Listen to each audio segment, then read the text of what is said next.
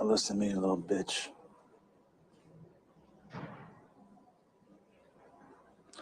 I'm going to ask you some real simple questions, and I want some real simple answers.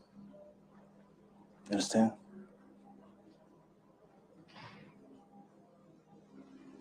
Let me get this right. You bought the bottle of beer about 11:15?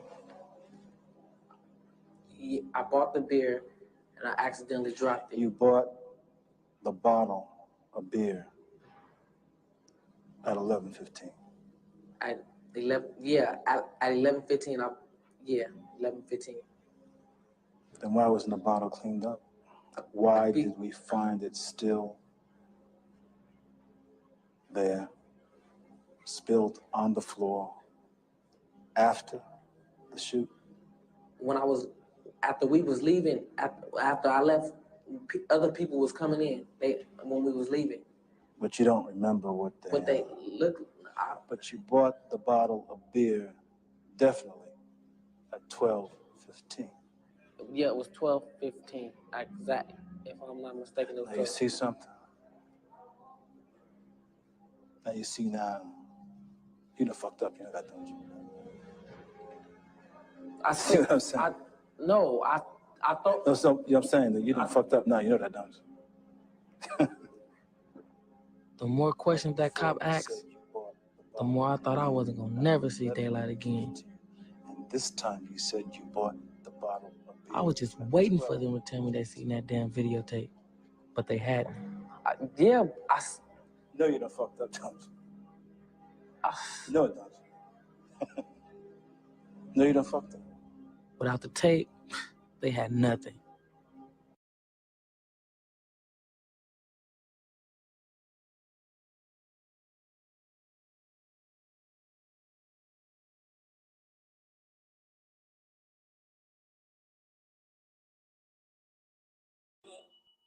Sammy.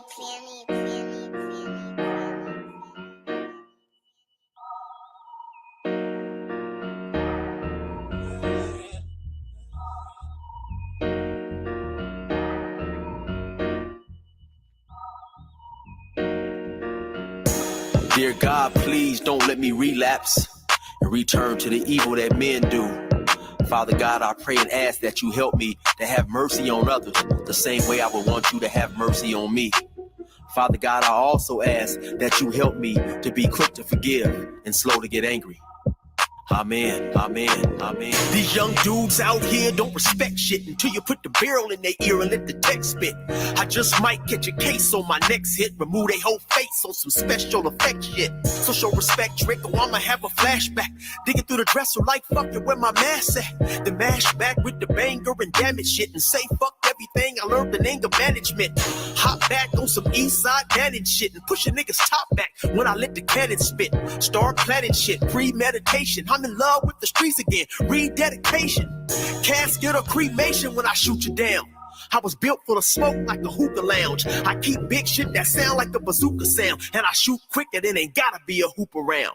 Dear God, please don't let me relapse and return to the G-Ride with 3 straps. A ski mask with the case, squeezing keys apps, spraying everything from a nigga's brain to his kneecaps. Dear God, please don't let me relapse and return to the G-Ride with 3 straps. A ski mask with the case, squeezing keys apps, spraying everything from a nigga's brain to his kneecaps. Gun on me, it ain't never for show. Homie, I'm far from a bully, but I'm never a hoe. Get out of line, my Beretta will blow. Real talk, we can take the beef wherever we go. I bring it to your front door like I'm Uber Eats. I guarantee you listen up when this Ruger speaks. Plus I maneuver through these streets like a ghost, and I'm handy with the heat. I cook a nigga like a roast. On me, homie, this is not a boast. I will still come through, boy, and stop a nigga's post. Play him close, man, Eric will ease it. Quickly off the waistband, man, and Eric will squeeze it. Leave you niggas laid out dead or paraplegic. Niggas playing in these streets while I'm very strategic. I come to your house dressed like the gas man. Shoot you 9 times, leave you stretched by the trash can. Dear God, please don't let me relapse and return to the G-Ride with 3 straps. A ski mask with the case, squeezing keys apps, spraying everything from a nigga's brain to his kneecaps. Dear God, please don't let me relapse and return to the G-Ride with the 3 straps. The ski mask with the K, squeezing keys, apps, spraying everything from a nigga's brain to his kneecap. I don't put shit on Facebook, I just holler in person. Put the pistol in your mouth while you're hollering and cursing. All that shit you kept rehearsing and put on your live. Got your clap with the big 4-5, you bitch nigga. If you tell me to pull up, I'ma do that. That nigga who was whooping first nigga that I shoot at. Ski mask on my face, bystanders be like, who that? I ain't with the talking, bitch, boy, I thought you knew that. Leave his brains where my shoe at and bounce like I'm on a trampoline. Leave you laid out, nigga, like you camping on the scene. If you want something sweet, grab a peach or tangerine. Niggas won't smoke, well fuck it, I'ma let them handle steam. AR with the beam, you see the red dot? We tug on this trigger, nigga, it'll make your head pop. Blood pouring down to your shoes, call it Red Sox. Your brains hanging all over your shoulders like some dreadlocks. Expect the gang of dead ops. They ever cross the line? The Lord said in the Bible, oh, revenge is mine. So I'm just trying to find a righteous path between the two. Before I lose control and do the shit I used to do. This being humble shit is new. I'm trying to turn the other cheek, but I ain't never been a bitch, so watch your mouth when you speak. Your mercy's what I seek, so I pray on bended knees. Don't let me get the K with the extended clip and squeeze. Lord, please. Dear God, please don't let me relapse and return to the G-Ride with 3 straps. The ski mask with the K, squeezing keys, apps, spraying everything from a nigga's brain to his kneecaps. Dear God, please don't let me relapse and return to the G-Ride with the 3 straps. The ski mask with the K, squeezing keys, apps, spraying everything from a nigga's brain to his kneecaps.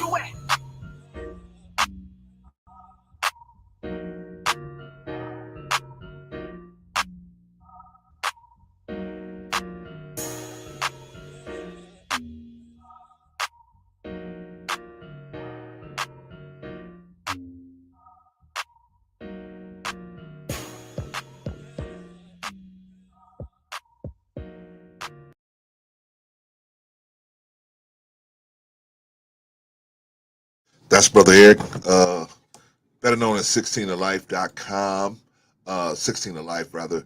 You can go over to his YouTube page and hear some really funny stories, man. Brother Eric is a real good dude, man. Go over there and hear some funny stories. He did 24 years in the California penal system. Shout out to the brothers that's down. You know what I'm saying? Hopefully they get their lives together like Brother Eric did, man, and come on back home and try to guide some of our young brothers away from the lifestyles that lead them into the prison system. You know, shout out to Brother Eric, man. Brother Eric is just a good dude. Got a lot of funny stories over there. 16 to Life, the YouTube page. Also, he's got a website, 16alife.com. I got the Yard Down t-shirt. I got the Yard Down pullover. You know, let's support the brother, man. You know, some of y'all talking about supporting black business. Here's a black business. Here it is. You can support the young brother, man. And, you know, so he don't have to, you know, do crazy things to stay out on the streets. Anyway, shout out to Brother Eric, man. Appreciate Brother Eric. He gave us this music, didn't charge us a dime. Appreciate you, brother. Thank you so much, man. Much success to you. All right, y'all, let's get to the topic tonight, man. Let's get to the topic this morning, actually, because this ain't going to be a long live stream, man, because I really don't have no smoke for nobody, man. I really don't have no smoke for nobody. I don't, you know, I don't. I've had a couple different conversations with Anton Daniels. I've had a couple different conversations with Anton Daniels where I spoke to him personally. But you know, and you know, I never had no smoke for him. He never had no smoke for me. I don't think. You know, he's doing his thing over there. Very successful. You know, getting subscribers. I guess very successful. Getting people into his Patreon. Shout out. You know what I mean? Now, the only issue I had with him at this point yesterday is I was watching this live stream that he had where he started talking about Minister Farrakhan, right? As a follower of Minister Farrakhan's guidance, I felt like he was misappropriating what he was saying. Shout out to you, Risa. Shout out to you. Well, I'm explaining, Risa, what happened to you. What happened is last night, Brother Anton, excuse me, y'all. Brother Anton had a live stream where he went in on something that Minister Farrakhan had said, which was that heaven is found in a woman. For a man, heaven is found in a woman. And so he proceeded to uh, mismanage that information and lead the people into the ditch based on that information. Now, I wanted to call in last night, but I couldn't because I was busy with my family. Yeah, Risa. So we're gonna go over it right now. I have invited this man to come here, and so if he wants to defend his position, it's not like, oh, I'm going to go tear Anton up. I'm not doing that. I know I don't know. I feel that it's he did this out of ignorance, out of not knowing. You know what I mean? Just not knowing. You know, like some of us, our brains can only go so high, and so his understanding can only go into a understanding of things, right? He can only understand things. He can't understand beyond things, right? Um, States of being, mental states. He can't understand that, right? So his only understanding is, hey, I got more things than you. I'm more successful than you because I have more things than you, right? That's basically his understanding based on what I heard him saying last night. But we're gonna go through it. We're gonna go through it. So I'm just gonna go through it as best as I can and disrupt whatever I feel that he is saying that he is misappropriating about the Minister Farrakhan. And shout out to the minister and shout out to the NOI and MGT. All right, so let's get into it, y'all. Let's get into it. I've trained myself to be early morning because I get more done in the morning, but I am nocturnal. On the weekends, my do not disturb kicks on, I think at 12 or 1 o'clock. But on the weekends, if I don't have nothing to do, I'm sleeping until 1 p.m. Hmm. Like last Sunday, I stayed in bed all day. All day. Conversation and help me to understand how I'm interpreting this incorrectly. So let's go ahead and get into this. Daylon said I need to step my blackity game up. Remember on the panel, they say I'm not black. So yeah, so watch this. This is what he said. I want to tell you something. My teacher, your teacher, Honorable Elijah Muhammad said, the only heaven for man is found in a woman. What? Amen. Wait a minute. Did I hear like what I him just already. heard? I like Did him I hear what I just heard, or Wait, did he just replay not it. say this? Because he just said this. He just recently had this conference and said this. So if I'm misinterpreting what he's saying, let me continue to play.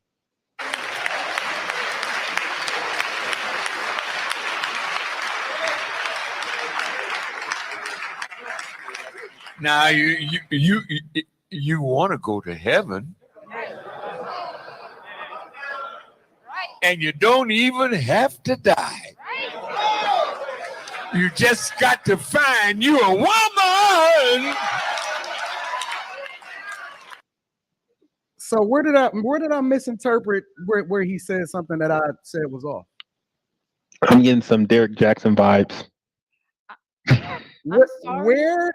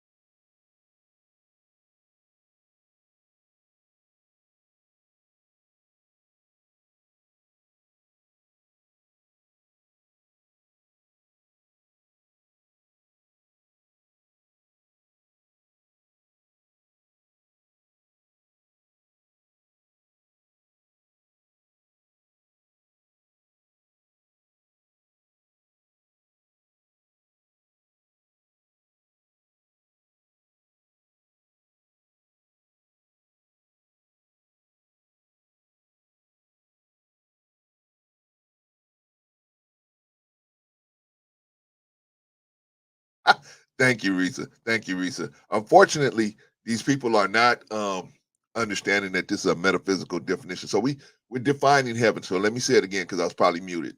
The definition of heaven: a place regarded in various religions as the abode of God or the gods and the angels and of the good after death, often traditionally depicted as being above the sky.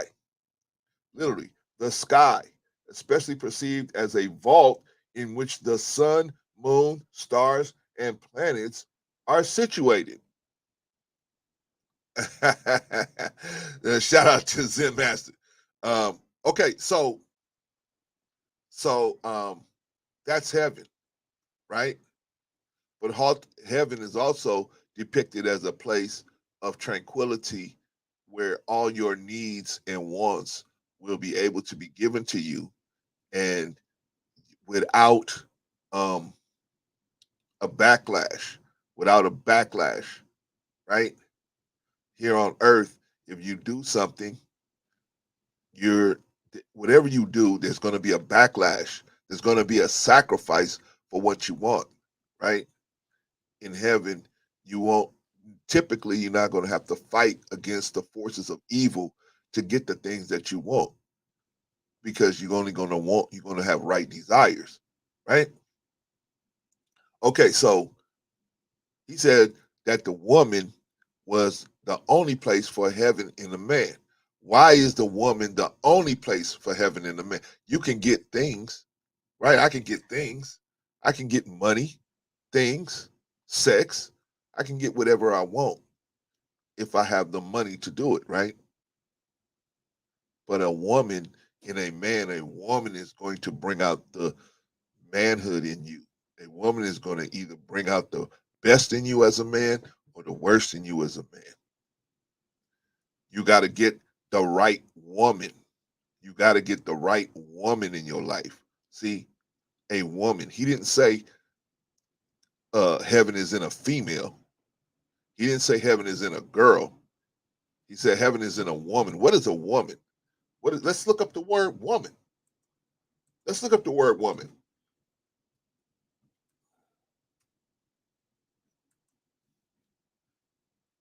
An adult female human being. Okay, so we talking about a fully developed female human being, right? That's a woman. We got a lot of females. We got a lot of females over the age of 18 running around, but we don't have women. A lot of times we don't have a lot of women. So people are sexually selecting females, adult females, excuse me, not adult females, uh, grown females, but not adult females. Adult females, fully formed brain, understanding, wisdom, knowledge, at least in a part where they can discern, right? But if you don't have that, how can you call yourself a woman? Same thing with a man, calling yourself a man. He said, for a man, not a male. We got grown males out here, right? But a man has a specific understanding, has a specific job, a role, responsibilities, right? How can you call yourself a man and you have no responsibilities?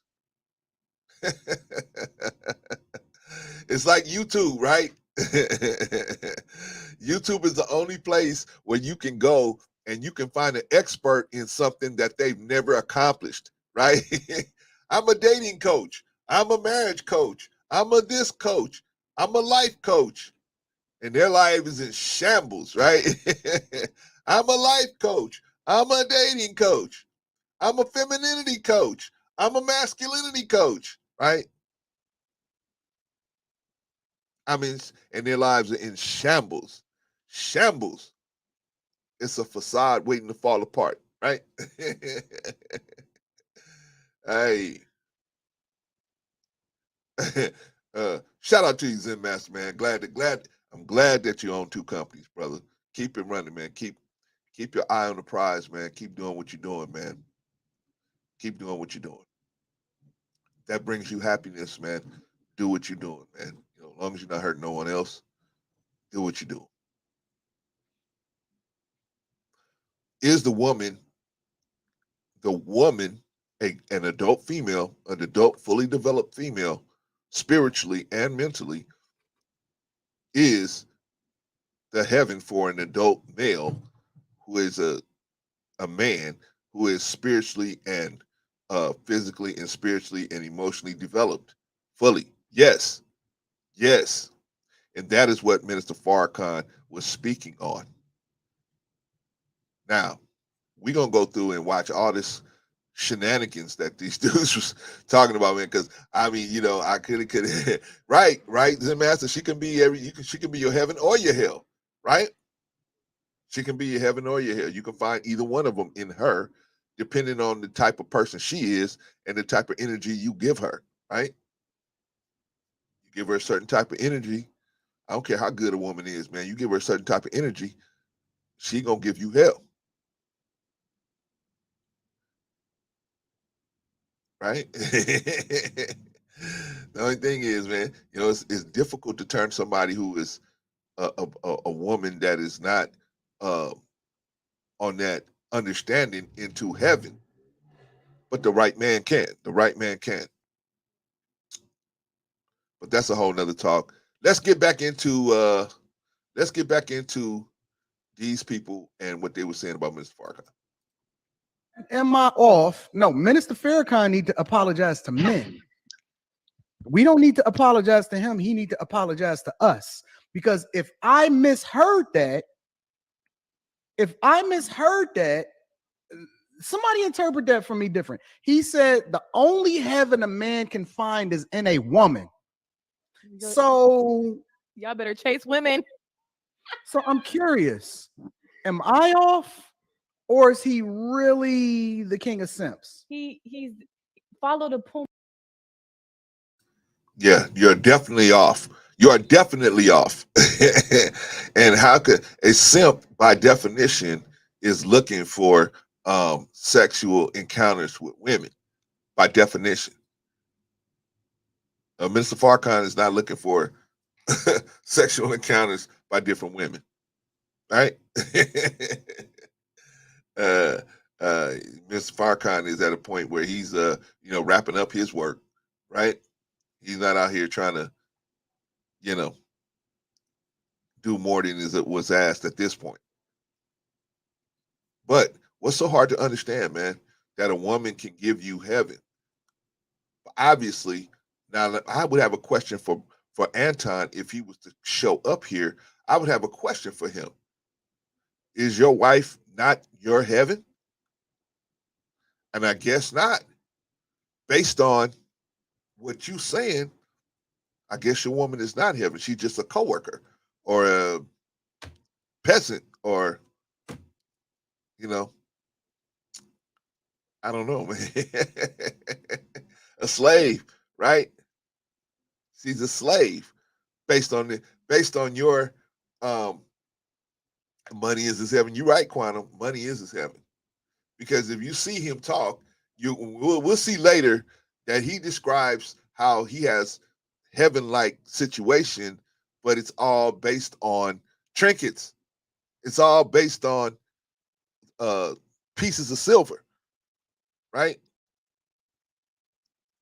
Listen, y'all, I got a granddaughter, 4 years old. 4 years old.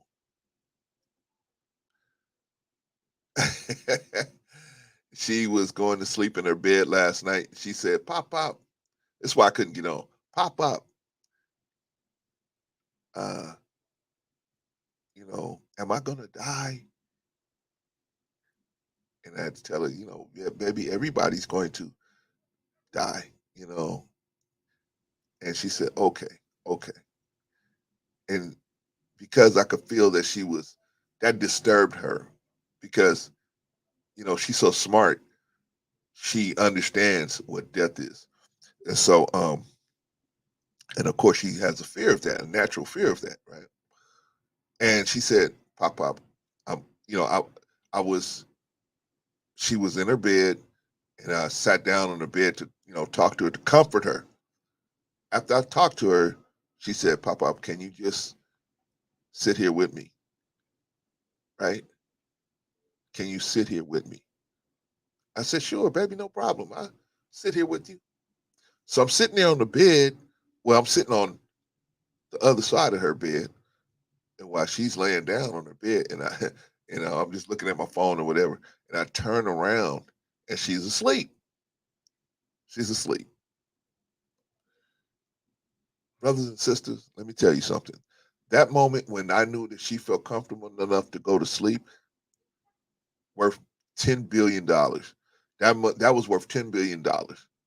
If you ask me at that point, would you rather have control of, Tesla, SpaceX, and the rest of it, or would you rather have put that child at ease and watch that child spirit relax and be able to escape and go out and do what it needs to do to revitalize itself and come back?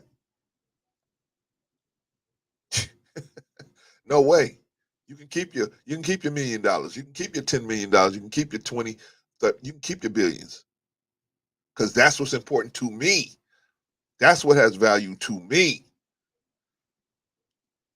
Thank you, Quan. And that's what has importance to me. But I'm a different kind of guy. See what I'm saying?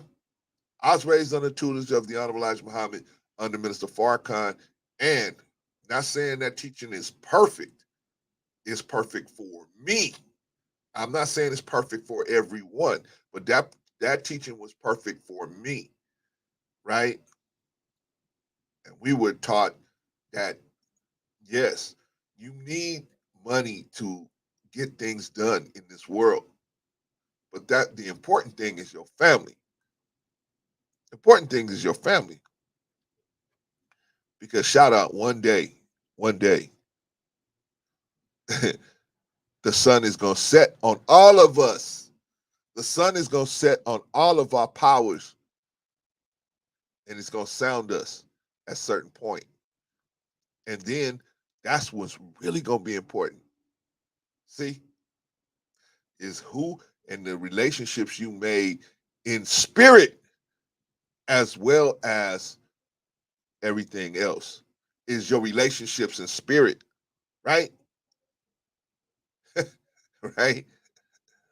Because I got my granddaughter, man, and she's always say, Pop, I'm going to take care of you. I'm going to take care of you.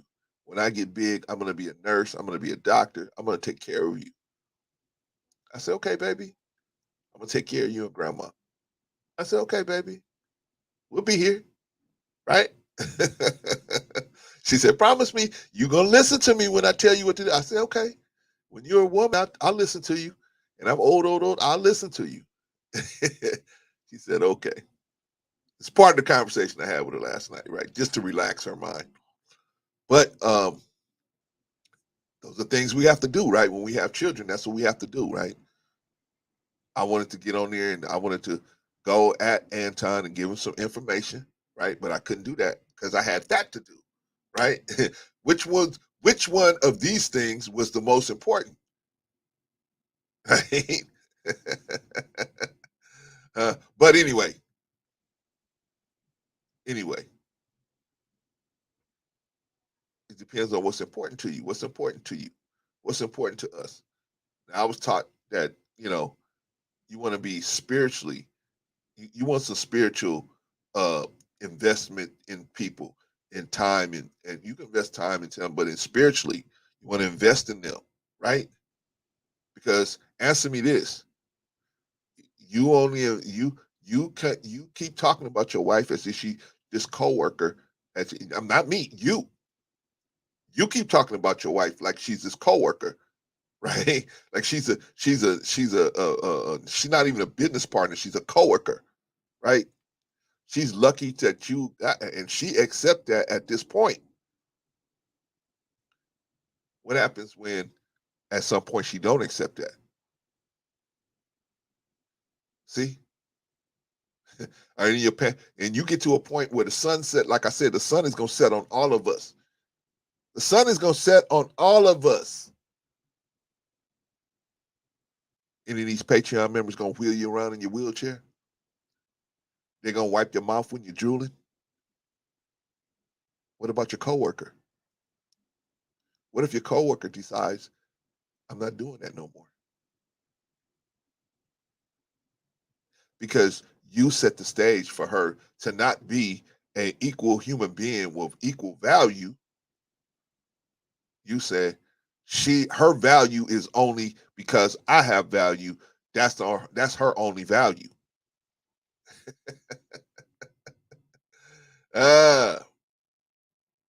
You guys are setting yourselves up. This is what I'm talking about, man. YouTube, man. Not you guys here in the chat, but shout out to everybody in the chat and shout out to everybody in the bushes.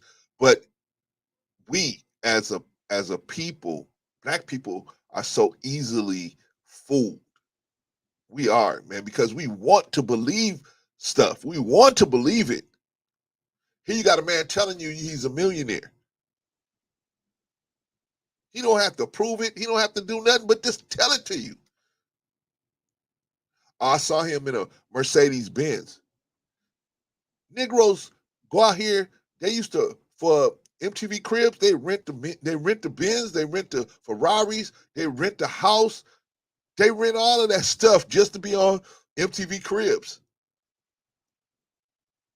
That's why that show went off.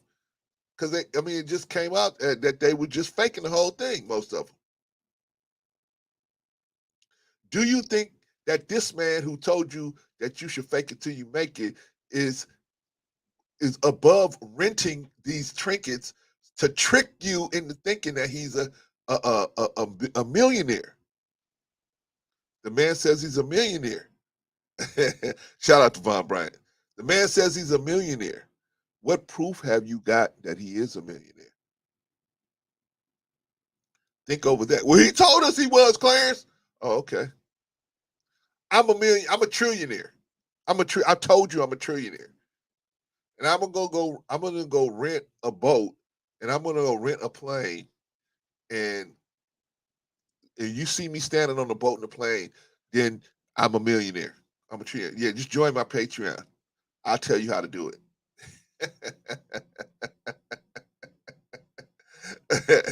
Shout out to Tech Tube Chatter. Yeah, man. I mean, I don't have this ain't no smoke for Anton, man, at all, man, brother. I have nothing but love for the brother. Congratulations to the the mothership, the Lapeef Network is exploding. Hey, good for them. Good for them. Yeah, what Tech Tube Chatter. I mean, I don't see why somebody who had that type of responsibility would have the time to spend that much time on you. Right. I don't see, if you have that much responsibility, how would you have that much time to be on the internet as much? I could see maybe popping in every now and then, but how would you have that much time to be on it as much? But why am I speaking about Anton? Because I'm trying to show you the thinking process and why he cannot connect with what Minister Farrakhan was saying, because he's at this level, Mr. Farrakhan's at this level, and what Mr. Farrakhan is saying, that kind of language is at a whole nother stratosphere. It's in a whole nother stratosphere. So his understanding is only carnal. Oh, I got more pieces of silver than you. I'm a better person than you. You are not doing better than me because I got more silver than you. But my family loves me. They love me. They'll take care of me. We may not have all that silver, but we got enough to take care of each other, to be happy, to be in love with each other. No. See, I have the only reason why my woman matters is because she is married to me. That's the only reason why she matters. You mean she's not a person? No. She is not a person. She only matters because she's connected to me. Oh. And you got her to buy that? Yeah, I groomed her. I groomed her to think that she's nothing without me. She's nothing. I would never teach my granddaughter that she's nothing without some man. A man absolutely is going to be a benefit. The right man is going to be a benefit to her, and they can build together. Now, she's going to have a proper place in that union, and he's going to have a proper place in that union. But I'm definitely not going to tell her that, well, if you don't find a man, you're nothing. No, you're something. A man is just going to take you to another level. The right man will just take you to another level. But this man talks about his wife like she's nothing. Not me. Well, it's like me talking about his wife. I'm not talking about his wife. Hell, I used to jump on people for talking about his wife and still will. I'm not talking about her personally. I don't know her personally. I'm talking about what he said about her. He said she wasn't nothing without him. That's why he can't understand this higher level of physics here. He can't understand that, right? we talking integral and differential calculus, and he's stuck at, algebra. X plus Y equals 1, right? He's stuck there. Why? Because he can't advance. How can you understand differential calculus and you can't even understand algebra, which is the basis for calculus, right? First you got to get algebra, then you got to get trigonometry, right? I mean, come on, man. Come on. Then you got to get the secondary algebra. I mean, come on, man. Come on. But see, you have to have an understanding of the woman. You have to have an understanding of the woman. Shout out to you, Queen Status. Queen Status says salute. Anton is reaching. He took his wife off his live streams after she disagreed with him. Live about not starting a business for his followers to invest in. Oh, I didn't know that, Queen. I know he routinely describes her as a second-class citizen. Definitely. He routinely describes her as a second-class citizen. And I don't have no problem with that, man. If she accepts that, that's cool. But my problem is that you're teaching these young men. Unfortunately, these young men are looking at Anton as a person who has some type of usable information as far as it comes to male-female relationships. And that couldn't be farther from the truth as far as I see. As far as I can see. What do I know? I only been married 33 years. What do I know? To the same woman. All my children raised under the same roof. What do I know? What do I know? I still love her. She still loves me. I even got a granddaughter out of the situation. Right? But there's young men that's following this brother Queen and you're right, yeah, he does respect her and disrespect her. And there's young men following this advice, taking advice from this person as if they're giving a usable information. And they setting these young men up for failure. Then when they fail, you know what they're gonna say? They're gonna do just like Weight Watchers. You didn't use the program right. He gonna say, you didn't listen to me. You misunderstood, you misquoted me, you didn't understand. Or you didn't push hard enough, right? You didn't push the program hard enough. Because if you push the program hard enough, then your woman would just submit. No, nobody's going to submit to inferior teaching. Nobody. Why would a person, let me ask you something, brother. Why would a woman submit to you, disrespecting and saying to her that she's, just because you can put jewels on her neck, just because you can buy her the latest fashion or the latest vehicles, she's going to be willing to be disrespected? That was what our dear departed brother Kevin Samuels was saying. Unfortunately, he was misrepresenting that. That's another person. I don't know. I never understood how Kevin Samuels could give out information about dating and relationships. It's like, to me, you know what it looked like to me? It looked like to me like like taking flying lessons from a person that crashed every time. Here I am. I'm a person. I've landed every time. But you're going to take lessons from a person like KS that crashed every time, or these other dudes that crashed, that can't even make their own advice work in their lives. Shout out to the Big Rig Slaps, man. Shout out to you, Big Rigs. Shout out. Hey, man, the advisors is on deck early today, Big Rigs. The advisors is on early today, man. Queen Stat saying, I got to get back in the bushes watching these stocks caught on the BBBY drop. Yeah, man. Shout out to you, Queen. Thank you for stopping by, man. I know it was early and impromptu, but I'm listening for now. I'm trying to get the best to be quiet. Shout out to you, Queen. And if I say something that might be wrong, Queen, come on in and check us, man. That's one thing about here, man. If you got something to say, that's, you know, if you hear me say something that might be questionable, don't think Patrice won't come up here and check me. Don't think Rico won't come up here and say something if I say something wrong. So we don't have no problem with that here at all. We just try to work it out, right?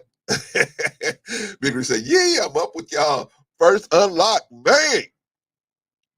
I got to do it for the brothers in the Bay. The advisors is up in the house, man. Shout out to the brothers in the Bay. Be Easy, Big Rigs, even E Black. I'm gonna give E Black a shout out. Shout out to the brothers in the Bay. All right, so where was I?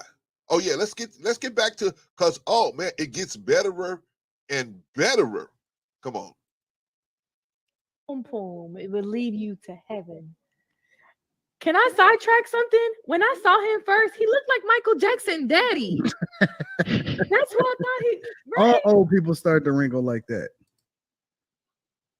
I'm just curious. Why am I supposed to look at him any differently because he's the head of the Nation of Islam? He said what he said, and he just said it. I feel like, can y'all hear me? Yes, we can hear you through your chucking headset. Does it sound stupid? No. Yeah, it sounds pretty dumb. I'm like, oh. You sound pretty dumb. I feel like with that previous comment, like there's more to his teachings that would probably bring all this into context. Is what No. He talked about a lot of different stuff, and then he started talking about women. And I'm not gonna play a whole 59-minute video. The reality is that he said what he said. Well, let's play it again, because I'm not gonna sit here and play games. I'm not gonna mince words. It's not out of context. Look, now it's out of context. You ain't even seen it. This is the first time that y'all see it. Let's play it again. I want to tell you something. My teacher, your teacher, the Honorable Elijah Muhammad said, the only heaven for man is found in a woman. Did I miss something? Look at all of the Sims clapping in the background. Yeah. He said, look at all the Simps in the background. Rico, if you want a link, man, let me know. I mean, I was trying to keep you out of this one. I was trying to keep Patrice out of this one. But, if you want the link, man, let me know. I'll send you a link, man. Because this was one I saw last night. And it was just, just a misunderstanding. Now he's calling the brothers in the background as Simps for clapping for the man telling the truth, right? Rico said, shoot me the link, man. You know what? Let me tell you something about Rico, man. Rico is that dude. Rico. Hey, I got into it. I hollered at some dude's girl, and now we in it. I don't want to bring you into it, man, because I was wrong. Rico's like, F that. Where you at? Right?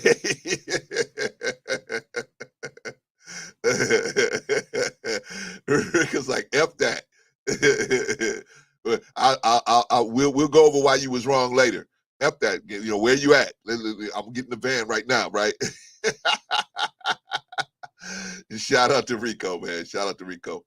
Man, because but yeah, man, the dude was really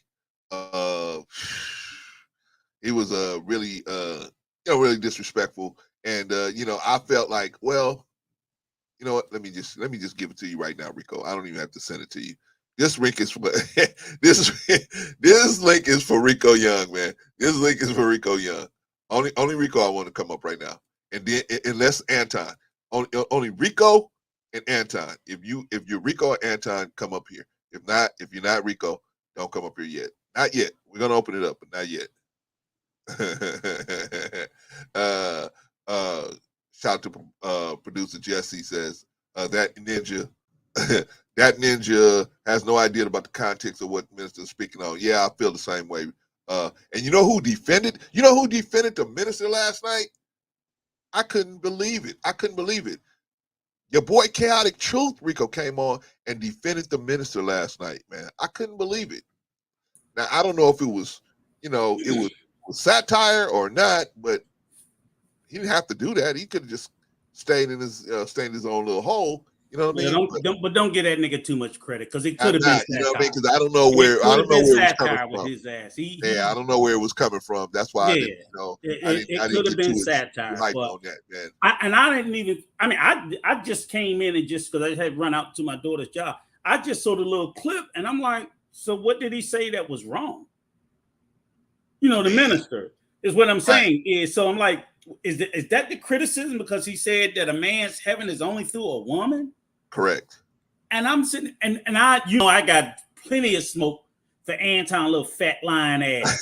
Because the thing is, and this is the thing that just like chaps my ass, is that piece of shit nigga and so many other ones will not hesitate to tear down black people. They will not. They be knocking each other out the way to shit on people who look like us, but don't have. And in the same breath, will be running around here kissing the white folk ass endlessly.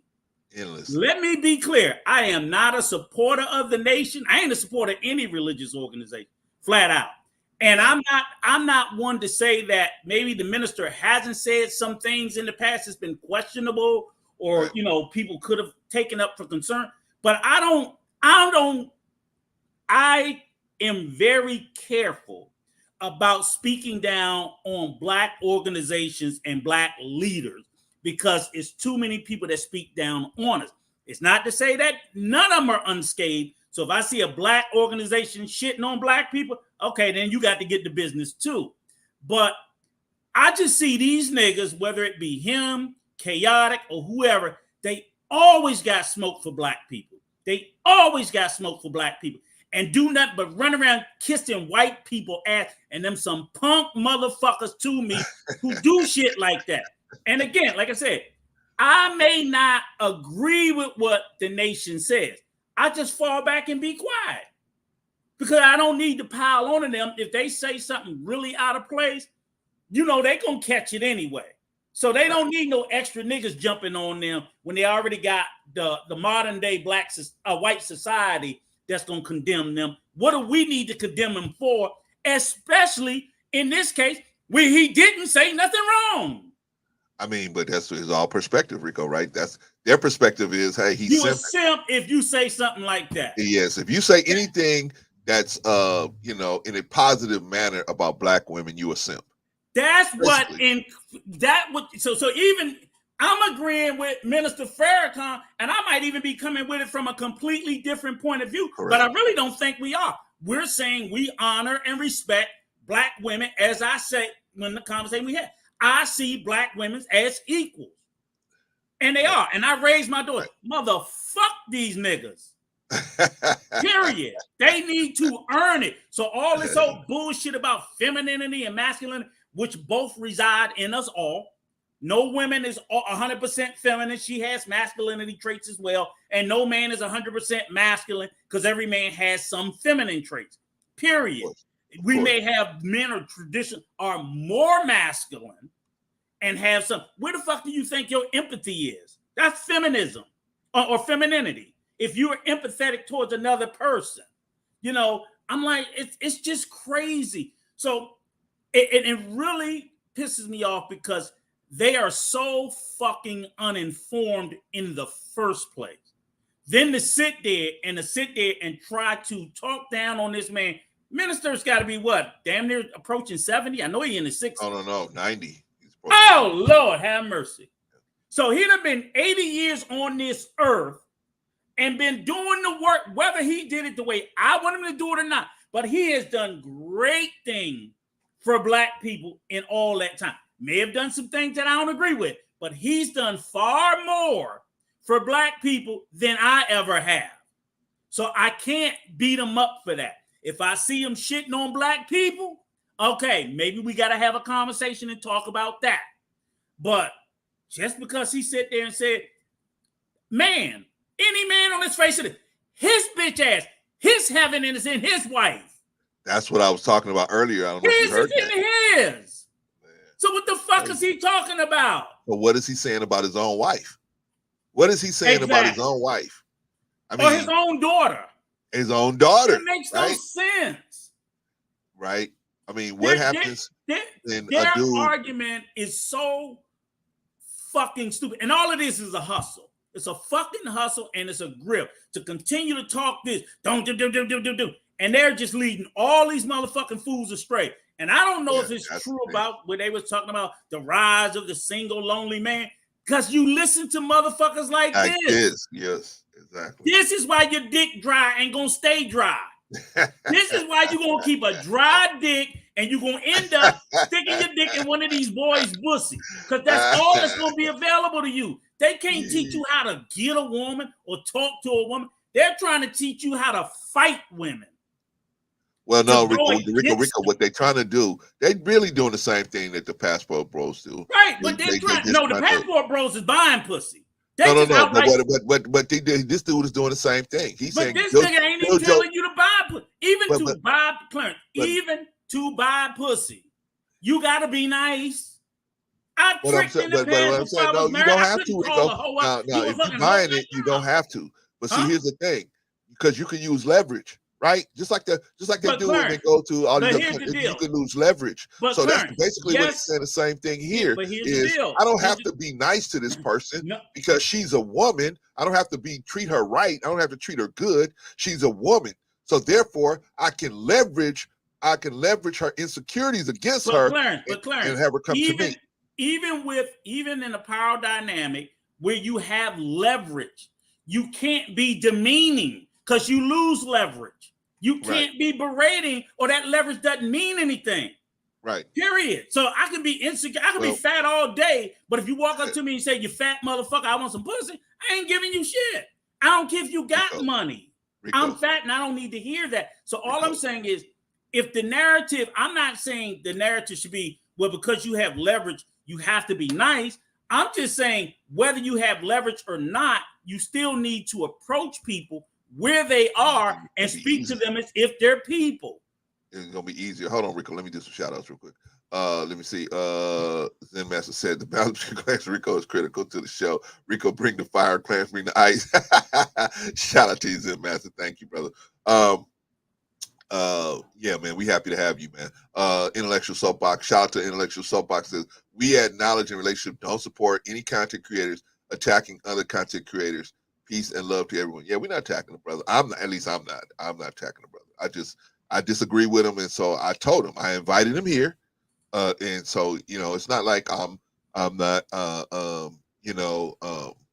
just jumping on him, and he has no way to come in and say something. I invited the brother here, so I'm not attacking the brother. I'll be clear. I'm not attacking a content creator for the benefit of trying to beat up on a content creator, but I'm separated away from what a person is if they say or do something so egregious. So to attack the nearly 90-year-old Minister Farrakhan, who has done far more for the black community than any fucking content creator on YouTube, hands down. Matter of fact, you can take all the Negro content creators on YouTube combined.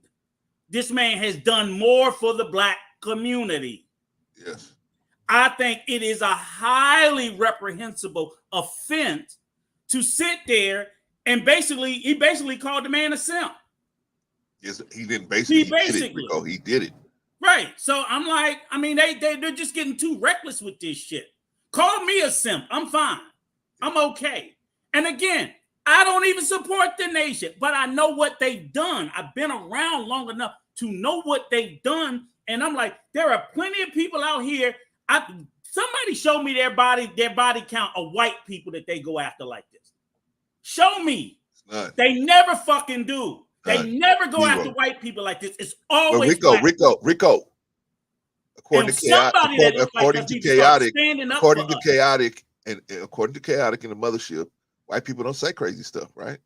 Right, exactly. They're always. But we got to show the white woman in Oklahoma. I'm gonna send you the link.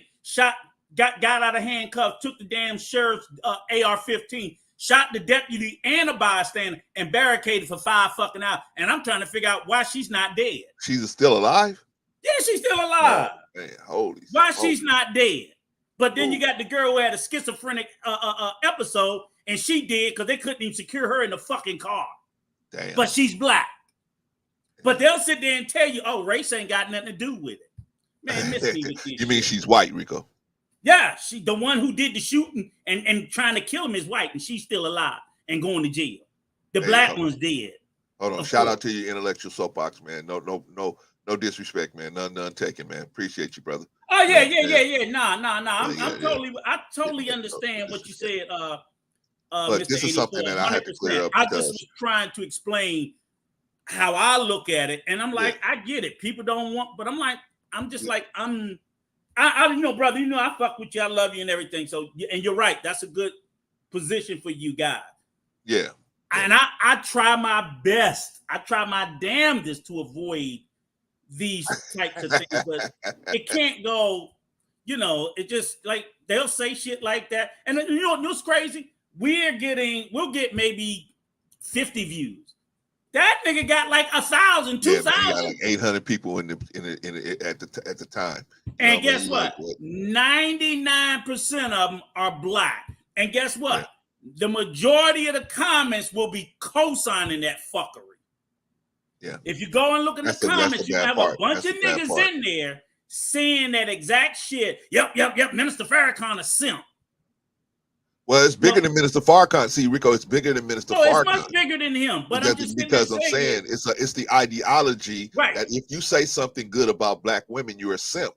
But that's the real message here. Right. But it's both things. It is to attack the ideology and to attack the disrespect of certain leaders of ours who deserve a level of respect from us. Right. I don't expect the white community or the Jewish community, you know, they all got their problems with the minister. That's fine. Right. That's fine. He ain't out there breaking his neck to do shit for them. He breaking his neck to do shit for us. Yeah. And your cousins and all the motherfuckers in jail. So he deserves a level of respect, whether you like and agree with him or not. But see, you know who else they shit on like that? They shit on Jesse Jackson like that. Yeah. They shit on Al Sharpton like that. But you know, there's a common theme of all the people that shit Wait. Hold on, Rico. They shit on Jesse until they hostages over in Iran or over in one of these other countries. Right. Then they start picking up the phone and calling, hey, Jesse, our relative is stuck over here in this place. Right. Can you do something about it? And right. Jesse got to fly his old ass over there. You know what I'm saying? They look, and every time, wait till when them niggas in Detroit get shot. They talk all that shit about Al Sharpton, but Al Sharpton to get up there and he'll get some fucking attention on the shit, and he'll get some pressure on the shit, and he'll get they shit on Benjamin Crump, right? But that's all I notice is, irregardless of what you think about these people, what's the commonality that's not lost? I'm like, okay, fine, they're all black. We're like as if they're not white race hustlers. They don't say shit about Steve Bannon. They don't say shit about Alex Jones. They don't say shit about all them trash motherfuckers out there. Marjorie Taylor Greene down there talking all kinds of stupid shit and all other kinds. They ain't got no smoke for them. None. Always white black people. Black people shitting on black people. If you don't have nothing good to say, shut the fuck up. At least if you go, Rico, at least if you're gonna correct somebody, make sure they said something wrong. I mean, don't try to correct somebody that you ain't even on the level of correcting, right? So why? And then if he says something wrong, okay, go to him and say, but hey, I disagree with I you, started right? from that point. I said, now, you know, I'm like, I'm not going to say that the minister's not above, you know what I'm saying? Oh, he'll tell you that. Right. Yeah, And I'm not going to say that, but for the most part, I don't see him speaking egregiously. He's gotten even better as he's gotten older. So I'm like, no, he's more right there. What the fuck are they doing? What are they doing? Well, Rico, part of it was a comedy hour, and then part of it was, you know, they wanted to shake some stuff up by talking about the minister, right? Because talk about white people and shake it up. There's plenty of other targets out Rico, here is it serves two purposes. One is to show white folks we got a problem with him too. They'll buck dance. We got a problem with this man too. Yep. So come and join my Patreon. Come and join my Patreon because I got a problem with this man too, right? The next thing is to be able to say, hey, he's a simp. I'm gonna go after these young black dudes that are increasingly thinking that if you say anything positive about black women, you are a simp. There's something wrong with you for saying something positive about black women, right? Yep. Now let's finish this. Let's get a little more into go ahead. This. Yeah. Now you want to go to heaven. Amen. See that new iPhone in the And back? you don't even have to die. You don't even have to die. You just got to find you a woman. Amen. So we're again, I replayed it. And I'm trying to figure out where am I off here? I wouldn't think you're off if I didn't read that previous comment previous to looking at it. Did he explain why women are heaven? Like, what does the audience look like? Is there more women in the audience? No, I see a whole bunch of men in the back. I see a whole bunch of men in the back. Wait, but I didn't see no wedding ring on his finger. Is he married? Like, where? Yes, of course, the minister is married. He's been with his wife over 50-something years. Of course, he's married. Something that she would wish she could pray for. You know, something she would give her left fucking leg and left tit for, right? He has been, right? So they don't even know the background of this man, right? They don't know nothing about the background of the speaker, but yet they want to sit there and try to make a joke or a clown out of what he said when he's given some solid family black love advice. Right. He's given the best advice. If you went to any marriage counselor, they would tell you shit like this. But yet, and she's even, I'm like, why are you even questioning it as a woman? You should want your man to think he's in heaven when he's with you. Why not? Right? Why you not? Should want him to feel like, if you don't make him feel like he's in heaven, then something wrong with your ass. Exactly, right?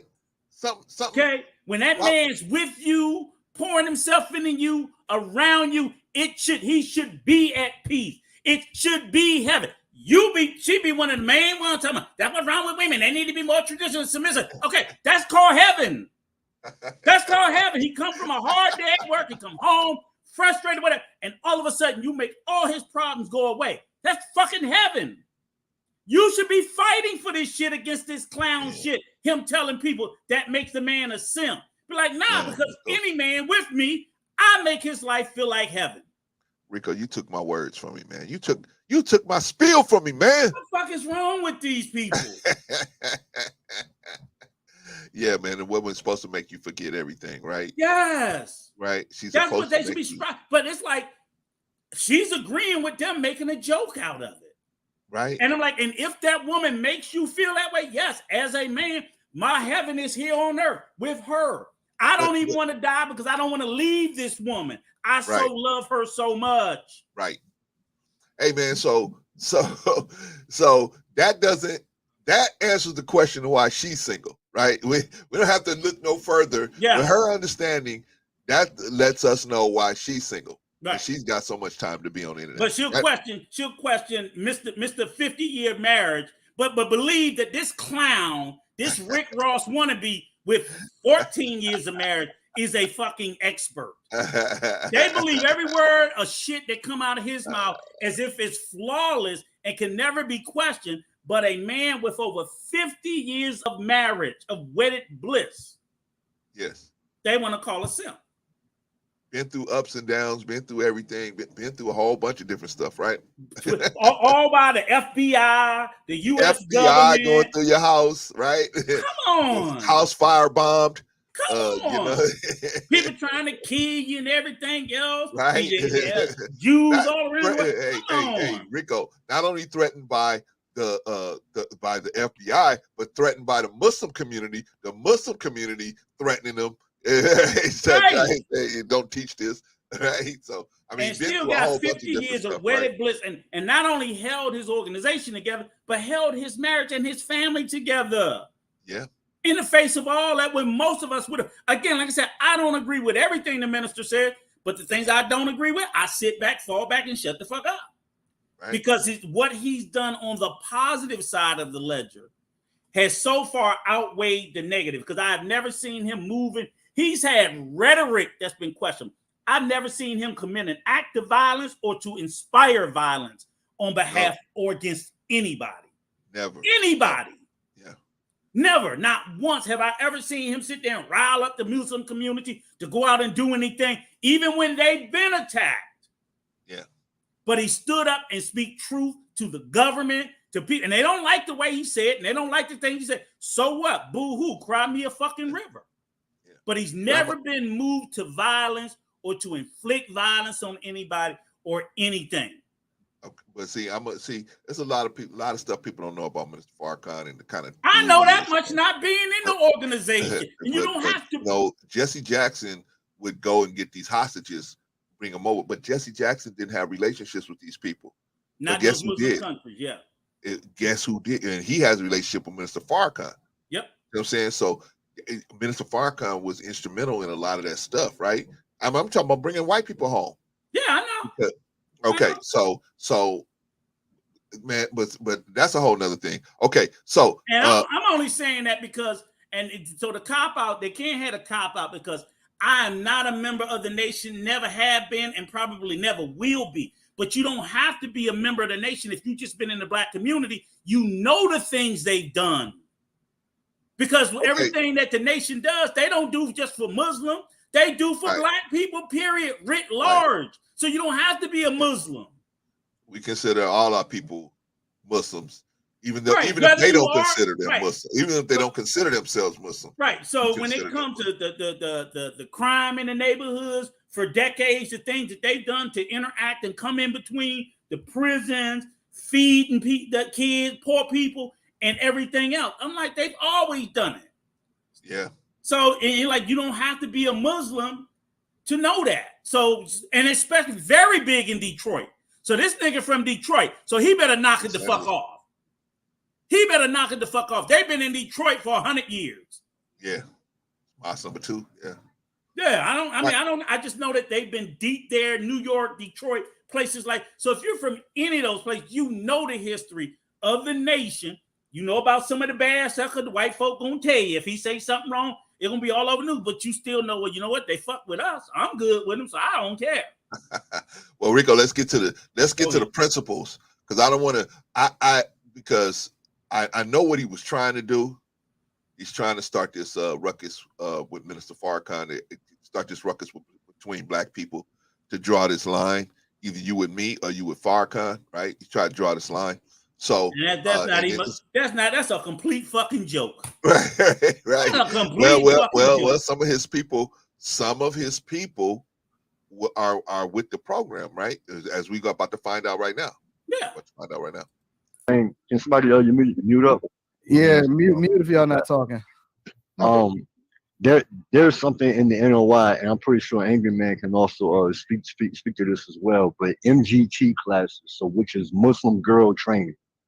Muslim girl training classes are taught by other Muslim women, not men. So it deals with etiquette, proper washing, how to conduct yourself around men, and so forth. So, as the title as the title was written up the way Anton had it, yeah, Farrakhan is definitely simple. Definitely. So here's the key, because some people will say, Isn't he a well, Muslim? no, he's. What you say, Rico? Isn't he a Muslim? Who? Razik? Yeah. Yeah, but he's in the 5% nation. He's not in the Nation of Islam. So he considered that simping. Right. Right. That, but like I said, that's his understanding as a person being. But based on what though? It's based on the 5%. No, that's based on his personal experience. In my opinion. Okay. So there you go. In my opinion. So even in this instance, again, he's just as wrong as Antoine is, because it's not even my based opinion. off his. In right, my it's opinion. not even based off his religious beliefs. Because I don't see nowhere. A lot of their teachings comes from us. Right. A lot of their teaching comes from the nation. So what their teaching could say that a man saying that about a woman makes them a simp. I don't see that logic in anything on the fucking religiously, I don't see that. The only place I see that coming out of is out of a space of fucking incel behavior. Incel mentality. His personal experience. That's it. This is classic textbook misogyny. That is exactly what it is. I couldn't understand why he was saying that, right? Classic textbook. They're trying to create an entire community of misogynists. And I'm like, y'all gonna stay dry dick. But no. See, here's the thing, Rico. A misogynist does not have leverage over women, because it'll become crystal clear to a woman that a misogynist don't even like women. Rico, I'm starting to think they like each other more. Rico, listen, this is what they're trying to do. They're trying to put men in a position of extreme power by creating a vacuum between her income and his income, his financial stability and her financial stability, right? Basically the same thing the Passport Bros are doing, right? They go over and they instantly have leverage because there's such a gap in the difference between the income and the both people's income and financial stability. Well, they try to do the same thing here in America by saying, first get your money up, which is cool, but then now instead of saying, okay, I'm gonna approach a woman as a woman, I'm gonna approach her as a second-class citizen. Hey, look, I got all this stuff. I got all this money. You should be happy to be with me. I can buy you all this stuff.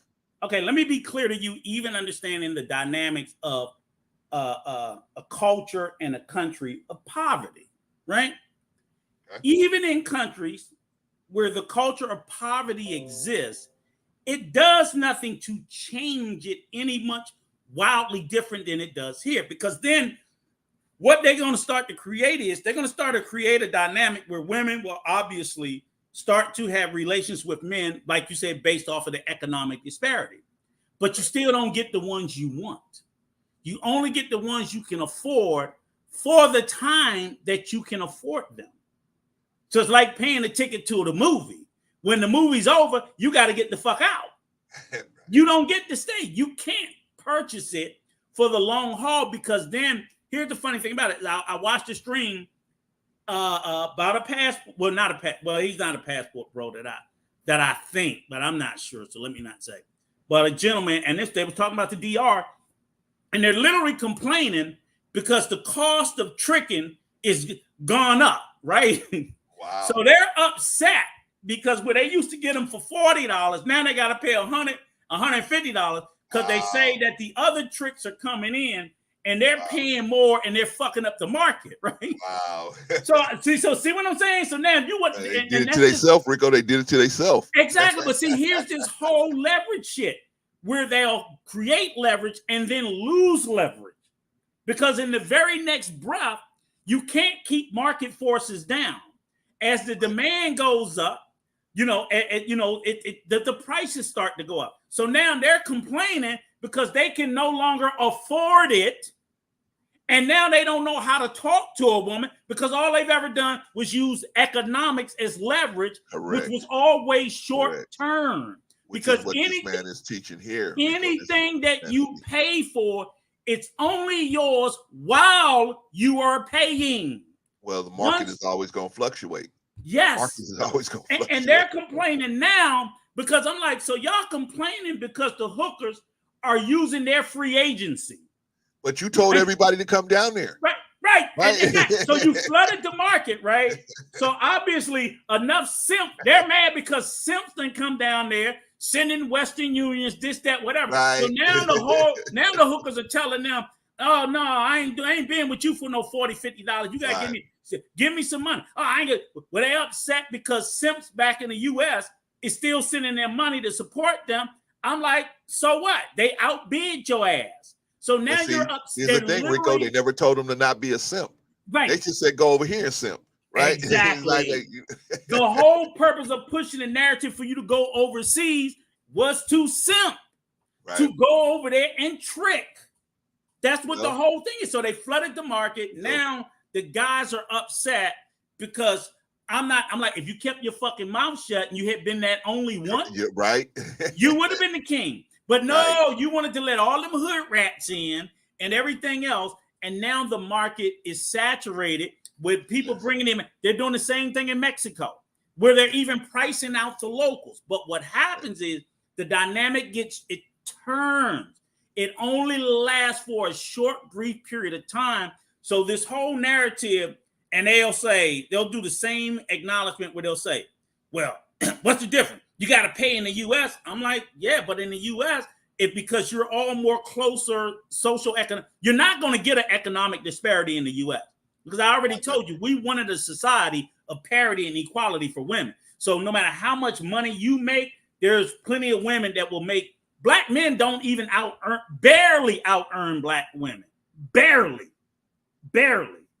And we will probably never drastically out earn them. So I'm like, so your market is the market here in the US. You can't change it because you don't own and run businesses to say, oh, we're going to pay black men more than black women. Plus it's fucking illegal.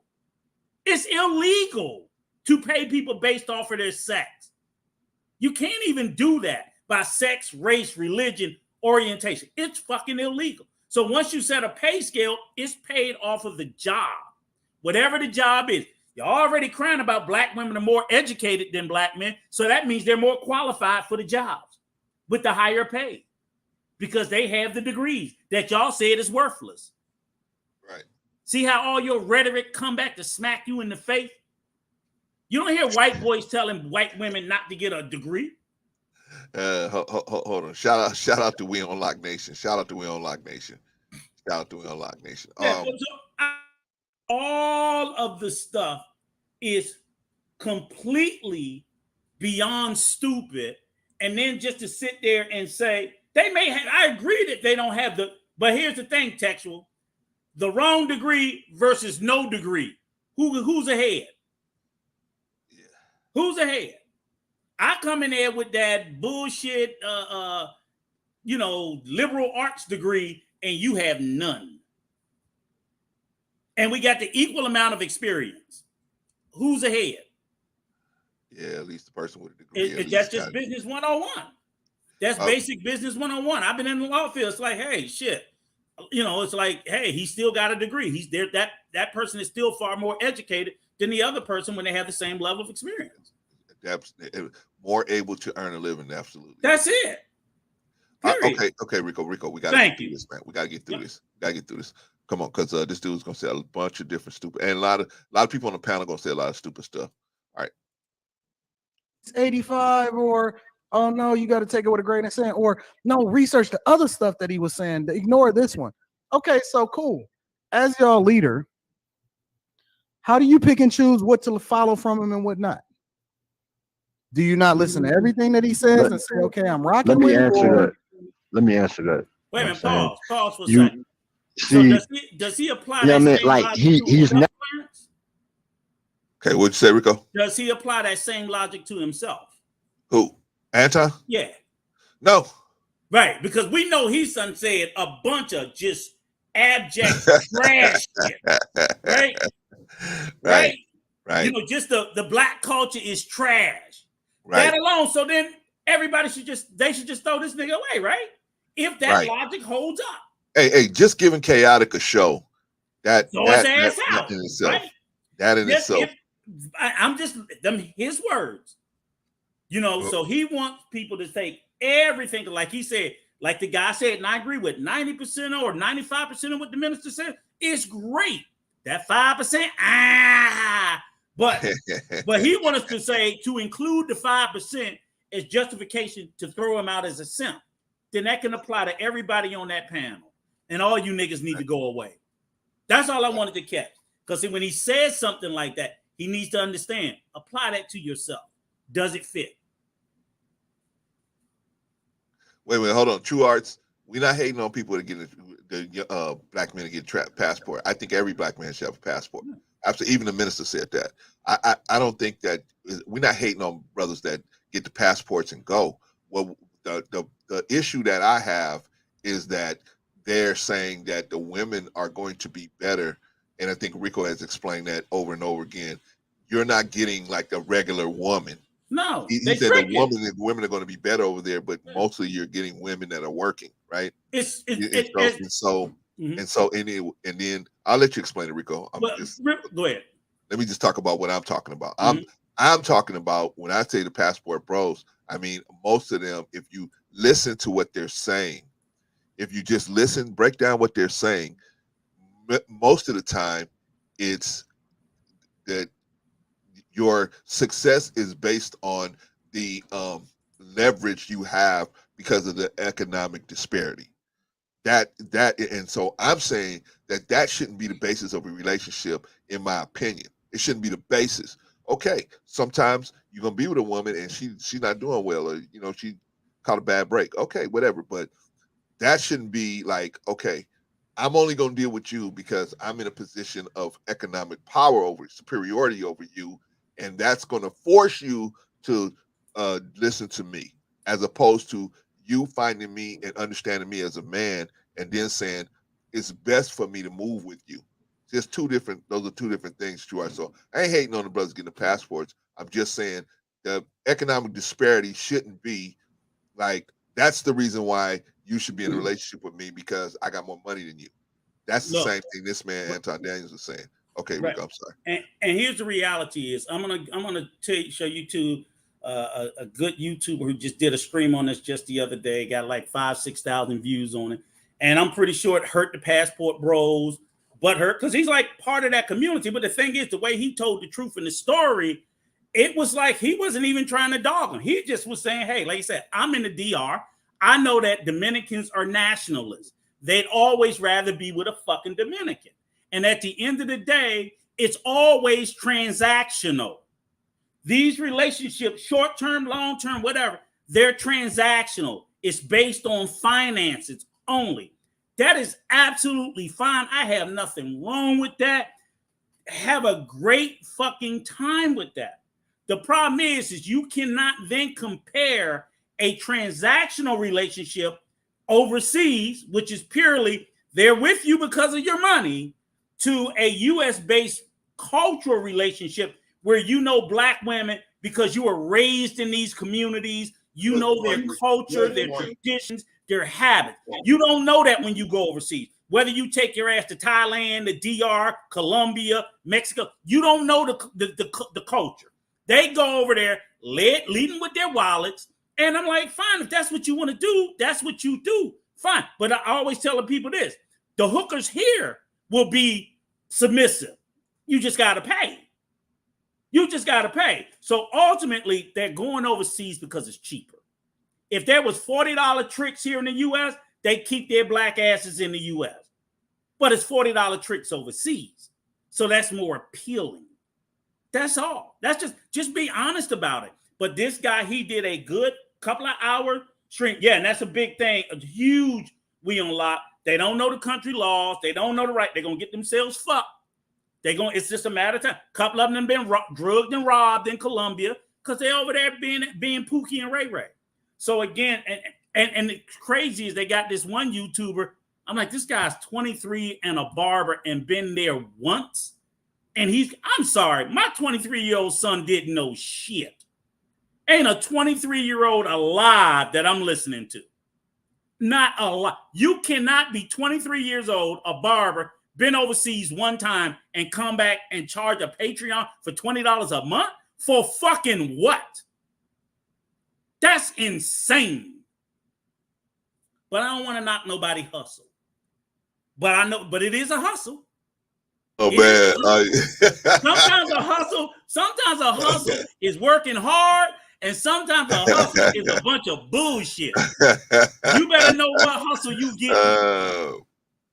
But come on, your 23-year-old son. What did 23-year-old Clarence know? Bruh, nothing. Just how to get in trouble. Just how to get in trouble. Thank you. That's all I'm saying. That's all I'm saying. 23? Yeah. Come on. Yeah, man. Yeah, man. But hey, man, you know, like I'm like you, man. I ain't knocking nobody's hustle. Just tell, you know, just tell people right, man. Don't lie to them, because that's what's going to and then they give the narrative. They'll say, like, I messed with my man Rob. He's like, well, I don't understand, Rico. Well, if they ain't messing with us fellas, then why do they care what we go overseas and do? I was like, nobody cares if you go overseas and do it. Just shut the fuck up about it, number one. And number two, stop blaming black women for your desire to go overseas and trick. Because that has nothing to do with it, because half them dudes over there tricking got black wives back in the U.S. They married the black women and going overseas tricking. So just knock it off with the bullshit. Black women is not the reason why they're going over there to do it. Here's a well, and I'm like, but by the same token, Rob, if y'all say that y'all don't care about black women back in the States, then why are you using them as an excuse? Because y'all don't want them anyway. Just go and trick and be quiet. Let me explain something, Rico. Let me first. Well, let me do some shout outs. Shout out to We On Lock. I think I already got you, We On Lock. Shout out to Dead Chain. Glad to have you in the building, man. Shout out to World Traveler. Glad to have you in the building. All right. So, and thank you guys for all your chats, man. Appreciate y'all, man. Okay. So here's the thing, man. What you are supposed to, in a normal situation, like you said, Rico, you should have some cultural understandings between the two of you so that you can get along better in case you do get married or something goes further, right? You should have some cultural understandings between you. Okay. But, and what normally should happen is, as a man, you should have a emotional and spiritual superiority, right? Where the woman sees in you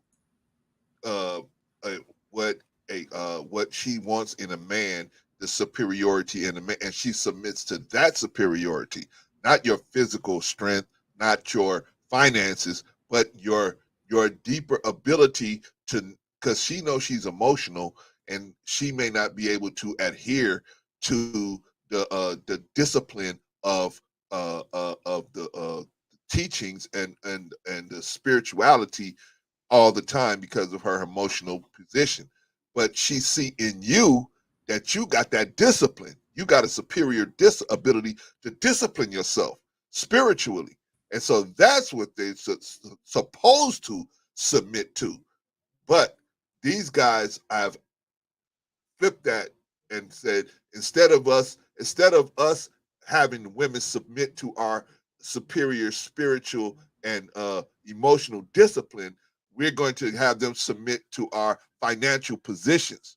So get yourself financially positioned, and then now you can go over and leverage that financial position, whether it's overseas or here. Now I can, just like he talks about his wife and says, oh, she's I'm a dictator. I'm a benevolent dictator, right? She don't have no say so in nothing. She ain't nobody. She just that stupid shit there alone. That stupid fucking statement alone is enough to just be dismissed from any serious conversation. You can believe that shit all you want, but ask yourself, gentlemen, do you want to be in a relationship with someone that you feel like you have to be a dictator over?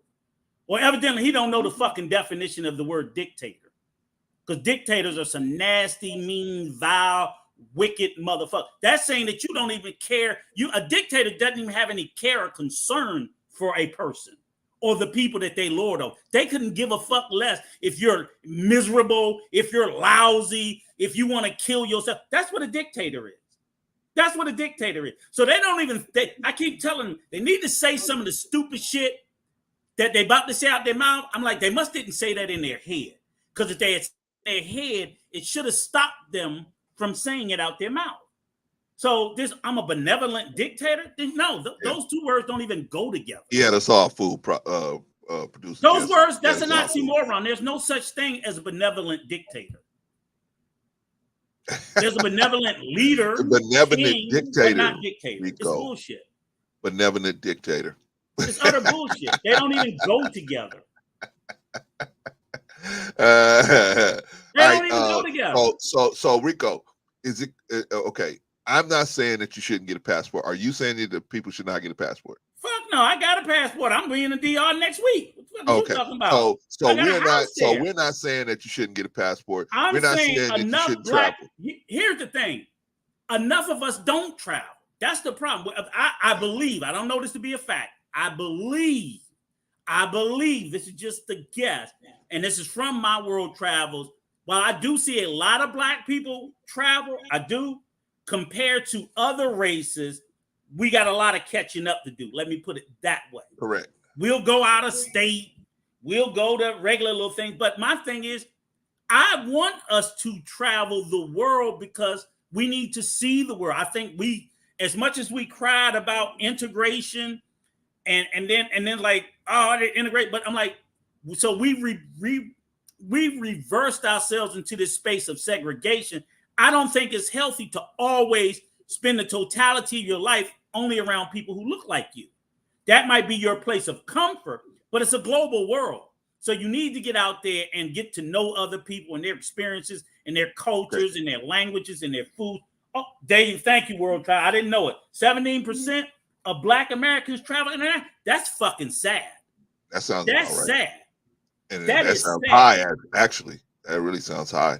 But my thing is Black Americans. Yeah, that sounds high. I'm pro travel, but like I always tell them guys, I'm like, look, I would say probably half of that is military. Yeah, if you think that. But my thing is, I'm like, where are all your videos and your pictures of the culture? All I see is clubs and asses. See, when I go to the DR, I'm playing golf, I'm going parasailing, I do scuba diving, I do snorkeling, I go hiking. I'm always on the beach. They don't even have beach pictures. They got beach pictures showing somebody's ass. I'm like, they do kite surfing. They do like 200 outstanding things. You can go zip lining. I'm like, are y'all serious? And this is what y'all promote. Rico, they're going over there. They're going over there for the express purposes of finding women in financial with a huge financial disparity, so that they can leverage that disparity, so that they can leverage that to make them act accordingly. Clarence, too many words. They looking for cheap hookers. They looking for cheap hookers. Too many words.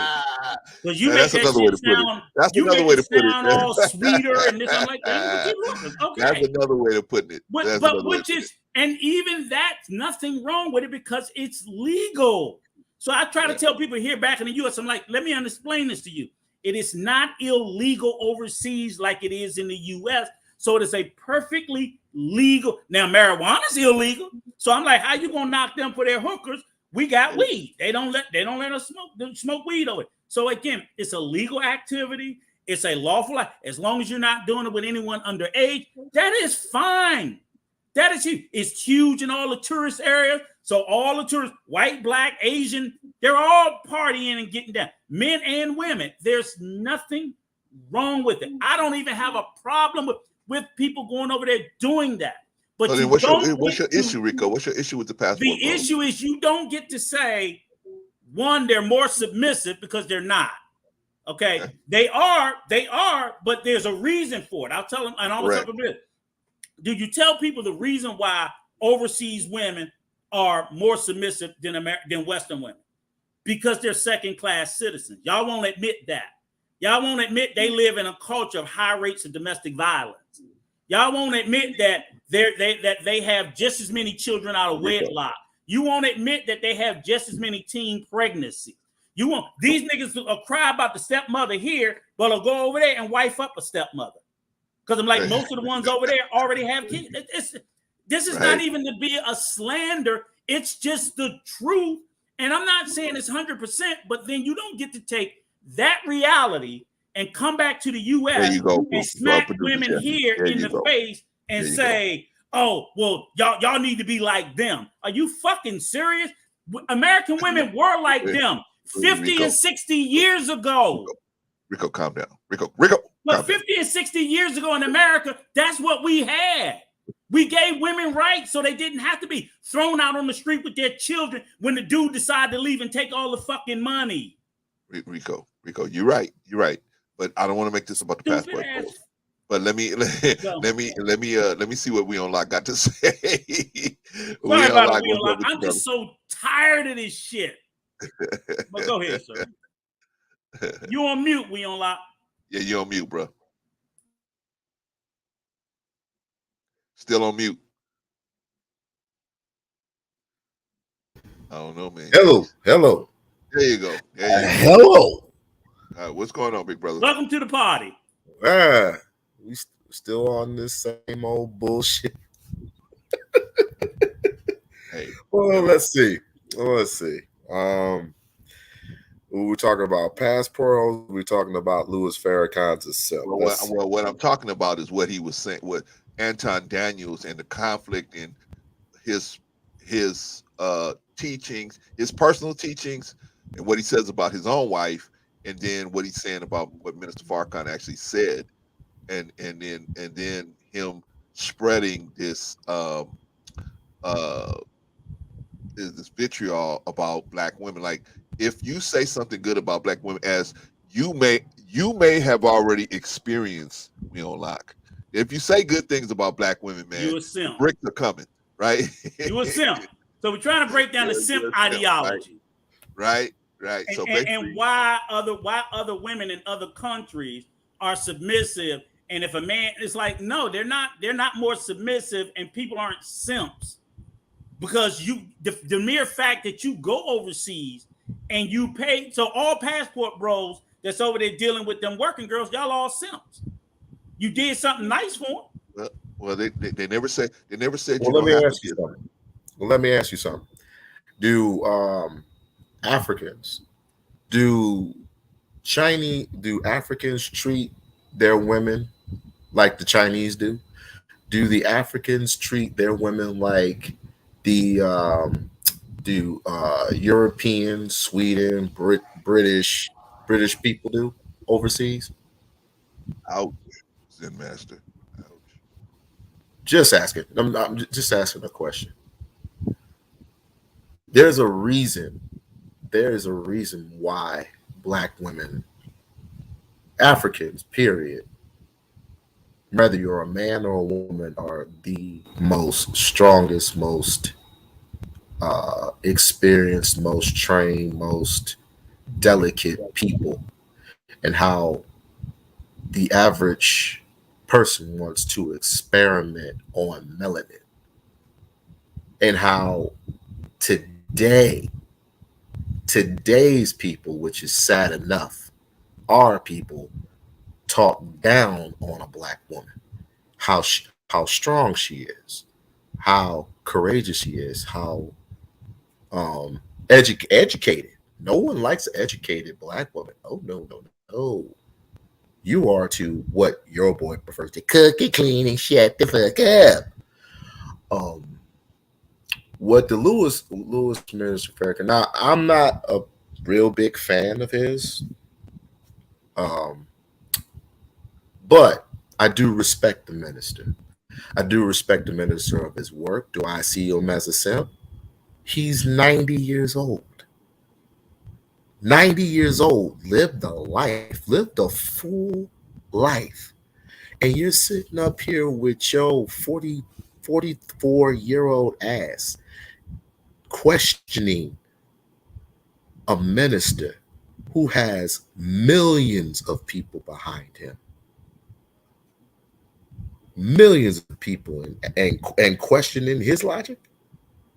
You should be on your knees. What have you done in your life, sir? I'm talking to Anton. What have you done in your life that raises up millions and millions of black people. What have you done? Absolutely. I got my Patreon. I got my Patreon. He has the minister has a Patreon. Well, he was. I don't know not if he's the minister. Still, I don't know if he's still banned from. I don't know if he's still banned from. Twitter. No. I'm saying Anton has a Patreon. That's all he's done. Fuck him, He's minister. got a Patreon. I don't know if he still has a Twitter. I think they banned him from Twitter. No Twitter, no Facebook, no YouTube. There's a reason for that. But he still has the backing of black people. Again, what have you done? And benevolent dictator, that sounds almost like Nazism to me, but I'm gonna leave it up to the rest of the crybabies to seal their fates. I'm just, me personally, what I've gone through this week, I'm just basically irritated. Kind of not too irritated to the point where I can go on live and start cussing these niggas out. People like this on the screen here, it shows not the intelligence, but the immaturity. Because all you talk about all day, every day, trying to compare simps to what you call them? I don't even know what you call them anymore. You're trying to compare simps to like masculine people. You're trying to compare soft tissue to hard tissue. When you came out your mama's womb, nigga, you had both soft and hard tissue. In other words, you came out masculine and feminine at the same time. You know, just yesterday, someone said that I was crying on YouTube. Well, I have masculine and feminine traits. The masculine part is activated 70%, but I still have that feminine trait in me because I had a mother. You know what that means? You came out of your mama's womb, nigga. You've been in your mama's womb for 9 months, and you're going to disrespect the person that put you here. God put me here. No shit. But who do you? Huh? Well, here's the thing that I have an issue with is that it's primarily he will disrespect black women, but no one else. Now, if he finds black people, black people, period. But you notice when like he'll never have no smoke for white people. Exactly. Or Asian or Hispanics. Or question. People haven't done anything to me. Right. Okay. So they've been good to me. They've been good to me. I love these white people. And y'all. Tired of people going to the Victim Olympics. Yeah, the Victim Olympics, right? Right. And I'm not even telling them to go out, but I'm like, if you can hold your powder, yes, and say, look, I'm gonna be careful. And you know, this would get me is I could almost understand them being against all women. They're never against all women. They're only against black women. That's my point, Rico. They zero in specifically on black women. Because they have no defenders. But they're protective of white women. So by essence, doesn't that make them a simp too? Good point. Oh no! I don't protect no white, but you protect. I wish. White women. Let me invite the brother again. And Asian women. They speak Anton about Asian Daniels, women if you're out and there, Latino women Rico, and white women with the highest esteem. You're inviting Anton Daniels. Write that question down. That was an excellent question. Anton Daniels, if you're out there, if somebody's out there, please somebody elbow Anton. Let him know we're talking about him. We like him. We invite him to come over and defend his position yesterday if he's got the time. Right? Come on over here, because that was a good question. Because how can you say the minister's simping, but you simping for white women? Oh, so he sent for that Lebanese chick. That little Oh my Lebanese girl. God. Oh my I forgot God. about He can't that. keep. I She forgot keeps about her that. ass in his I mouth. forgot about Oh, the one that that. Courtney Oh. Michelle, the one that Courtney Michelle basically snuffed Right. out. Amir. Let Amir come up on I that forgot screen. about Oh that. no, I y'all forgot can't about touch that, her. Rico. Y'all can't touch her. And mother, they simp. Him and JR simp We for can her. learn Forgot from about other that one. I cultures. forgot about that one. Oh, they Oh simp yeah, for okay, her okay. hard as a Hey, motherfucker. hey, y'all, I gotta get through this video. Come on. We gotta watch a little bit more of the video. We're gonna watch it. Unless you got some, we unlock. I interrupted you, brother. So if you got something that you want to complete your thought real quick, Go on with the video, sir. okay. Let's because we gonna man. He don't want to smoke. I know he's only gonna read your chat if it's positive. Yeah, because this and this Not a and leader. see, Let me just go ahead and illustrate that. Like you know what I'm saying? He kind of like propels himself as such, but he's not. You know what I'm saying? And all Muslims would, you know what I'm saying, agree to this. You know what I mean? Who's a Not Now this. I don't know this brother Razik. I don't know him. I do. But he just said, shout out to Hink. So this brother Razik just said that all Muslims agree to what he just said. Man, I'm a Muslim. That's not true. I don't agree with what he just said, right? But he just said that.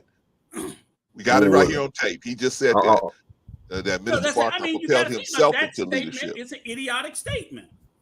Right. But well, it just doesn't not having the knowledge or And my thing is, you could say the knowledge. You could say, look, I don't necessarily agree with wholly losing myself in any woman, so that's not my ideology. Exactly. But I won't disparage another man who believes that. You know what I'm saying? Because a man saying that in my woman I find my heaven, he's not beating down other men. He ain't even uplifting other women. He's uplifting the woman that he's with. I love this woman I'm with that she's there's gonna my be other heaven. people on this channel, on this broadcast, that's gonna say us claiming that heaven is in a woman is breaking down the fabric of society, bro. That's the just gonna go dumbest shit in the world. It really is. So what they're saying is this: if you get a woman that's so good to you, now I'm gonna go with that traditional bullshit. Now you done got this woman, she's traditional, she cook, she clean, she fuck you when she want. She don't cause no problem, she don't talk to. She's everything that you motherfuckers want. That's not heaven to y'all? No. That's not heaven? No. Y'all sit here and got a laundry list of 100 things. This woman done met them all 100 times, and that's not heaven to you. Then y'all are just some eternally miserable motherfuckers.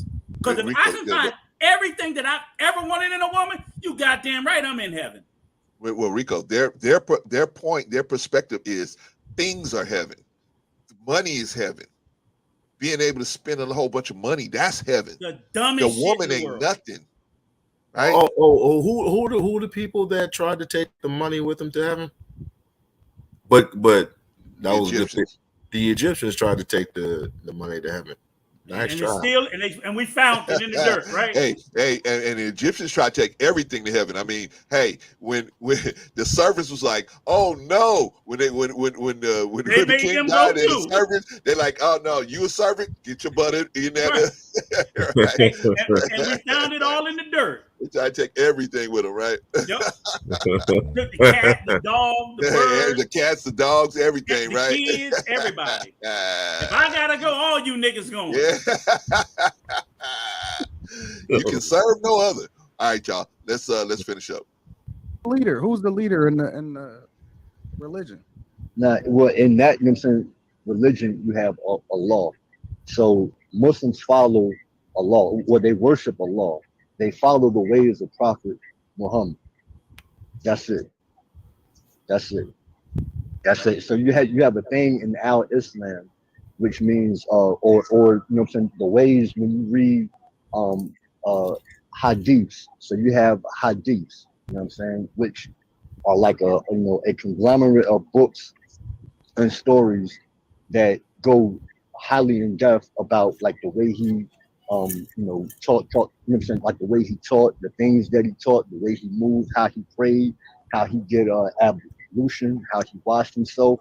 And so that's what Muslims follow. they worship or pray to Allah. They follow the ways of Muhammad.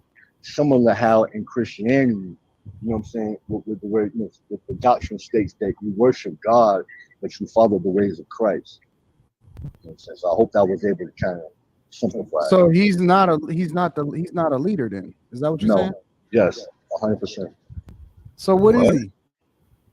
I mean, from my standpoint, and you know, anybody else in the nation, you know what I'm saying, currently, you know, I'm open to have this dialogue. But like I said, I think he's just propelled or self-propelled himself on the front line as, you know, as a spokesperson person. So for people who don't attribute to that, you know what I'm saying, type of, you know what I'm saying, teaching, studying, or way of life, they automatically just associate Farrakhan with the leader of the Nation of Islam.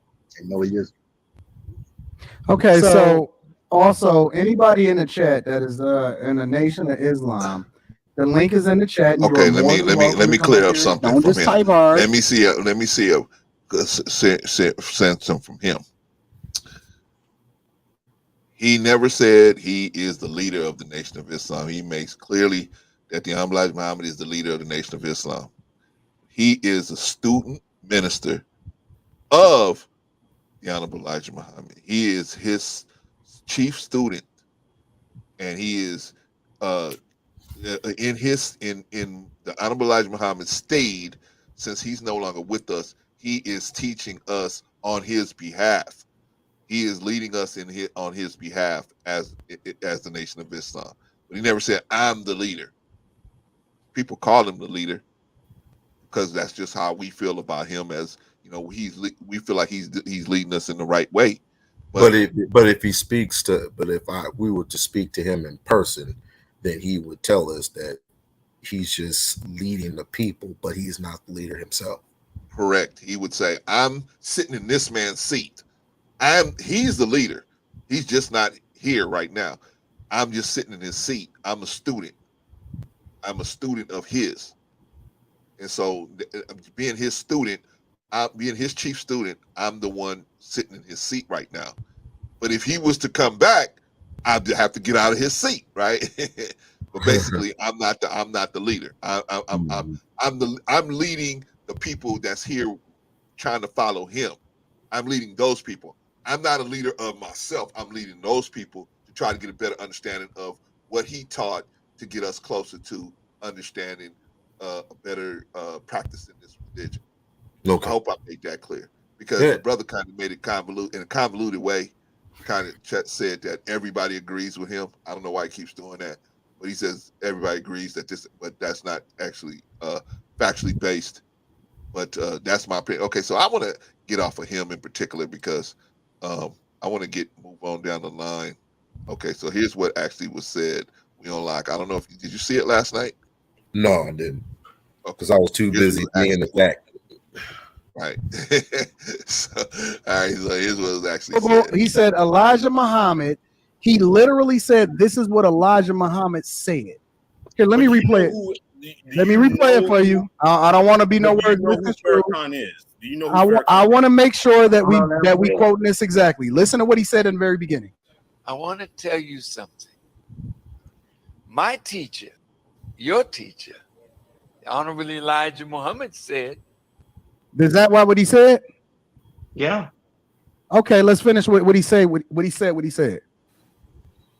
The only heaven for man. The only heaven for man is found in a woman.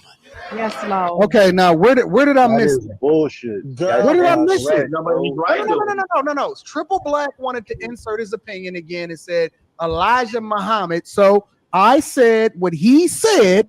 He said we reference Elijah Muhammad. He said my teacher, your teacher. Man, and then he said Elijah Muhammad said the biggest white boy I've ever met. Where am I off at? He's just a mouthpiece, bro. You talking about? He's an entertainer. What did Like, he what? say? Do you know? Do you Someone know? break that I mean, down, I'm just though. saying. Do you know Farrakhan? How he started out? He's a No, but can someone break that down? What he means? Does he mean sexually? Is he meaning marriage-wise? No, What a do you mean by woman that? can bring wisdom. A woman is the first teacher on the earth. That's what it teaches. Shout out to Mark. The woman was the first devil. The first person to be beguiled by a serpent. You're right, Q. Not before that. What did he say? He said that the woman was the devil because she got tricked by the serpent. If the woman's the More devil, then stupid he's shit. the biggest white boy I've ever seen in my life. Just more stupid shit. Just Hey, more- if the black woman's the devil, shout out to then Mr. he is Rucker. the biggest white boy I've ever met in my entire life. Because the reality is, the only thing that he could have said, this is what the stupid motherfucker was trying to say, was that woman was the first person to commit sin. That's it. Right. But it doesn't make her the devil. But they both Because Adam sinned as well. So the woman sinned first. Adam also sinned. Yes. That's it. But neither one of them was the devil. See how they just say stupid shit? If you just take a minute, close your mouth, say it in your head, and listen to it. That sounds stupid. But see, he says it, and not near one of them ignorant motherfuckers up there question nor challenge it. No, They well, you so smart. You so smart. You a millionaire. You a millionaire. You gonna teach my ass how to be dumber.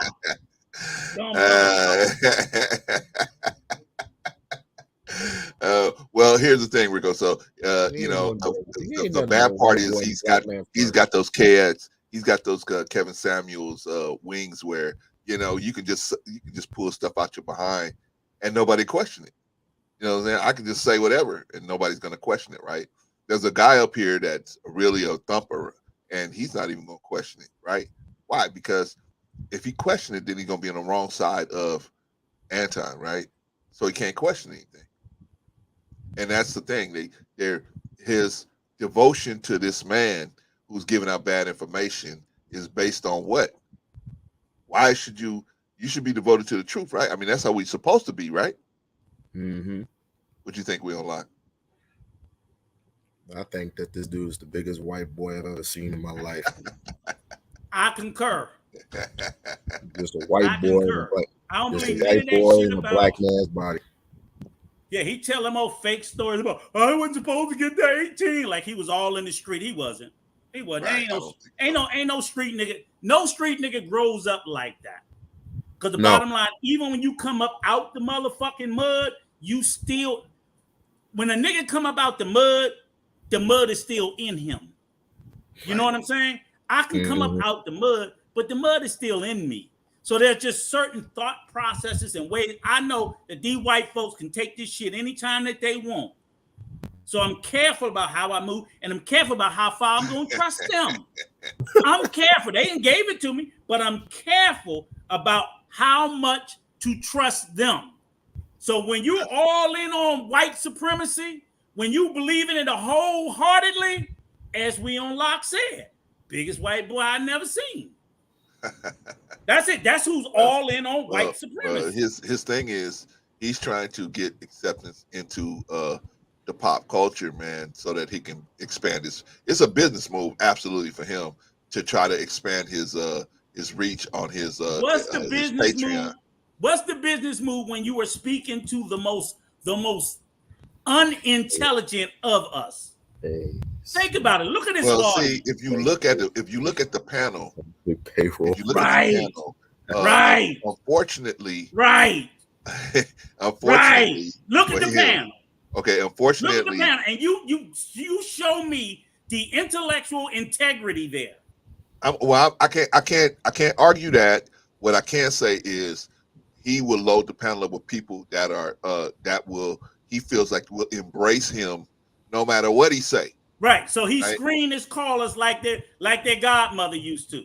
You're not gonna bring anybody up there to challenge you. You know what I'm saying? You mean their goddaddy. You mean their goddaddy. No, that's how I said it right. They screen it. They screen on looks. They screen on intelligence. What intelligence? What intelligence? They make sure there is none. That's the screening process. No, Rico. Oh Lord, they put two sentences together. They can't come up. I can't say that they don't have intelligent people up there, but what they have is there's people that don't have the courage to attack him fully. Then that's a lack of Or intelligence. this Because they know they're gonna get thrown off the fortitude. Then stage. that's a lack of They're intelligence. gonna get thrown off the stage, so they can't If do you it. don't have the courage, that is also a form of a lack of intelligence. Because in true intelligence, it's not going to back down out of fear. You have to prove intelligence wrong. You have to. Okay. I mean, he had plenty of people up there before, and you don't. This is the reason why you don't see him anymore. Yeah. Because they never, you know, they talk with authority. They talk with authority over him, and he just completely just flips the script all the way around. And they usually he calls it the Victim Olympics and all this other stuff. Yada yada yada yada. You know, I've seen a whole bunch of people from different backgrounds and different colors and everything make money except for us. Blah blah blah blah blah. And I said, well, you're a millionaire. Why don't you help him? Right. Well, you're right. You're absolutely right. I don't believe people till actually see it. You're right. There's zero evidence of that. Zero. And it's never been shown. Never, ever, ever, ever, ever been shown. Just zero evidence. I mean, that's Rico, right. He has really. And he has had $2,000 in his pocket, but I said, if that you're don't make you a millionaire. But wait, I said this. I said, millionaires have more than $2,000 in their pocket. Millionaires usually walk have around black with, cards. No, let me get it. I gotta say, because they usually walk around with no cash. They don't have cash. Cash is dirty. Right, they have black cards. Yeah, they got black cards. I got one card. They'll walk around with one card, and that motherfucker say, I can buy everything with this one card. I can buy a plane. I can buy a car. I can buy a fucking hotel. This card allows me to buy any and everything I need. That's it. I don't even need a wallet. Elon Musk probably don't even have a wallet. He just got that card. If he's such a millionaire, why is he on the panel with a room full of broke? They don't do that. They don't do that. But hey, like I said, no, they. In matter of fact, they say he's a decamillionaire, right? I mean, he got $10 million or more, right? Oh, what? So a decamillionaire. That's what they said.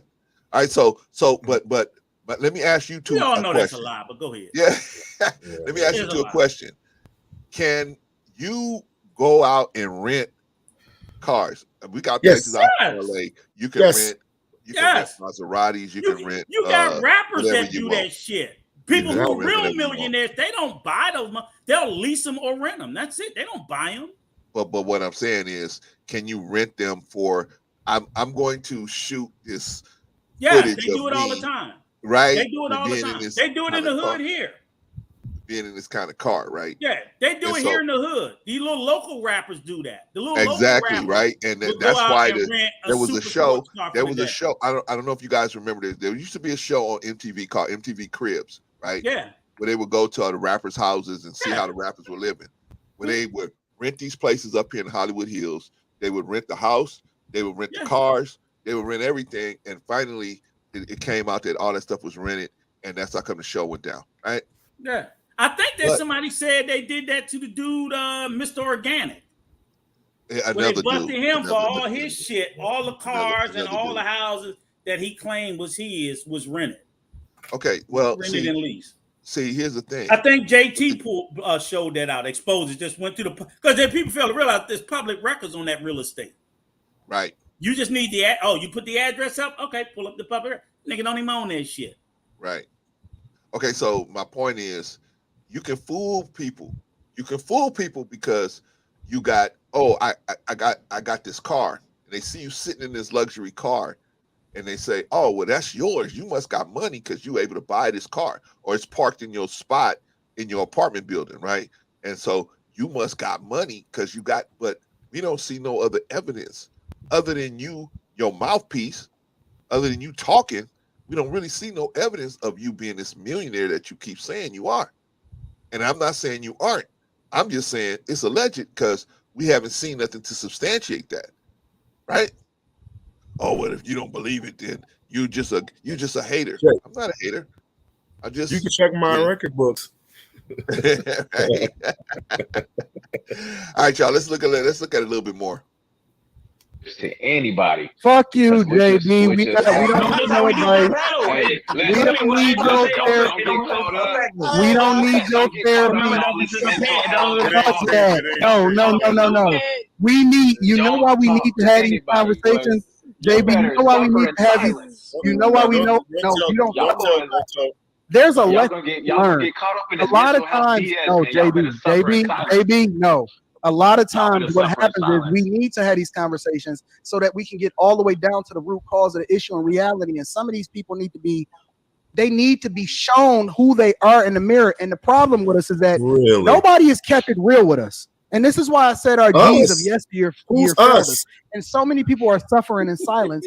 And the problem is that we not willing to have the real talk and not be willing to have reality on these conversations. And that's why people are finding themselves in a state that they finding them in. You see every dude and they out here suffering in silence. No, let's have a real talk and a real conversation and some civil discourse so that people can learn a lesson.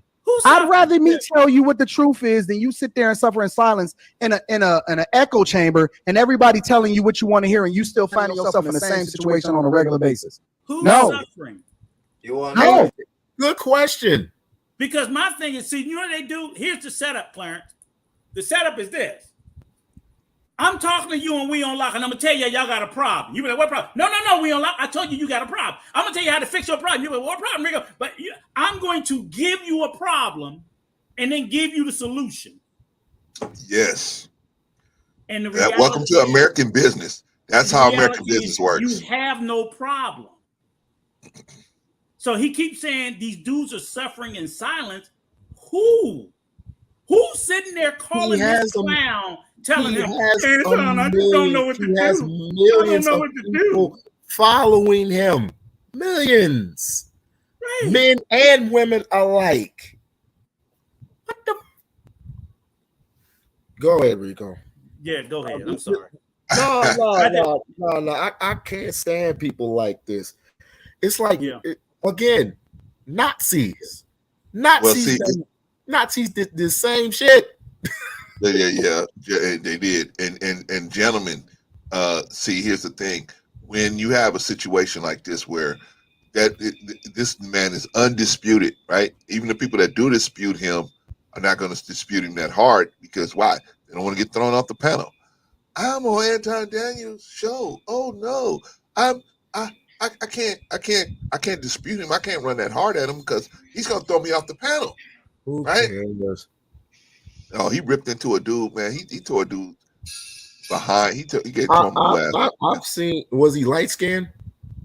The dude that he actually ripped up, I'm not sure. I forget, but I definitely saw him do it, and it's close to the end of the broadcast. But I mean, man. But I'm just trying to show us that why are black women?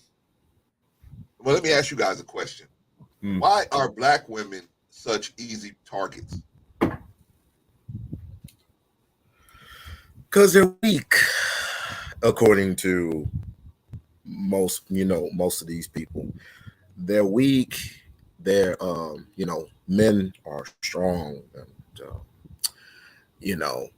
they build. Women cannot build what men can build. We can put together what women can't put together. Piece by piece, inch by inch, brick by brick.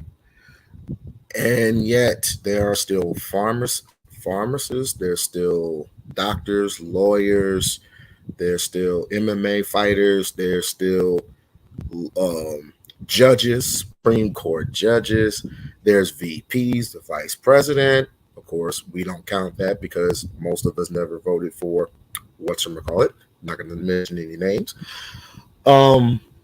Women have no say. Women have no say because, they talk too much. The regular shit, All they need to do is cook. All they need to do is clean. Because I remember back in those days, that's all a woman could do. Well, newsflash, that was meant for white folks. The white man actually was pretty much enslaving his woman until he gone into the war. And once he gone into the war, that's when the woman took over. But now they want to follow it. Huh? I think it was World War. I think it was World War I. Don't shank me. Don't shake And it me. was I'm true also, World War II, yeah. And but you know, yeah. you're right. You're 100% right. We on lock. And for the crazy part about it is ever since we came out of bondage as a people, we used to respect our women because we knew that they had to work just as hard as we did. They Remember, was we right came off beside the us. right. We came off the plantation in the field. They were being beaten, and actually, in some cases, they had it worse because not only were they for the physical labor and being beaten like men, they was also used sexually. You know what I'm Yes, saying? yes, Hank. So, I'm a follower of God. right. What So about you? when we came out of bondage, we wasn't treating our women like they was treating their women because we knew our women had it just as bad as Right. we did. They didn't have it no better. That crazy ass ideology came about later on. I don't know why we picked that up to all of a sudden start thinking like our women is the enemy when all throughout the history of time, black women have fared no better than black men. And we used to see that every day. We used to see that and we used to believe that. I don't know where these fools get to believing today that black women are somehow, even with black women's achievements, they still fare no better in a society that's dominated by whiteness, wholly much worse than we do. They're still treated the same. Yeah, I can agree with that a little bit, Zen Master. I don't know if it privileged, I'll say this, the war on drugs, it created a disparity between black women and black men simply because more black men were definitely incarcerated, big time, 10-to-1 ratio. So I get that. I agree with that. I don't know if it made black women privileged. They stayed in a state of poverty. Black men just became poor and locked up. So that's what it. So I would call that a disparity, not a privilege, because the war on drugs didn't do anything to lift black women out of poverty. It just sat there and told black men, your ass is going to be poor and incarcerated, and you're going to feed this prison system free labor because we're going to disproportionately imprison all of y'all ass. So that I would just say, I would say it that way. But I wouldn't use privilege for black women. I would just say, yeah, they ended up better off because they weren't locked up, disproportionately. I agree with that. What was Malcolm's last comment? Malcolm said, white women benefit the most from civil rights movement. Oops.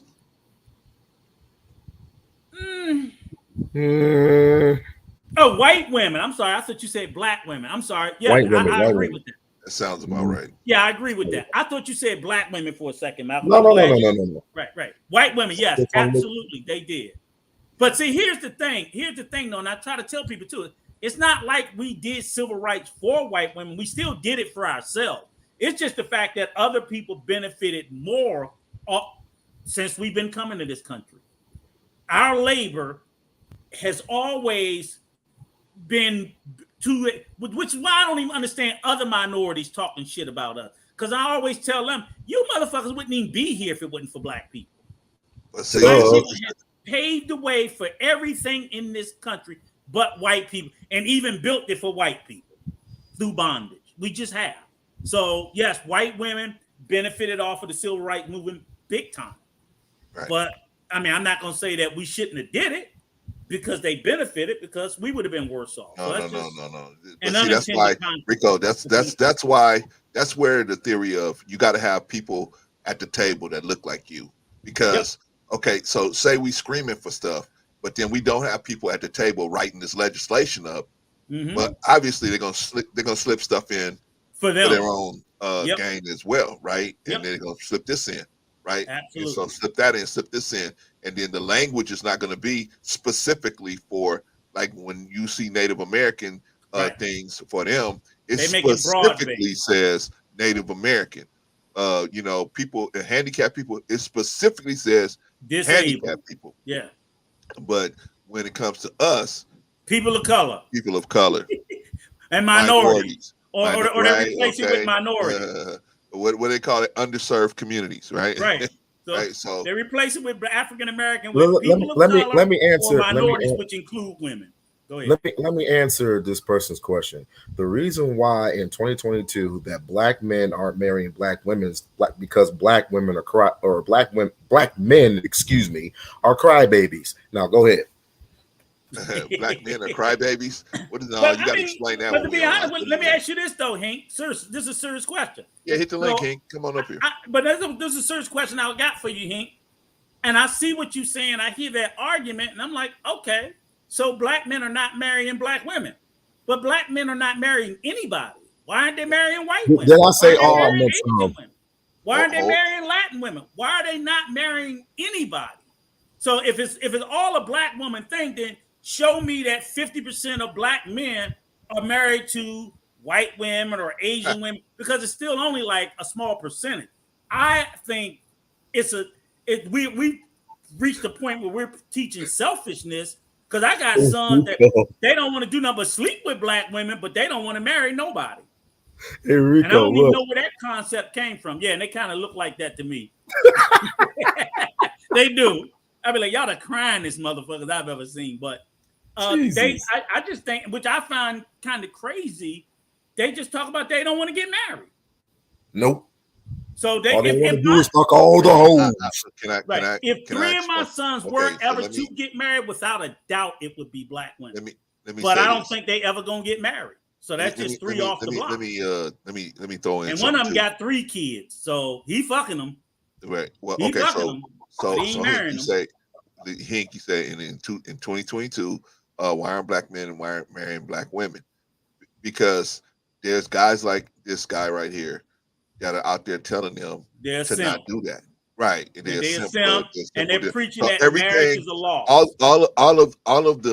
All of the things that you need to have a long-term marriage work, this man is telling them that they're simp for being that way. So therefore, it's not advantageous to them in their minds. We got guys like this and Kevin Samuels, different people that are telling these young men that that's not that getting married to a black woman, unless she's like Florence or something, a slave or something, that's not gonna work. But Clarence, they're telling, this is what's crazy. They're telling them not to get married, period, because the institution of marriage is a bad deal. They're telling them, protect your assets, don't get married. Because if you get married, she could take half.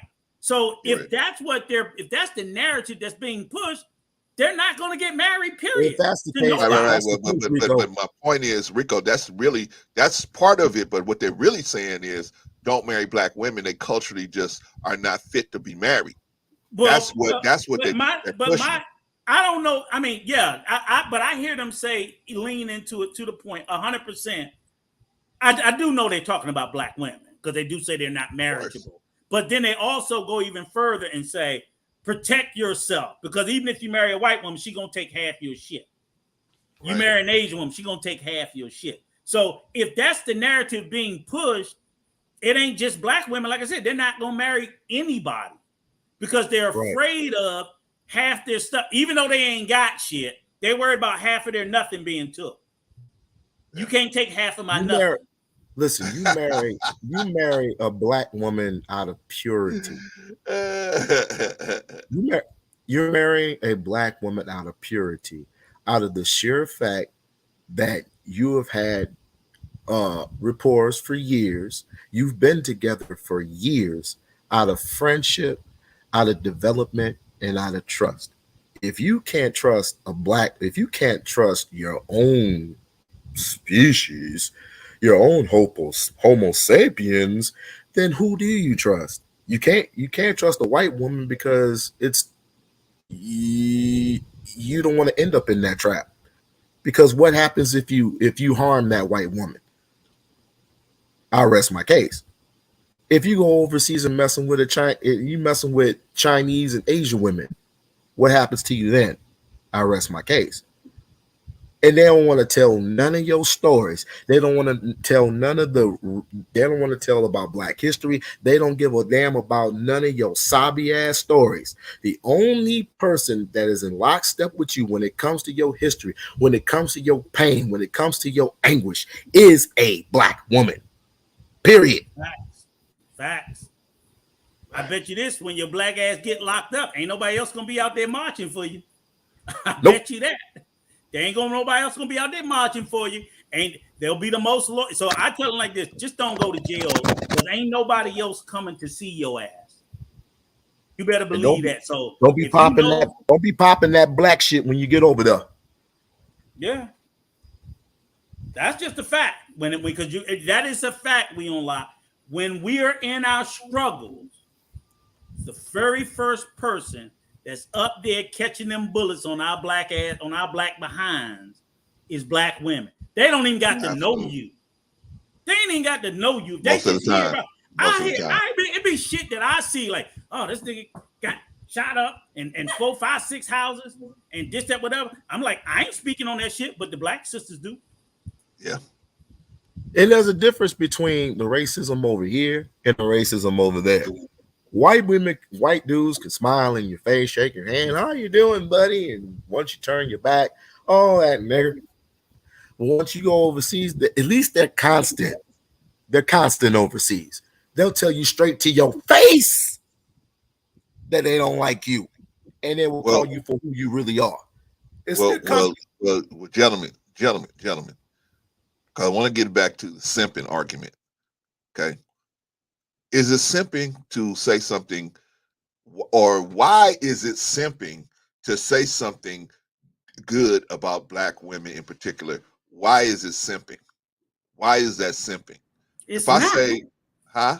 It's not. But why? How can this man say this? This man Because he's told fucking 800 people stupid. that. It's not. It's just at its core level, it's a stupid. Basically, what we're saying is, man, if you do something nice for a woman, you a simp. Right. That's just that simple. It's like, really? So I hear the dude, like, this is the argument, right? The dude say, when you take him out to dinner, you always gotta pay. I'm like, dude, sometimes when I take a chick out to dinner, it's like I like going nice places to eat, and I just want some fucking company. So why do you always look at it from a position of you're a simp because you always pay? If I don't want to pay for her ass, I'm not going nowhere with her. If I don't want to break bread with a woman in a restaurant, I don't want to break bread with your ass in your house. I like going out to eat. I like going to the movies. I like doing other things. I'm not saying there's anything wrong with a woman wanting to do something, but I see these dudes. I'm like, y'all are more willing to pay for your boy than a girl. But if your mans in them say they ain't got it, I got you, dog. Don't worry about it. I got you. I'm like, is that simping? That is true. Is that simping when you pay for your man because your man ain't got it? But if the woman ain't got it, you a simp for doing it. I'm like, y'all fucking ideology and your thought process is twisted. If you too broke to take a woman out on a date, you too fucking broke to go out on a date. Stay home. Hey, think about when you got it. No, be truthful. Be truthful. Just tell them I only got enough money for McDonald's. Hell, you might get that lucky one that says, "Let's go to McDonald's." But just be truthful. But the whole point is you can't be crying about because traditionally men have always. I'm like, that's just the way it's always been. But they want a traditional woman. But traditionally, you can't pay for the fucking date. Wait. Rico. And Brother Clarence, break down real quickly between what's the difference between traditional and modern, because I keep hearing those two. What are they talking about? Okay, quick, Clarence, you want to go first, and I'll give you my All right. Shout out to Malcolm. Malcolm ain't nothing like a Big Mac, man. I'm telling you, Malcolm, man, you limit those Big Macs, man. The McDonald's got something in it. Man, I'm just trying to tell you, brother. See you live a long time. Yeah, babies. But go ahead. Watch them out. That shit good.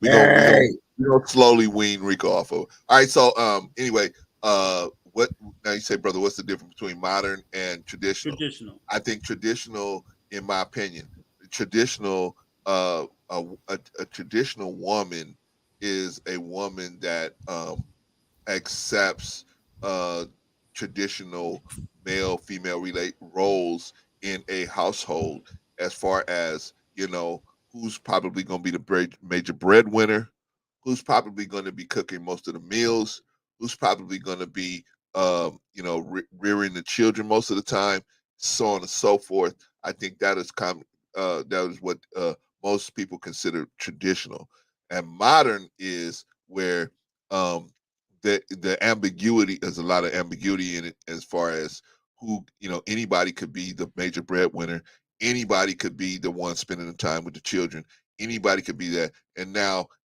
but I think most of these cats use modern in a negative connotation as far as with where they feel like being modern is not only where they have ambiguity, but the women specifically is determined to be the person with the most quote unquote leverage or power in the relationship.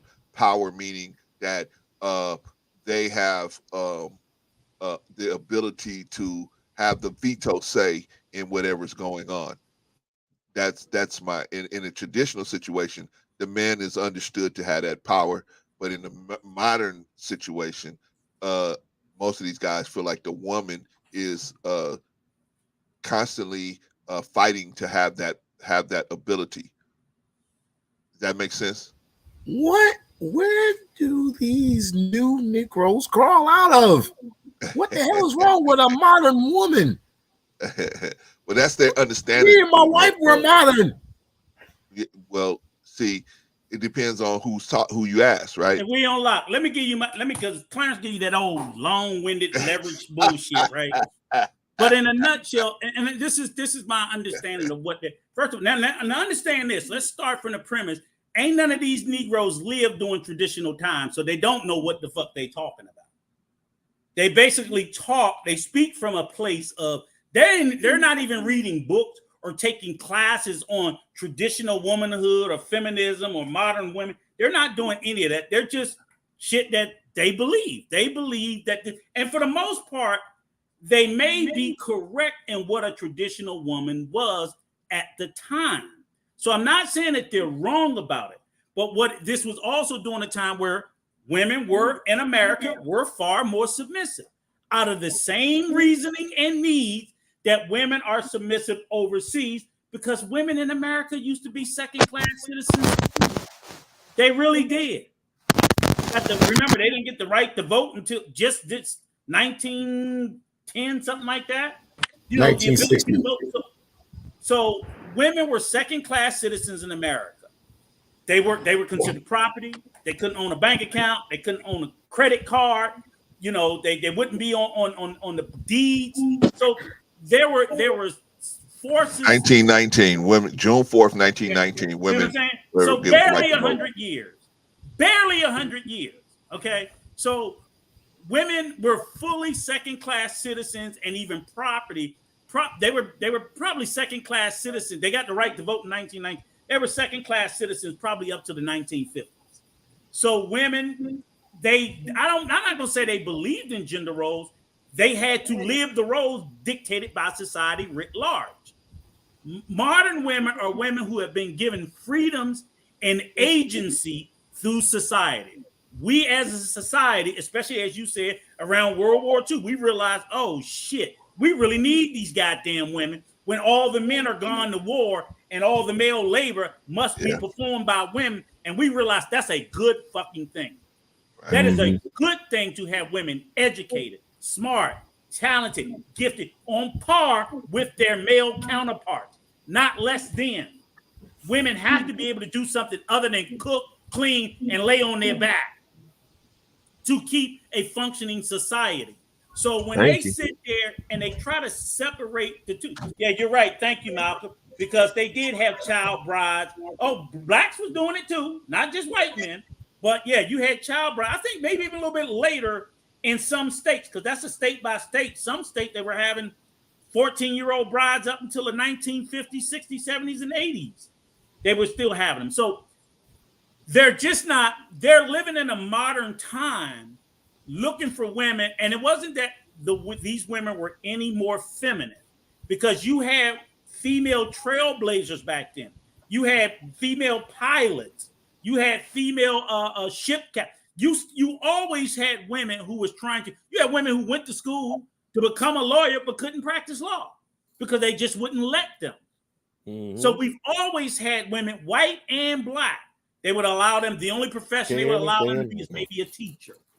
Anything else, that's man's work. It's not that they weren't qualified or capable, they wouldn't allow them. So when they push this modern versus traditional stuff, it's like they want to go back to a place where women think they no longer have agency over themselves.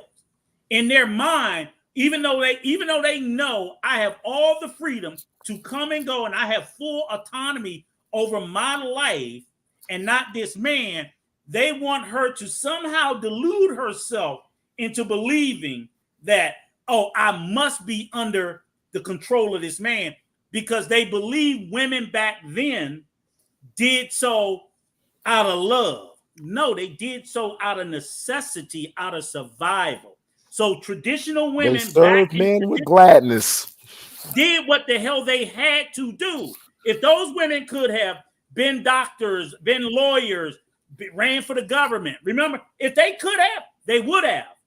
They didn't because society said they could not. So even a traditional woman was traditional because she was living in traditional times. Rico, remember, they meaning white men felt like just like they felt about us. We just were unintelligent. We just didn't have the intelligence to do a lot of different things. They felt women were the same way. They just didn't have the intelligence. But because of the dictates set on society by white men who run everything, they just didn't do it because they had no other choice. So they had no choice but to submit. You have to submit to the law of the land. If the law of the land written by white men is to dominate your ass, then you're gonna submit. But they were not all naturally submissive. All right, let's get Big Hink in there. Yep. Into the fold. Big Hink, what you got to say, man? Man, I'm just trying to figure out what we're talking about here, because this is 2022. We're not talking about the 50s or the 60s no more.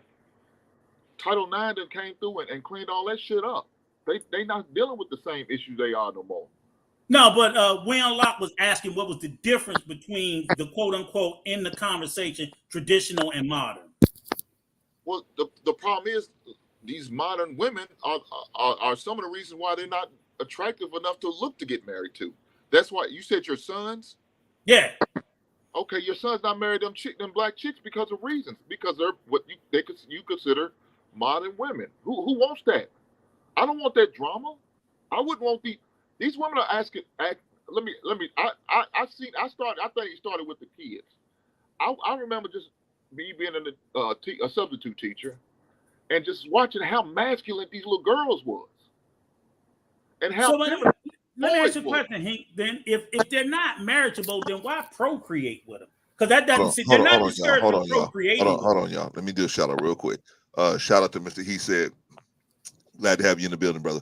All right. So what I'm saying is I agree. I will agree with you that if and I would tell my son this, if that woman, if she doesn't look worthy enough to marry, don't fucking procreate with them.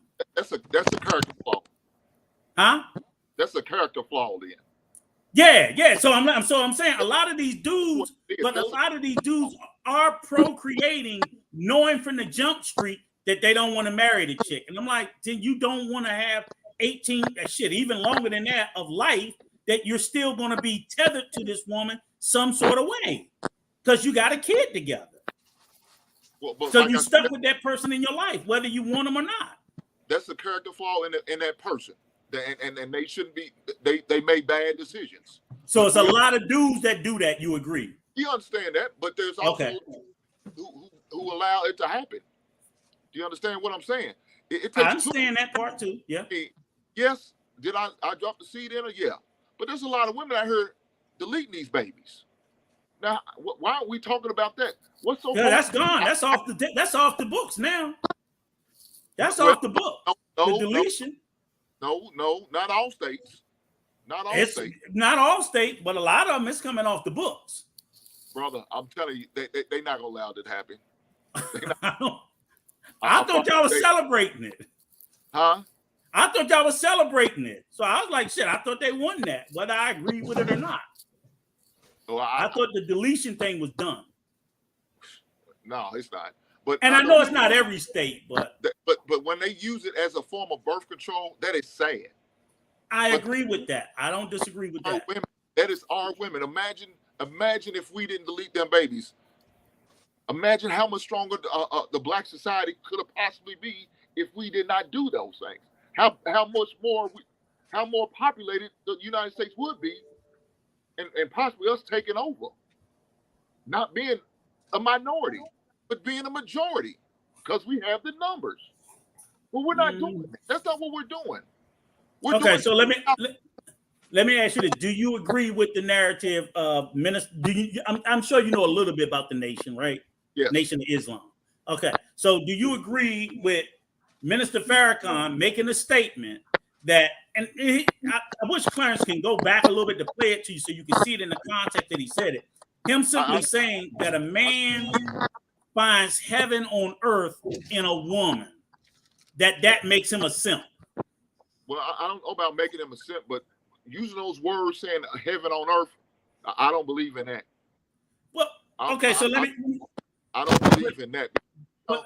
Shout out to Sahel. So Shout out to Sahel. let me ask you this way then, Hink. If you make a list of your perfect woman, your own mind, of the perfect woman, looks, fitness, nice, everything, and this woman comes in and does everything on that list times 10. To you, what is this woman in your mind? Because she done met, like, man, I had 100 things of the perfect woman, and she did them all times 10. If that ain't heaven, then you'll never see heaven. You know what I'm saying? So I'm not saying any old woman. I'm talking about a woman that sit there and ring your bells on everything. That's what I think. To me, what I think the minister was saying was that, you find a right woman of character that you speak of, beauty, femininity, all the stuff that a man wants. Why is that not a form of heaven? If not, it's not heaven itself. What are we doing? Then what are you looking for? That's what the minister was speaking to. And I don't think that even if you disagree with it, you won't call a man a simp. A man that's been married for 50 years. That's almost 90 years, and all the good he done for the black community, that you would sit there and call him a simp because he spoke that way. Many people following him. I don't think.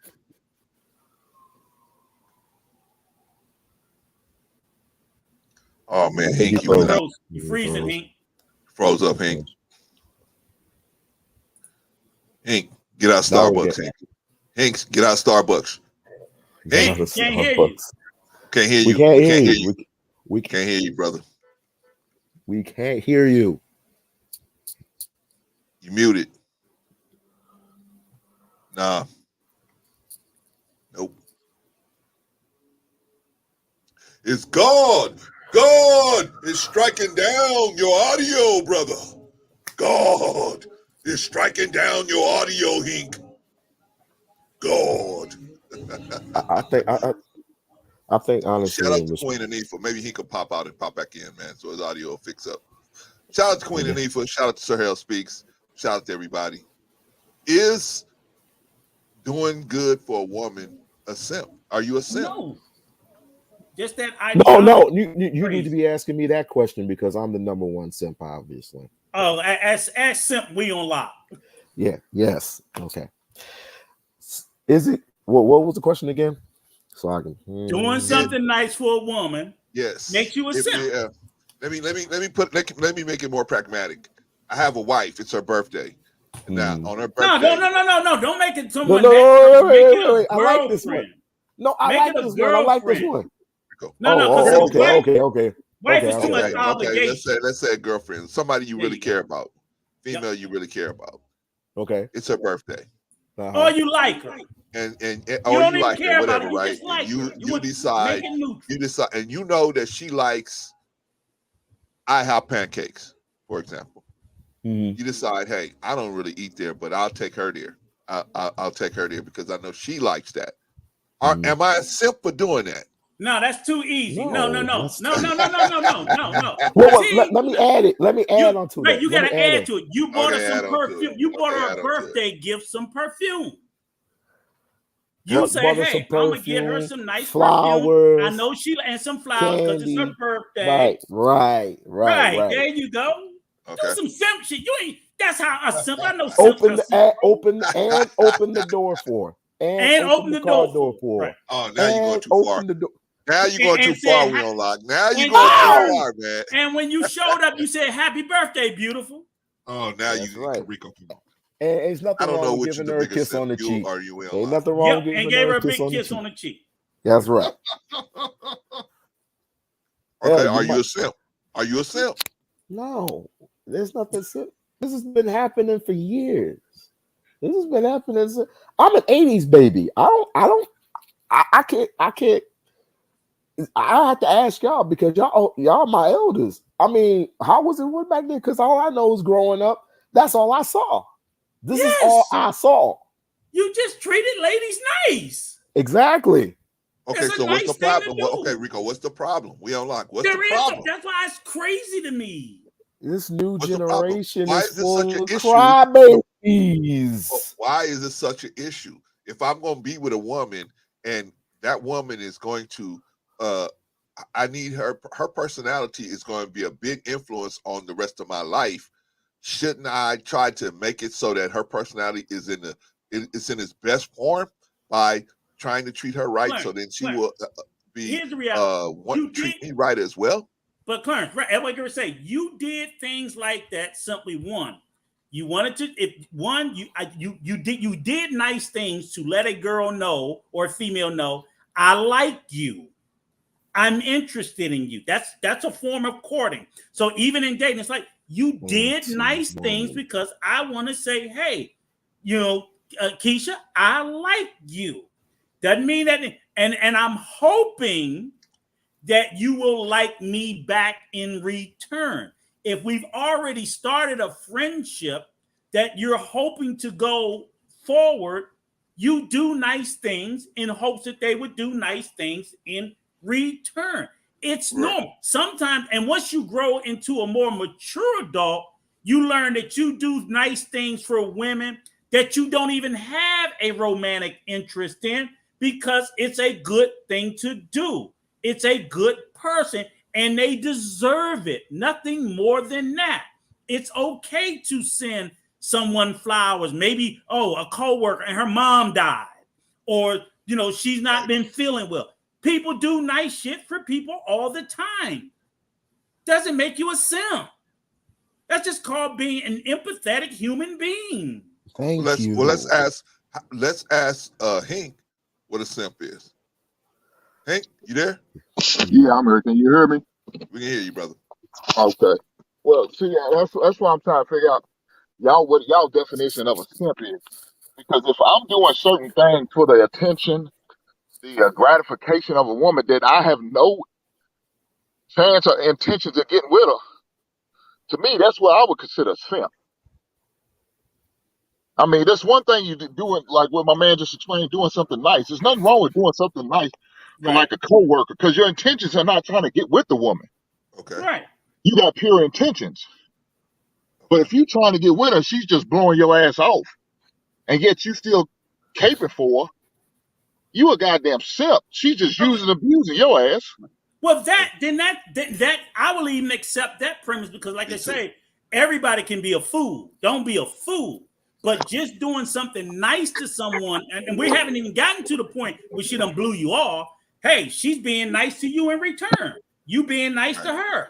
But it's just like they're making it sound like if she called you, hey sweetie, how you doing? Hey, how you doing? That you simping. I'm like, no, I did something nice for her. She's showing interest back. This is how it works as the relationship moves along. Let me get to. Go ahead, Hank. No, but there's a reason why she's continuing to be nice to you because she won't keep you stringing along. Because she want to keep you doing what you're doing, knowing that she has you if she wants you, but she really don't want you. She's putting your ass in a friend zone, and yet you still thinking, I got a chance. And there's no snowball chance in hell with you. Right, but look, we're not even you gotta assume again, like I said, that's when you move on. That's right, when you move exactly. On. But that's the thing about y'all talk about moving on. Cats are not moving on. They hanging well, on, then hoping that's just a damn fool. hoping that we there's all a had to crack go in the through that, arm and Hank. they get a chance. So That's the problem. Hank, here's one other. Let me put one twist to you on that. So when you And then say Sir Hale's folks gonna aren't go moving next. along, because these same guys that'll say that, I've seen people in friendships that get abused. Okay, you got a partner who ain't never paying, and you always men do it to men and women do it to women as well. But they don't seem to have a problem with that dynamic being made a damn fool of. And I'm not saying I don't subscribe. No, look, if the woman don't show a reciprocity and interest, move on. Go find somebody that's interested in you. But I say this: do you got that same energy when your boy? Because we had a couple of friends like, this nigga's a mooch. He ain't never paying. So people do that too. And dudes seem to be okay with that because they'll run with a whole group of dudes that be mooching. Well, first of all, you call them friends. You're wrong. You dead wrong for calling them friends. That's not a friend. Those are hanger-oners. Those are being used. So you use the wrong context for that. They can't be your friends. If you getting used and abused by a guy that you call your friend, then that's another character flaw in you. Because you need to evaluate what you consider a friend if they doing that shit to you. So they can simp for men too, is what you're saying. Well, first of all, unless you like men, how are you sipping for men? I don't understand that. Okay. Shit, they keep paying for you. Wait. But let me say this. Okay. I go out with my boys. I don't drink, so I don't buy alcohol like that. But I wouldn't. If they say, hey, everybody's buying around, I buy around even though I don't drink. So that means I'm sipping on a tall glass of water while y'all sipping on your beers or whatever, your liquor, whatever you choose of your drink. I don't have a problem with doing that. That's not me considering my sipping. That's just me taking care of my people. You understand what I'm saying? I'm taking care of my friend. My friend wants a drink. Man, get my man a drink. I'm going to buy him a beer.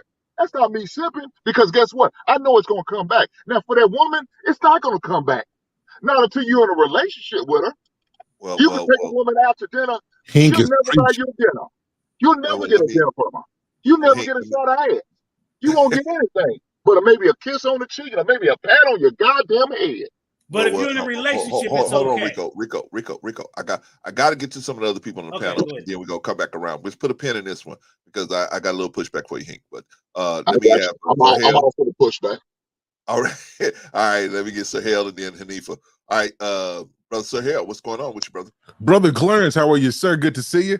Much respect to Brother Rico, to my guy Hink is in the building. A shout out to Will Lock Nation and to the lovely Hanifa. Good to see you. Absolutely, sir.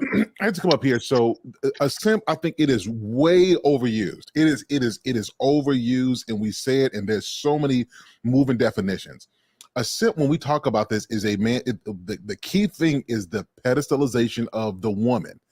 Is when a man puts her up so high, and everything he does is to win something from her, whether this is her sexual attention, whether this is just her presence. He's doing that to win her because he doesn't feel like he's worthy of her. So he has to use his gifts to do that. That is what we talk about sympatry. That's what we're talking about. It's not being nice. It's not being kind. As a matter of fact, real men who are masculine, we seek to take care of our women to make sure that they have a great environment, that they feel loved and safe. So the doing nice things for her, that's not what it is. It's when men are doing this to win her in some area. That's when you start to see the word simp come out. And there's a lot of men who are trying to win women, which is why these discussions have taken off the way that they have.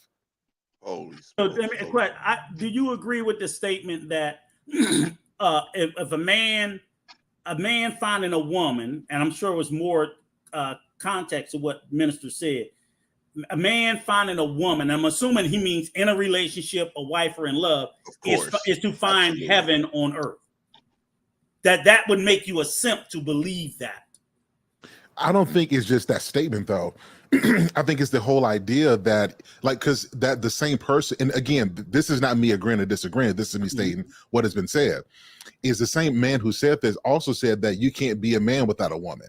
So it's not just this particular statement, it's everything that is connected to it, right? So I don't believe that me being with a woman is heaven on earth. Otherwise, I don't need to go to heaven, right? I think, however, there is beauty and that there is greatness in being with a woman, and that there's a level of life and pleasure that is beyond anything else. But to go so far to call it heaven, that again is how we pedestalize people and we pedestalize women. And I think is unfair to us men to do that. But I also think it puts on too much pressure on women to be something that they're not. Well, is it pedestalizing women, or is it pedestalizing relationship or marriage? Which, from a religious framework, I thought that was the overarching goal and purpose of all religions, is for men and women to come together. So why do we need to get married? Why don't we just date and have children? Right. He used man to woman. He could have used woman to man. And but we're not talking about pedestalizing relationship men. though.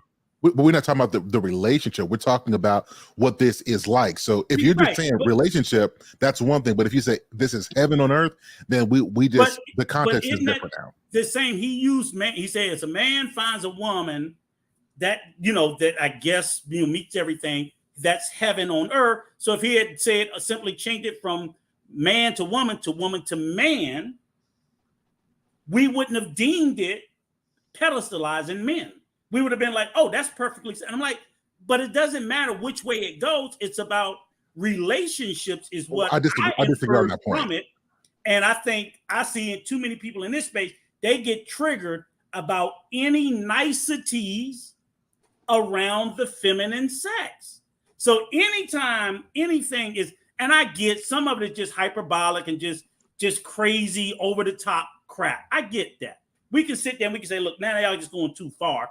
But I can't. You can't even say, oh, she looks nice. And I mean, I swear to God, somebody will sit there and look at him.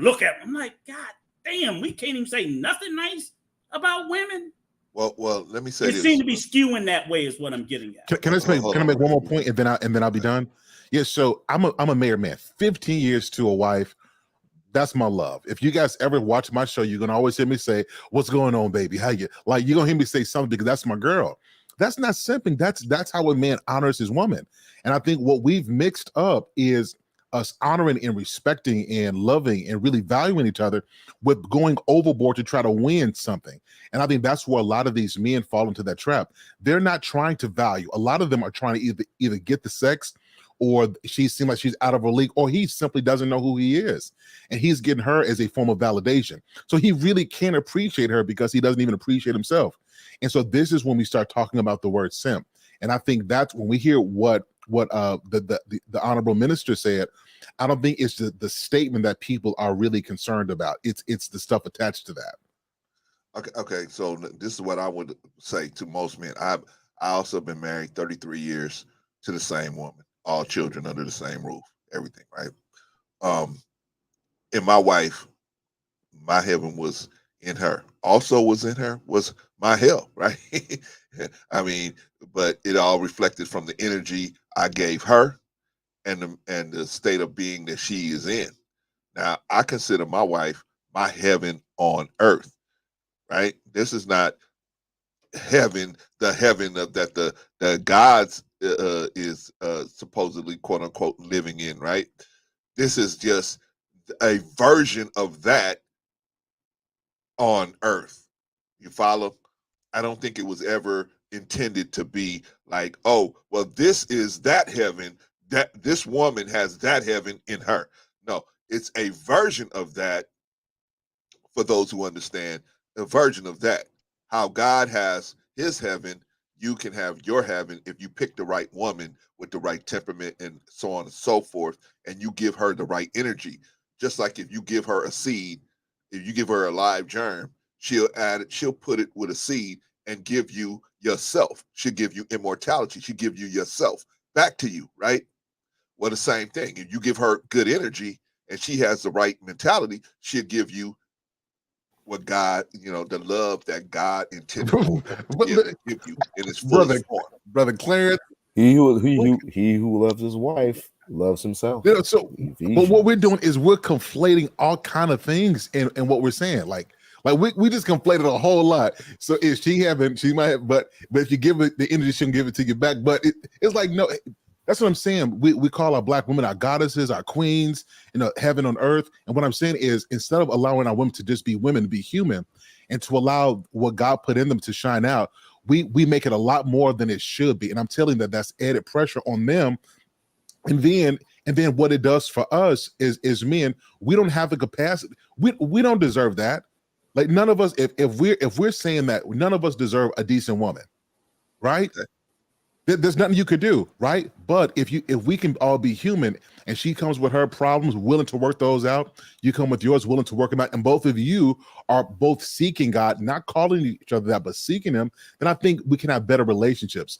But we pedestalize each other, particularly in the Black community. That's not pedestalizing her, brother. That's not That's pedestalizing. just saying that if you that's just saying that you can attain a certain level of peace with a person. That's not saying you ain't gonna have to work. Especially who you we love. agree on that. We agree on that. Like I'm saying on the core stuff, I'm saying we agree on that. Like that's why I said we do good. What we on Lock said is facts. We have to love our if we're going scripturally, it talks about how you got to treat your wife right so that your prayers don't be hindered. That's how serious this thing is. Okay. So God takes that seriously. I'm just saying we can't promote our wives to a place where she's our God, just like women can't do that for men as well. Nobody's promoting her like a God, brother, just by saying you can find a heaven in her. That doesn't promote her to God, at least in my opinion. I'm saying hear what I'm saying. What you're saying is right. How we translate this is wrong in our culture. You can take a look. Like I'll give you that. We often put people in the place where God should be, and I think that's what the problem. And that's the point I'm making. Okay, I will give you that, Sir Hill, because we do mix up a lot of different things sometimes. So, but gentlemen, we have a lady on the panel. We have to let this lady have a. And I mean, I'm talking about not just any lady.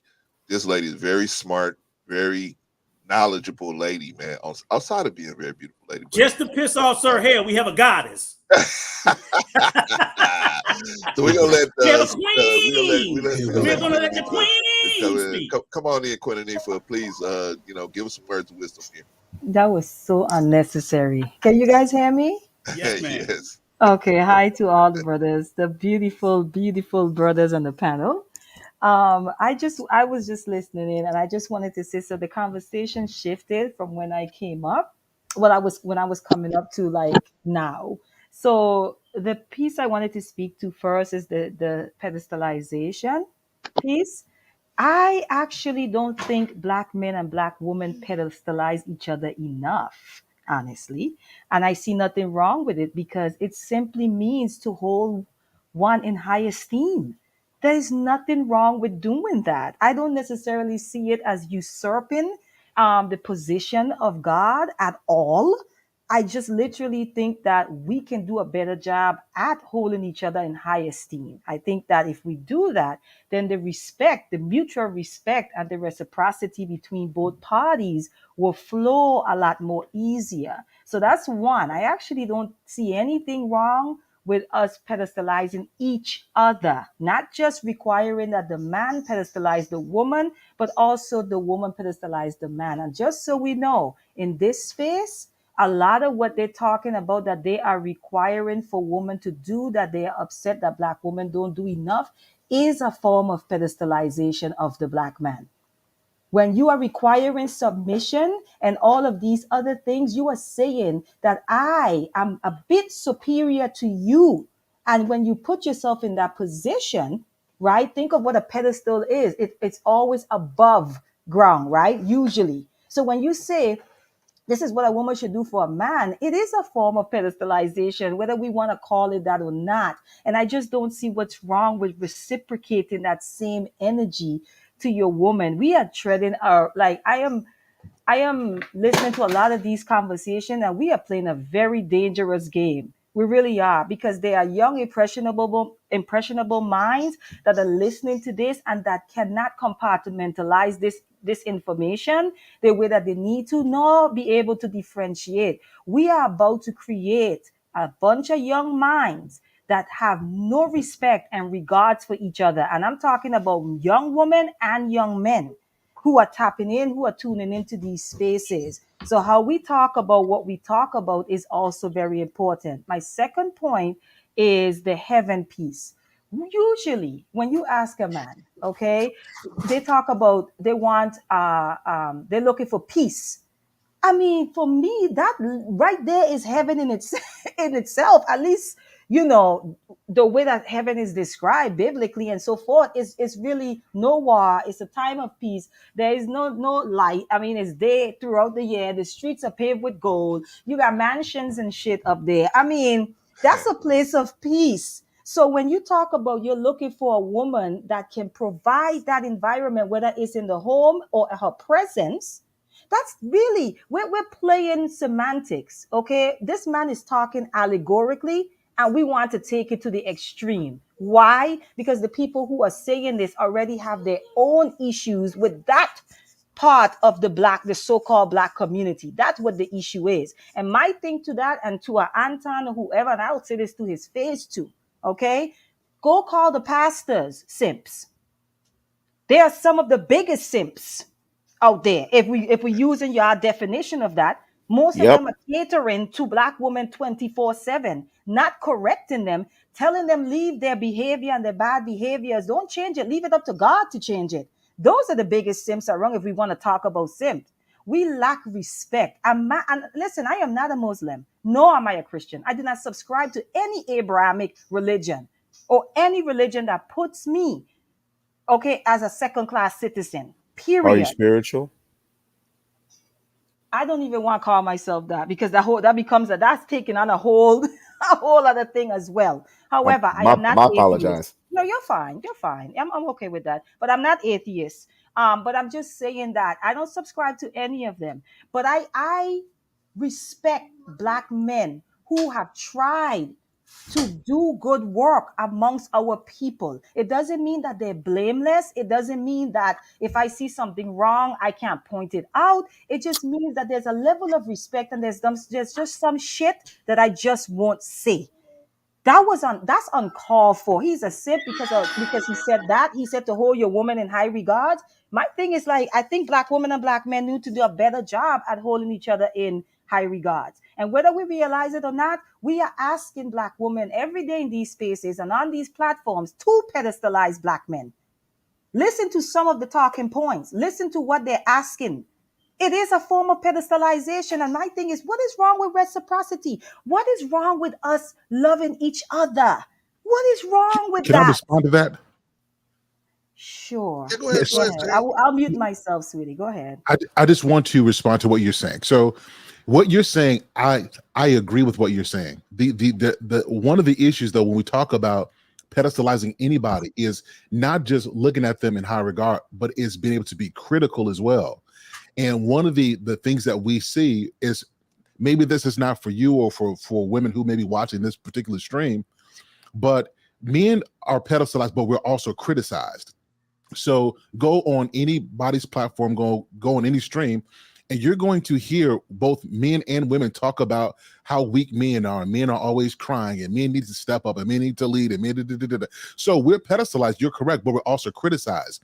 That's not how it is for the majority when it comes to our women, that we do hold them in high regard. But the moment you start being critical about certain things that need to be changed, then we no longer want to hear that.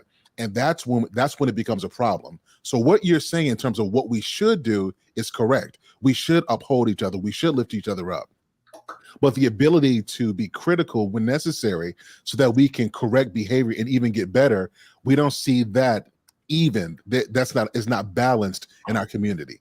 Sir Hale, if I could respond. Wait, are you finished? Go ahead, Okay. absolutely. Okay, so I just want to say to that, I completely agree with you.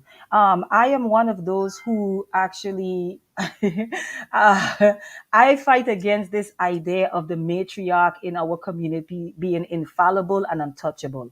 That's a problem, because we have a lot of black women just running a ruckus in the community, and because of the condition, which is the high rate in single parent woman led households, it's almost like the mother becomes untouchable. So we have a lot of abusive moms and so forth that's just not being called out. So I cannot push back. I agree with you 100%. Here's what I said to that, Sir Hale. That's why I said how we have the conversations matter.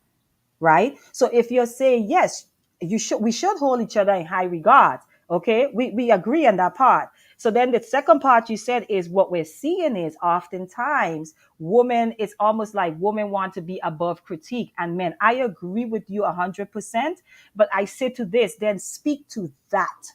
Because when you lump it all together and you conflate it together, it comes off as, don't be giving them those women no compliments. Don't be doing all of that for no woman. Because we're conflating everything. So we need to learn to communicate better. Speak to what you need to speak to, right? Correct what needs to be corrected. And the rest, let it be. That's what I'm speaking to. So I agree with you. So how we have the conversation, we need to really assess that. We really need to analyze that. You know what I'm saying? And go back to the drawing board and find better ways for how we can communicate what our needs are. Black men, what is it that you need from Black women? Communicate that without conflating every damn issue. Black woman, what is it that you need from Black men? Let's communicate that without conflating the issue. We have a communication problem. So I just wanted to say that to what you said, Sir Hill. Thank you. We agree, and that's why I came up here. So excellent stuff. That's exactly why I came up here. Okay, y'all. I got to swing the ball around. And see how that queen dropped that knowledge? You saw that queen drop that knowledge, though, right? Oh man, of course. That's why we have goddesses in our community. I'm just messing with Sir Hill. But anyway, all right. Let me get Jay Takashi in here, and then we just have a free for all, man. Jay I'm Takashi, here. are you there? Can you guys hear me? Yes. Okay, good. Yo, I'm so glad two people came on here to say what needed to be said. Because hold on, Jay. Hold on. Let me shout out Marcus real quick. Shout out to Marcus. Shout out to New Growth. Glad to have y'all in the building. Okay, go ahead, Jay. Marcus, be on your toes and cues at 7:30, bro. You know what we got to do. All right, but let me say this. I want to say shout out to Sir Hill. I'm sorry, Sir Hill, man. I haven't been watching your videos as much, brother. But I'm glad. But I'm glad to have you come up here and explain this to these cats, because this needs to be said. And also the fine lady that just spoke. Thank you so much, both of you. Now I'm gonna lay down my 2 cents, because this fuels me to no end when I keep hearing freaking humans keep using this damn term as if like it's just the new trend to use to diminish or derail somebody. I'm tired of this. I really am. I grew up in a place where words meant something. We don't overuse them. We use them effectively to what they mean to the situation. But what's become really apparent right now, and I just gotta say it. It sounds like to me people losing damn brain cells. That's what it's really coming off across. Every time I hear you or anyone use the term simp, it seems like that's the only word you know in your vocabulary. And it's the only way you know how to make an argument. By diminishing somebody else and being harsh and critical of something, which there is a difference between the two. And I think Sir Hill will agree there's a difference between being harsh of something and being critical of something. Sure, we can be critical of something, but that doesn't mean that you have to go out your way and label everybody this simple thing because they're doing something. For example, if I have a partner and y'all cats gonna tell me that I'm simping because I'm taking care of her and because I'm doing what a man's supposed to be doing, but also she's doing what she's supposed to be doing for me because I'm her guy, y'all motherfuckers out of your freaking mind. It shows me that y'all have no identity when y'all keep using that term. And it's the same thing. It's the same thing I said when people use the PC term. What PC means, political correctness. I'm gonna say it here too. Stop using simp and as if a term you can just throw into your vocabulary, as if that's all you have. It's not there. You don't understand it, and you overblow use it as if that's the only thing that you know, and that's the only thing that's gonna be able to get through to people. I guess at this point it's used as a shaming word. No different than what y'all use to diminish ladies with, or guys.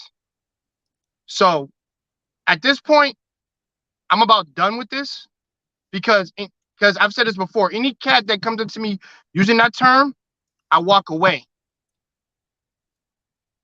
Want to know why? Because he's part of the fad and he's part of the trend. All right, brother. And I'm saying there's nothing, and I'm gonna say this: there's nothing wrong with calling something out. That's fine. I'm not against that. But what I'm not gonna sit here and entertain is you just keep throwing this word out. There ain't nothing wrong with loving a lady. There ain't nothing wrong with you wanna. Okay, I'm gonna say this right now. There's nothing wrong with loving a lady that you were together with. Simple enough. If you're not together, then I understand not putting her on a pedestal. I get that pedestal thing better than anybody. I don't put my significant other on a pedestal. I don't ever do that. because that's putting pressure on her, and she doesn't put me on a pedestal. The lady I'm seeing now, she does not do that shit at all. She is able to see the hard work that I do, but I also see the hard work that she does. And honestly, she's seeing me in a different light than she sees most guys, to be honest. And the thing is, and I'll be honest, I get compliments like nobody's business now. But the thing is, I haven't tell her that's nice for you to do. I don't expect you to do it, but at the same time, it's a nice gesture. Because here's my thing. This is the true of me, and I'm gonna let Mr. Brother Clarence take it from here. I am one of the people who reject kindness from some people sometimes. And the reason why it is because I like to see someone's character. Because I don't expect anything in return. That's how I live. And that's how I see the values in other people, because they're showing me their character, but they also show me how they treat other people when they speak to me. When cats don't use my group of boys, we don't ever use that term. My lady who's cool with my sisters-in-laws don't even use that word. She never uses that word. She's not with this just use it to use it type nonsense. And also, like I said, wanting to love another person, you do nice things for them if you're married, like Sir Hale is and Brother Clarence is. Rico, you're married too. And I respect these men right here because they know what it is. When, like I said, some of these single brothers and some brothers out here just be jaded as hell when I keep hearing them using that term. And it's like I'm really trying to figure out what is compelling you to use that word instead of using something else. All right. That's Jay, all I gotta say, brothers. Thank you, brother. Appreciate you. Okay, Rico, ladies and gentlemen, we have to go through the 2-minute rule because we got so many different people on the panel. So we're just gonna go through the 2-minute rule. You got 2 minutes to get it in, and we just move to the next person. All right, Rico, I'm not gonna use the 2 minutes. I just want to say this though, and in all due respect and all seriousness, don't we have to have some level? Haven't some of our leaders earned a level of respect beyond being questioned about something like it's mind-numbingly stupid as this, to sit there and call this 90-year-old man with a 50-year marriage who's done so much. He's been married longer than Anton's been alive and has done so much for our community of Black people, to question whether or not he's being a simp or his statement promotes simpishness. I'm just like, I mean, if he said it about me, I'd have been fine. He could have said it about anybody on the panel. I've been okay with it. But I'm like, come on, we're talking about Minister Farrakhan. It's just like, and again, I've never been a Muslim, but I've always been Black. And if your ass been Black, you've known the things that the Nation of Islam has done for the Black community. I think it's inexcusable to sit there and take a cheap shot at the minister. As I told Brother Clarence, who's a brother in the nation, there have been things that he has said that has been questionable. And if you wanted to speak about those, maybe. But for something like, damn, when the guy said something nice and he wasn't actually incorrect, he just has a different belief system than you do, but you want to label him, as Jay said, you want to shame him and call him a simp. He's not a simp. His belief system comes from time, decades way past, and just like his belief system hasn't changed, mine hadn't either. So I hear people in the chat say, oh, it's different dating nowadays. Okay, well, y'all gonna have a different belief system, but mine's not gonna change and his isn't gonna change. And that doesn't make either one of us a simp, because we came up in a different time and we saw women a different way, and we still love and respect them equally the same. Right. All I'm saying is, my God, we cannot sit there and start to disparage people in our community who have done so much when we've done so freaking little. There's not a damn thing he did that could ever compare to what the Minister Farrakhan has done. And I'm not a Muslim, will never be one, but I'm Black, and I know what they've done for the Black community. And him being from Detroit, he knows too. Ooh. He knows too. Because they're huge in Detroit with all the positivity they do. And I thought you said you wouldn't take out 2 minutes. Okay, Yeah, I'm sorry. yeah, that's 2 minutes right there. He's right Preach, on the nose. Rico. Bad by my Preach. people, though. Preach. I did bad by my people. Preach, Go ahead. Rico. But you old filibuster, ain't you? He got me. He got me. All right, Hink, what you got, man? Man, look, I'm gonna say this. I don't believe no man or woman is above reproach. Anybody could be questioned. They could question the good Lord. They could question any man on earth or any woman. So that I feel like that's me. That's what I'm thinking, and that's how I approach situations. But again, I don't believe it was simping. I mean, like I said, if you're a married man, there's no way you can be simping. How you simp to your wife if you're married? If you're in a committed relationship, how are you simping? Now, if you're out there trying to do the same thing you do for your wife or your lady for every woman, then yeah, now you simping. But other than that, I don't really understand that bullshit. But I don't subscribe to that bullshit anyway. But let me say this, man. Again, in 2022, black men, you got to protect yourself at all times. Because these same individuals, our people, our women who say they love you and they stand up for you, are be some of the ones that turn their back on you. Be some of the first ones who turn their back on you, who feel like that right now they're in the mindset, most of them don't need you. I don't need a man. What I need a man for? What can a man do for me? I can't do for myself. So when you spread that bullshit, when you spread that story, that mindset, guess who else you're sharing it with? The young and upcoming future, your sons and your daughters. That same message you're sharing, talking about you don't need a man. You're not even trying to show proof that you can even hold a relationship with a man. So how you expect your kids to have a relationship? They're not, because they're going to follow in the same footsteps you are. They're going to be bitter. I'm done, man. All right, thank you, brother. Appreciate you, man. But this is a pushback I got on that, Hink. Okay, I don't think it's that many women that's saying I don't need a man. I mean, I think it gets promoted that a vast majority of women are, in particular black women, are saying I don't need a man. But I think that is a very small number, in my opinion. There's a very small number of women that are actually out here vocalizing that. Would you agree with that or disagree with that? Let me say this, brother Class. We all know the minorities are somewhat the loudest, right? Agree. The minority of people are some of the loudest. Agree. And those are the ones who get the attention. Agree. Unfortunately. So you ask me, do I agree? No, I don't agree with you. But I understand. Do you agree that it's fewer platforms?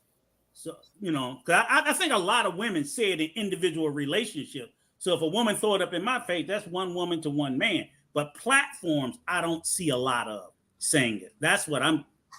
But I agree that there's more than a little. My brother, you need to get out here more than because they're out here. Okay. Unfortunately, they're out here. You heard what I said. Unfortunately. Okay. I haven't seen. If it is, then I know about Cynthia G. That's one. But I'm not saying they don't exist. I just didn't see them as many. You talking about a woman who has what, almost 1 million subscribers? I don't know if she got that many. Maybe 500,000. She got a lot. That's a lot of. It's still. I agree. That's still a lot of people. I agree, sir. I agree. And I'm sure a majority of them are black. I agree with that too. That's my preference of women. I don't give a shit about the white woman. Okay. I don't give a shit about any other color woman. I care nothing but about the black woman. That's the only woman I'm intrigued by, that I'm interested in, that I would even want to have a relationship with. So when our women, our black women are affected, that hurts me. Right. That hurts any other single man who may be looking for a wife. Your sons, if one day they decide they want a wife, that's hurting them. My son, that's hurting him. Mm-hmm. Agreed. Yeah, and I don't agree with that message either. I think it's a terrible message. I was just trying to figure out how much, but I definitely think it's a terrible message. Well, I think what we're gonna see, Rico, is in the coming as time goes on, the results of that that ideology will reveal itself, and then people will see whether they want those results or not. We're gonna go around the room. We unlock Jay, Queen Anifa, and then of course Sir Hill speaks. I'm gonna say it like this. The reason why you hear a woman, well, mostly women, cry and scream out is because they've been screaming out and crying out for the same things they've been talking about for years. They want a black man to protect them, to love on them. And most of the times you get men who, really want that for a woman. And I don't speak on the negative content anymore. I speak on the positive because we need more positive content. And what the Minister Farrakhan was speaking of was nothing but eloquent, even though we agree to disagree sometimes with some of the stuff that he says. But again, I respect those who came before me, those who have done the work, those who have been doing work for the black community for years and years. A 90-year-old man who is a teacher, who's been taught by a teacher, and so on and so forth. I think people, honestly, if my son, I would honestly have my son go to Minister Farrakhan and learn something from him. I can never disrespect a man who has the essence of God, the presence of God in front of him, and have some Negro, so-called Negro, talk shit about him when he hasn't done anything, in my opinion. But that's just me. So with that being said, if you want a woman to be respected, to be respectful, to be cherishable, to be honorable, you will do what's necessary in your interests. You would basically be the same to her. You treat her with respect, she will treat you with respect. And I'm done. Okay, thank you, brother, because 2 minutes just went up. All right, thank you, brother. We on lock. Appreciate you. And you guys can respond to whatever you want to respond to. I'm just the last question I asked is in the chat, but you guys can respond to whatever you feel like you want to make a point about. All right, Jay, you got 2 minutes, man. I mean, I think I hit everything I need to hit. Rico hit it on the head too. Yeah, man, just this shit comes off as bullying. It really does. Every time I hear it, it sounds like bullying in my mind. Not because that's what happened to me, but that's what I'm getting when I hear all this. A way to shame, degrade, and try to just really, like I said, just really try to shame someone in what they believe and what they're doing. And even though it may, I'm not harming them, I'm not calling them, and then you're calling it a name. I don't care what you do. This is the same shit like you see in freaking school, and you're wondering why people are coming out the way they are. And honestly, brother Clarence, I think they've let this word shape their lives. I'm gonna be dead ass serious. They've let these people make them run around like monkeys, and just with their toe between their legs, and literally just really just follow the trend so they can't think for themselves. And shaming a man that believes what he believes is really, really trash. I'll never be on board with that. And I'm gonna say this to anybody there. Anybody who thinks that using this term makes you cool, you're no different than a self-righteous dumb bully. And you need to stop. Because God forbid you call any of my kids these names, I will be coming for you. So you better stop. This is ridiculous. You're an adult. Act like it. Other than that, thank you, Brother Clarence, for having me. Really appreciate it. Oh man. Thanks for having Sir Hell Rico, Hinks, and my man up here above me, El Rico. like I said, y'all have a good day, all right? No problem. You too. All right now. Black man unfiltered in the building. All right, we're gonna still keep going around the building. Thank you, brother Jay. Appreciate you. If you haven't already subscribed to, in fact, if you haven't subscribed to Sir Hell Speaks, go on over to subscribe to Sir Hell Speaks. If you haven't already subscribed to We on Lock Nation, go on and subscribe to We on Lock Nation. If you haven't subscribed to Hanifa, go on over to Queen Hanifa and subscribe to Queen Hanifa. If you haven't subscribed to Black Man Unfiltered, go on over and subscribe to Black Man Unfiltered. All right, y'all. Let's move on. Move the ball around. Queen Anifa, then Sarah Speaks, then of course Black Man Unfiltered.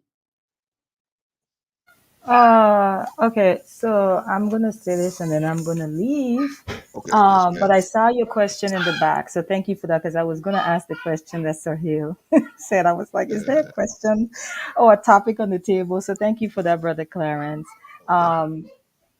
Hi to the person that just came up as well. I did not greet you, so hi to you. I think it's Black Man Unfiltered, so I want to say hello.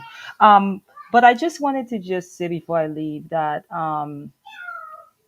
Black people just have a Black people problem. I'm just being honest. Black people have a Black people problem at the end of the day. It's almost like we hate ourselves more than we are hated. It's a very interesting thing to watch play out. I like what the brother, I think it's Hink, said that no one is above reproach, right? But let's be real. No one is above reproach. I agree, right? But we dare not criticize some people publicly. We know better than to do so. And that's a fact. Okay. And this is across communities, right? We know how the, what you call it? I'm going to go ahead and say I don't know what you want to call them. I don't know if they consider Jewish community. We know how they get down, right? We've seen a rise in other communities where you do something and it's like they're ready to, cancel you or whatever. There's just some things that we know, but when it comes to Black people, and I'm going to say this as a Caribbean woman, specifically Black people in America, it's like you could just say whatever you want, like anything. Nothing is off limits as it pertains specifically to Black people in general, but specifically to Black Americans. And we really need to do a better job at that. And then also to the question in the back, the women who say they don't need men, here's what I say to that. To say that is to not understand yourself as a woman, right? If you don't understand yourself as a woman, you never understand the purpose of men. Because to understand yourself as a woman is to understand that the role of a man and the role of a woman is complementary to each other. They are meant to work in harmony with each other, not be in conflict and war. So when women say that, I just look at it someone who they're just not in tune with who they are as a woman. And they may not know what womanhood means. You know what I'm saying? So I know that there's a lot of us wandering and we're still trying to figure it out. So I do extend grace, but it really is someone that just lacks knowledge of self that says stuff like that. So I don't really give it too much, attention. They don't know themselves. And the last thing I'm going to say to that is a lot of the conversations that's being had around women and men, it has a lot of racial undertones, and we have to really be able to dissect that and see it for what it is. And I'll use one example and then I'll leave it there. Oftentimes when the topic of struggle love comes up, it always has to do with a woman supporting a Black man when he's down. It has some very racial undertones, and we really need to be smarter, and we need to be dissecting and putting these things under a microscope and really analyzing them, both men and women. So that's really all I'll say to that. All right, thank you, Queen. Appreciate you. If you haven't already subscribed, thank you, Goddess. Thank you, Goddess, Queen. If you haven't already subscribed to Queen Hanifa's channel, please go on over to subscribe to Queen Hanifa. Man, a lot of good stuff over there. Thank you, Queen. Appreciate you. All right, let me do some shout outs real quick, and then we're gonna let the brother Sir Hale Speaks go on. We got What We Know podcast is in the building. Who else is in the building? Brother Tristan's in the building. Shout out, man. We do not do those McChickens, Tristan. I don't know what's wrong with you, brother. All right, Sir Hale, are you still with us, brother? Still here. Okay, brother. Got 2 minutes, man. Yes. So a couple things. One, I do think that there's a growing demographic of women who are saying I don't need a man, and promoting this as well. Again, this to me is a result of us failing to understand what we mean to each other, and we use each other just culturally. We use each other, and we think that there's always going to be another person, another somebody down the line. So just forget what I do to the last one. And I think it's a problem. The sad thing is I do think that this is being promoted. I do see platforms. If we look, let's just look at talk shows and look at a lot of different media platforms. I know we talk about YouTube because we're on it, but really open up and you will start to see that the respect for a man's presence is really low beyond his penis, beyond what he can provide and his ability to protect. And that's something that is being handed down to a lot of our young girls who are growing up with a level of bitterness and jadedness toward men from borrowed trauma that their mamas and their grandma and aunties have given them about men. And I think that is a problem, which is why I think it's important for men to have conversations like this, but to also emulate a level of respect and something that's independent of how much he earns, so that our daughters and our sons get an idea of what a man is beyond his ability to give gifts. They can understand his presence and appreciate that. So yes, it's growing, but I think that we're combating that by talking about things like this and showing a different example. To the last point is, while I didn't hear Anton streams, Anton has his thoughts about things, and I respect his thoughts. I do think that one of the things that he's speaking to for younger generations who are watching this, now we could debate whether or not this should happen or not.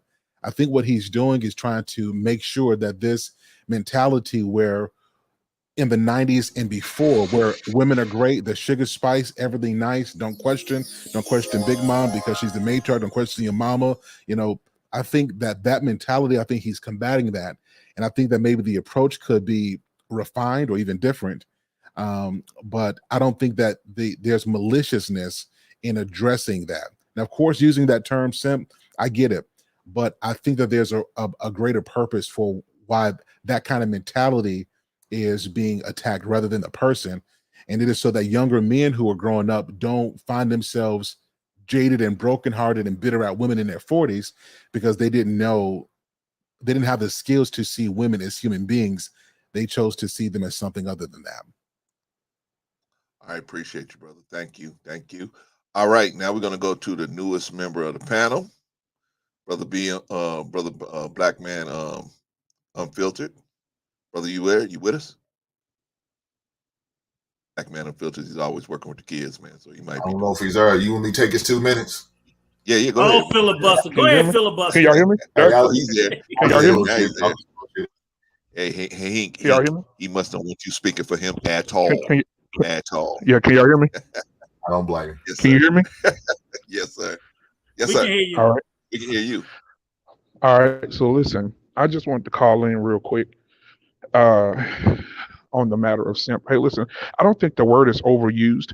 I think that people that feel like it's overused. Let me tell you why I feel that way. I think heaven is heaven, hell is hell. A man is a man, a woman is a woman. I think that you should now. Are you breaking up, brother? Out on dates and trips. Can you hear me? Now we can. Yeah, now we can. All right. So if a man takes his woman out on a date, take on a trip, do something nice for her, man, that's not simple. You taking care of your woman, right? But when you're a man that want every woman to like you, and you're doing everything you can put them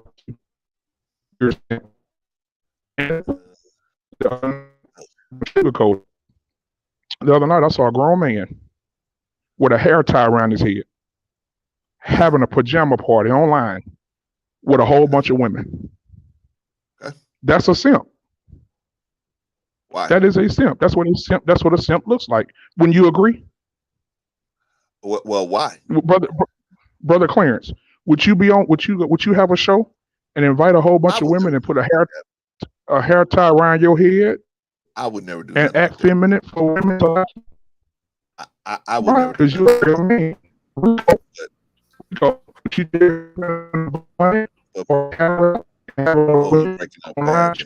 cheering, jumping up and down. He said it. Can you Hold on repeat a that second. over, man? Because you were breaking up. Well, I was gonna say, Black Man, that sounds like he might be a questionable man. But my question is this. All right, right. He was watching it, right? Can we at No, least I'm say not calling this? him question. The dude that was acting like that made me question. But let me ask you a question. If the minister wasn't utilizing any of the examples that you guys gave, like he wasn't saying to do that, he wasn't saying to be chasing a woman, he was not using any of the examples you guys gave, why are we even questioning him just saying something like you can love a woman so much because she's so good and so perfect to you that she's your version of heaven on earth? How does that make him a simp? Because that's what this is all about. He classified the minister as a simp. Louis Farrakhan is not. Listen, I'm gonna say this because I'm gonna say this. Louis Farrakhan is not a simp. Louis Farrakhan is coming. But he did. He classified him as a simp. Yeah, the honorable called him a simp. Yeah, the honorable Louis Farrakhan is not a simp. Louis Farrakhan is talking from a perspective of the nation. The nation, those men, either some of them are not, all of them are not perfect, but the ones that are striving do treat their wives like they're heaven on earth, right? Those women, they treat their women like that. So he's not talking from a perspective of being a simp. He's talking to a perspective of when you got that one that God didn't bless you with, oh, that's yours, and you need to treat her as such. But what I'm saying is, what a simp is one that wants to magnetize and pull in the masses, right? And I get what you're saying, BMU. I get it. But I'm letting you go further. But I get what you answer here. I get what you guys are saying. Because I'll even say this: what you said makes perfect sense, black man. But that even applies to people outside the nation if you chose wisely and correctly. If doesn't have to be a member of the nation. If I chose the right woman for me and she meets everything on my list and she's everything in the world to me and 1,000 times over, that is a slice of heaven to me. Right, so, and you're not a simp. Okay, we're talking. Okay, that's not a simp. A simp is a man trying to get other women, trying to influence them by using his how can I say half-cooked masculinity to draw in women to make him like them. You've seen these men before. You've seen them before, Rico and Brother Clarence and Sir Hill. I know you've seen them. They exist. I know. Sir, what I'm saying is, like I said the other night, nothing against the ladies, because the ladies going to do what the ladies going to do. We ain't going to concentrate on the ladies today. We're holding the men accountable. You will never see me with a hair wrap around my head acting like a female to get women to like me. Wouldn't you consider that simpish, Brother Clarence or Brother Rico? Wouldn't you consider that being a simp? Very suspect. Yeah, but we didn't question Cam Newton. But hey, listen, hold on. Him. Hey, I ain't talking about the rich folks. I ain't talking about the men. I'm talking about average Joes that are simping their asses off, talking about I need all the women to like me, so I'm gonna get emotional for these women. I'm gonna do things that men normally don't do. I'm gonna act feminine around these women to get women to like me. You can tell the ones that didn't have girlfriends in school. You can tell the ones that will go against the grain and say, hey, listen, I don't care about them, being masculine. I want this feminine energy around me. You can tell them. And you know what I'm going to do as a content creator? I'm going to call their asses out. Now, if a man is taking care, like Sir Hale takes care of his wife and his children. Hank takes care of his son and his woman. Brother Clarence, you're a pimp. You probably got 3 or 4 women, but you take care of them. Rico, you take care of your wife. You know what I'm saying? That you guys are not simps if you're taking care of your woman, your daughters, your children, right? But if you out here walking, if I saw you on a platform talking about, yeah, all the ladies, I just want all of them to, understand me and just, I'm be like, Rico's a damn simp. No, I'm lucky I got this one. Right, and so I think everybody misconstruing what it is. And my brother Jay Takashi was like, he feel like it's bullying. I don't feel like it's bullying. I feel like you're calling a spade a spade. If a woman's out here selling her body and you call her a prostitute or you call her a hoe, and she get mad at you, she's mad at what she's doing. But why would you get mad at something that you know you are? It's because you're not pleased with yourself. It's something within these men that make them so woman-like, so feminine, that they want to become the very thing that they love so much. And I don't know what's wrong with them. I don't know but I'm gonna tell you something. We on lock just left, Because I was going to talk to him about the same thing. We on Lock does the same thing. He wants to be loved by these women so much. He'll make up anything just to pull them in, just to magnetize them to himself. And I ain't never seen, I want to have a man-to-man with him. He took off running when he seen me coming because he knew I was bringing the raid for the roaches. Okay. Well, I mean, Okay, you let's know, time out on we him. on Lock He's does. not here. Yeah, we on Lock Yeah, does well, have a bring his ass page. back up here. I'll tell him. We on Lock does have a page, and if you want to, if you got the kind of smoke for him, brother, you can run right over there and talk to him right there on this page. And I don't know if he'll let you up, but you can go over there and try to talk to him over there. You or Hink, he might let either one of y'all up, but y'all can at least go over there and talk to him over there. Yeah, brother Clarence, I understand. I understand. I wouldn't. For the man, I'm good with it. Okay, I'm good with it too. He choose what he want to choose. I just want to hold him accountable. Okay, gentlemen, one of the only lady on the panel has a question. Queen. The queen. Use her title. How you know she's a queen, Rico? Yeah, how you know she's a queen? There you go, simping. Rico, you simping right now. Rico, you simping. We're all gentlemen. We're all gentlemen up here. We're all gentlemen up here. And so Y'all gonna leave my goddess alone. I agree with that. We all gentlemen. Okay, you know, after Queen Anifa. Okay, so Rico, I'm gonna need you to stop saying that before you make me a target, because I ain't about that. I ain't about that life, sir. And I think you and Brother Clarence, I think you guys already know that. Through me. So I just had a question, but I feel like Black Man Unfiltered already he touched on it. He kind of like he touched on it very briefly, but I was gonna ask what you guys think is driving that, though, like the behavior that you guys are calling simpish, because I think a lot of times we focus on the branches of the tree and not the root, and so even when we're chopping down branches, we still have bad branches growing back because no one is attacking the root of the problem. And so I was gonna ask the panel as men what they thought was at the root of the simpish behavior. And I think Black Man Unfiltered, he touched on it. He says they need to be loved, right? And also I would add to that for me, and I say this both because there are women who do the same thing. And I know they have terms, and I do not like to use the terms, but there's like this overcompensation. And my understanding of it is it's a fear of rejection and a fear of not being loved. So that's what I was going to ask, but he had already kind of touched on it. I was just asking what we thought was at the root of why men, because I do agree, and I'm what I'm gathering from listening is that the simpish behaviors that they're describing, first of all, everybody agrees that does not apply to Minister Farrakhan, but it does apply to some men. And from listening to you guys, it sounds like the simpish behavior is almost like you're just going above and beyond because you are afraid of not being loved and you're afraid of being rejected. At least that's what I'm hearing. I am okay with being corrected if I'm wrong. Okay, real quick, Anifa, real quick, because I got to move the ball around, Hink, and then I'll throw it right back to you. I got to get New Growth Marcus, and then I'll throw it right back to you, Hink. All right, so just a quick answer to your question, Anifa. Most of the guys that do that simping, I mean, the real hard simping like that, it's a fear of being removed from the sexual selection process. Okay, they see women have a standard, right? Women have standards, and they can say, "Oh, you're not tall enough." So a woman can remove you from the sexual selection process. You don't make enough money. They remove you from the sexual selection process, right? But men don't do that. We don't do that, right? I don't care how bad a woman acts. I don't care how crazy she looks. There's always a woman. I mean, there's always a man that will be willing to include her in the sexual selection process. And we as a group have to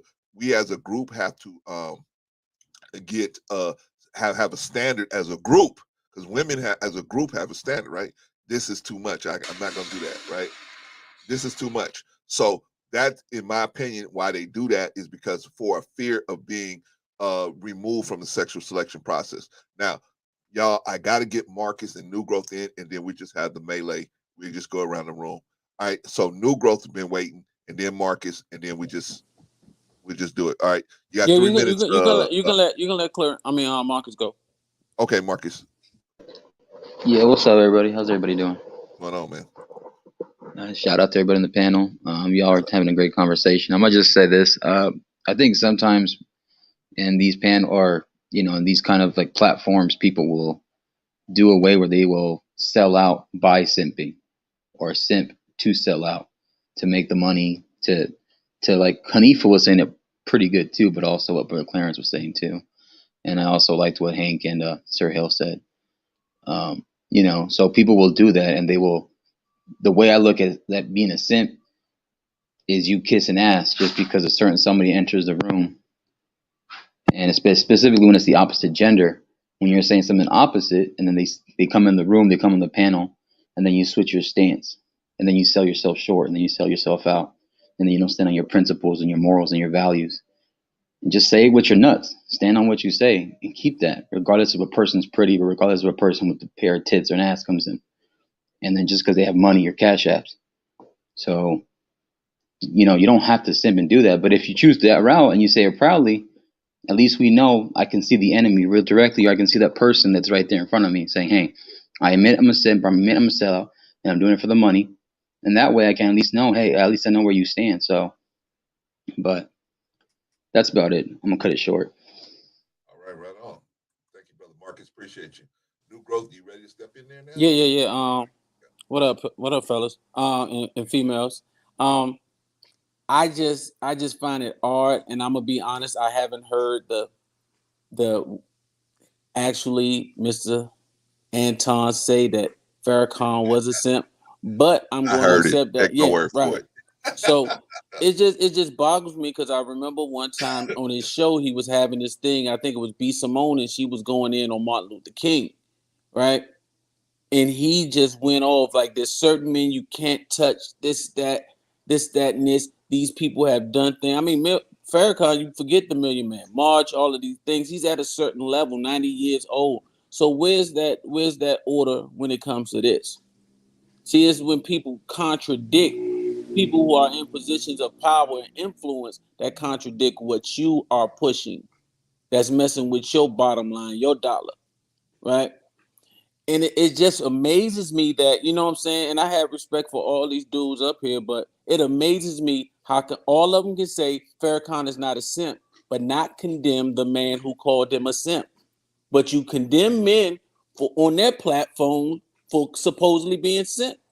They doing what they want to do. If that's what they want to do, that's what they do. That don't affect you, right? Because I can look at some of their platforms and I see it like, what do you call it when a man who only caters to men and say things, but these men are supposedly happily married.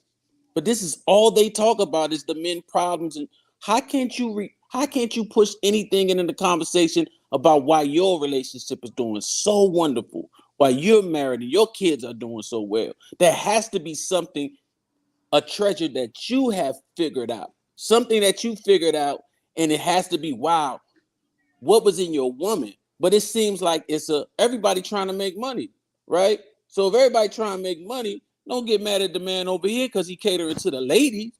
That's like a dude being mad at Drake because he getting the ladies, but you ain't getting the same kind of sales in the ladies because you hardcore, right? You out here, if you trying to make money, make your money.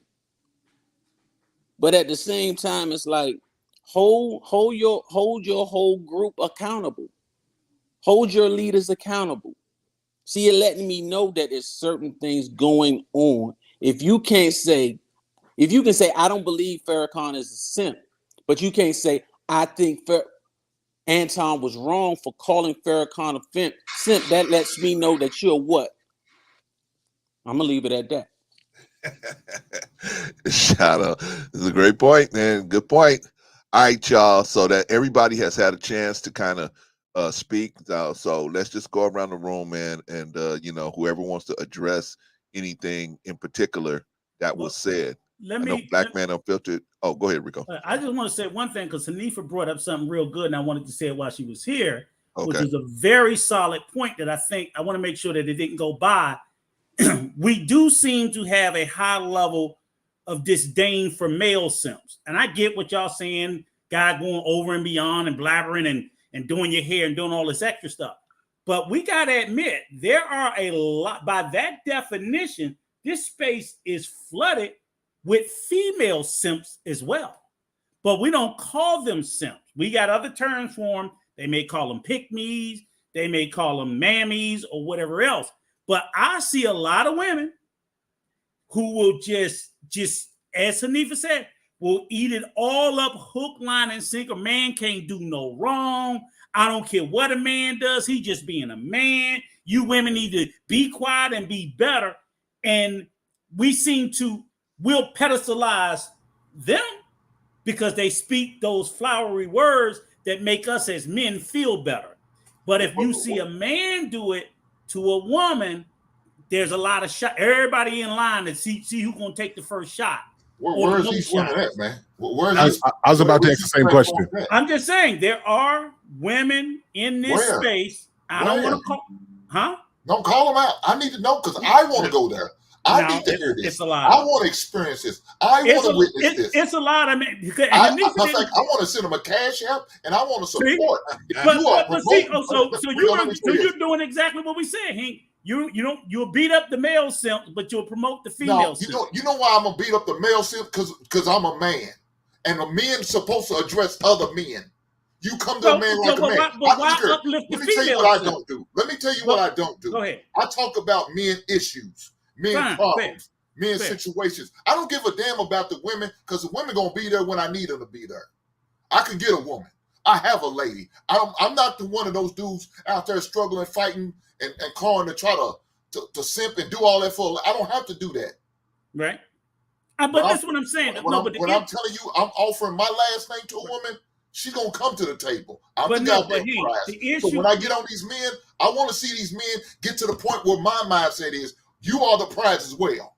Don't ever tell a woman that you're not the prize. Because you're the rare commodity. You're the diamond. You're missing the point though. If we're talking about if you got an issue with simping, also the only reason why a person would have an issue with simping is because you got an issue with a person having a lack of integrity. That's what simping is. You have no integrity. Even the simp that's doing the stuff above and beyond don't believe in it, but they're just willing to get on their knees and do whatever it takes to please someone, as Hanifa said, maybe fear of not being loved, whatever reason. So dudes are out there doing it. So if you're attacking what did I just say earlier? Everybody just ignored my point. No, let me say this. If you're attacking a man for being a simp, you're attacking him for having a lack of integrity. All I'm saying is women do the same thing, and then we seem like, oh, it's okay. It's not. But Rico, you keep saying they doing. I'm not seeing it. I'm not hearing it. Not the numbers that you saying it. I see more men doing this. What you're talking about than these women. But let me say this: because women are the consuming market. I don't have a problem with the simp because we need simps out there. Because there's a lot of trash women these simps could take up and take out of my pool. Because I don't want them. I don't want them to be one of my options. I don't want the trash chicks. So if all these simps, you do me a favor, you take up all these trash ass chicks, get them out of my way, so the real ladies I can choose from. Okay, I got a question. Can I say something real quick? Oh, go ahead, Black Man.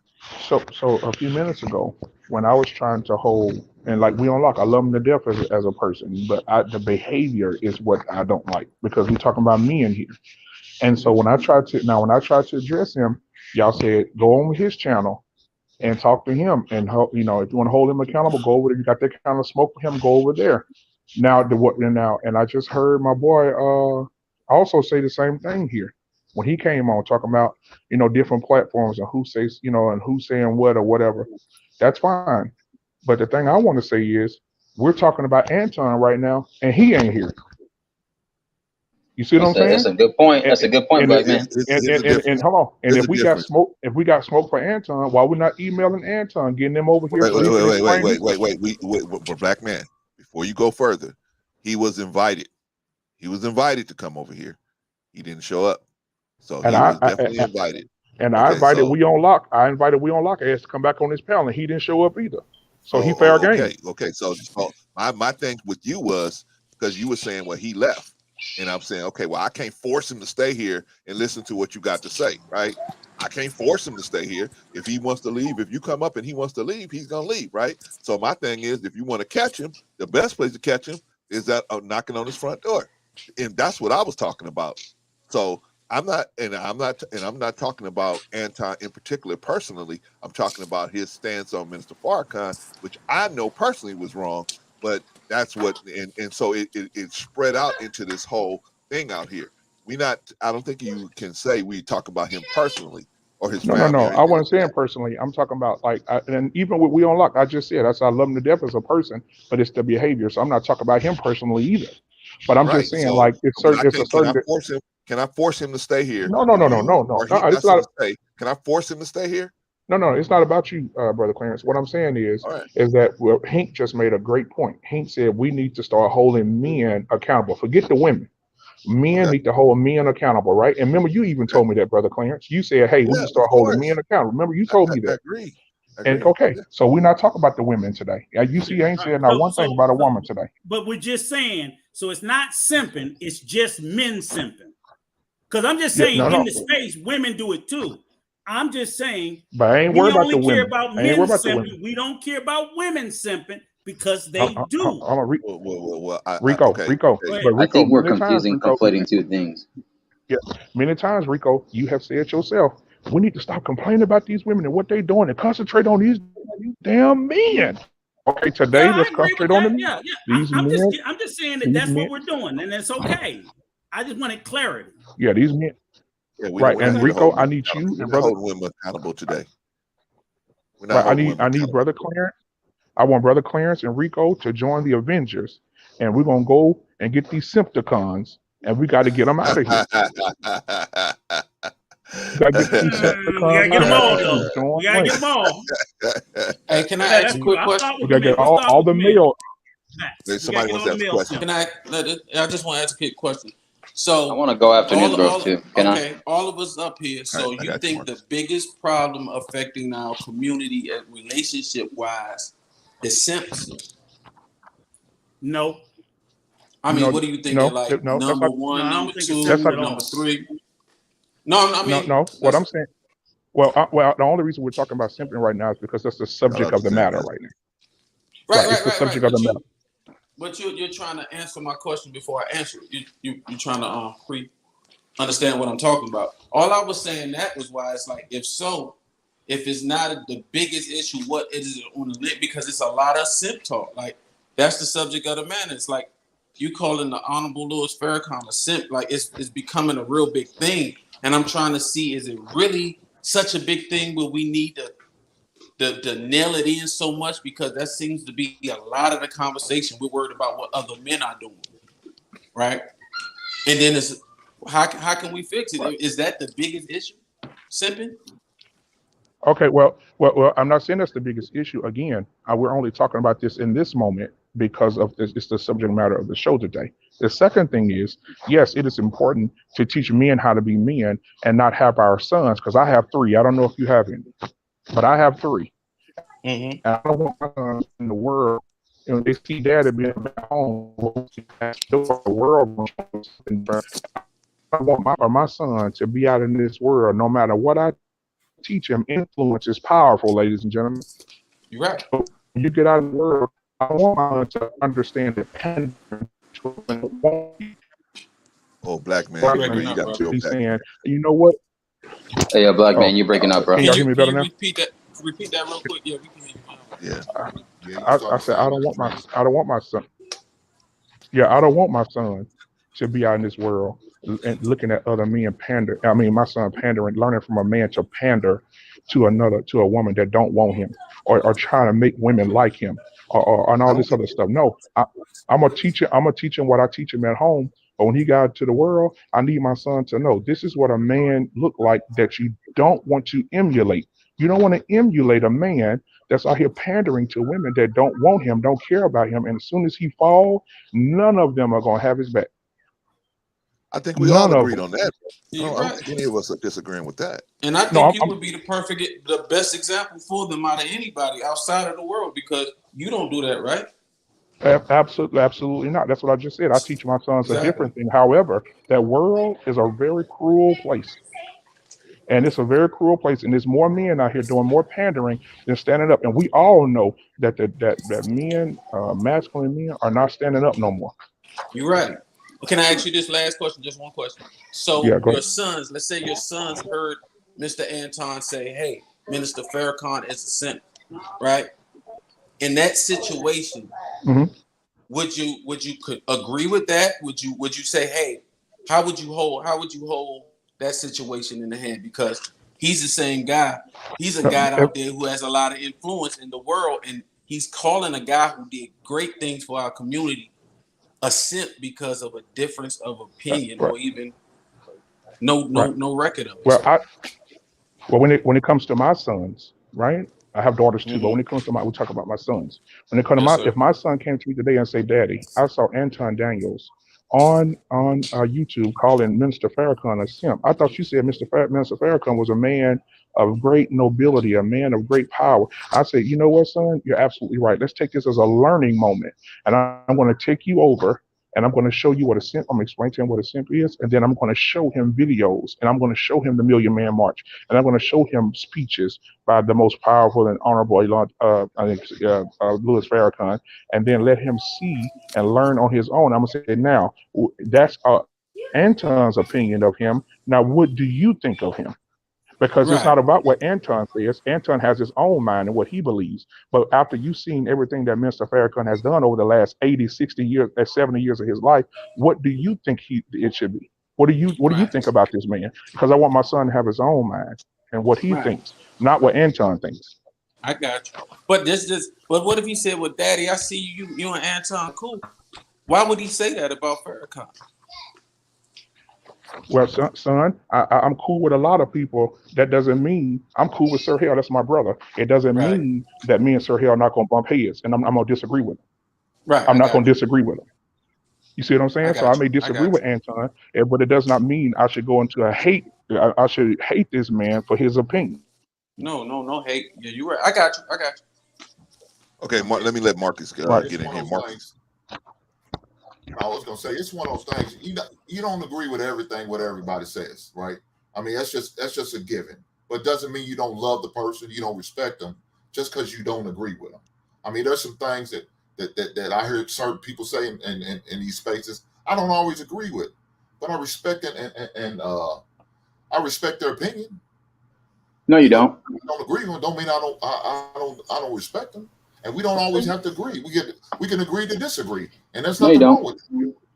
So Hank, my question to that is then why can't you love the simp?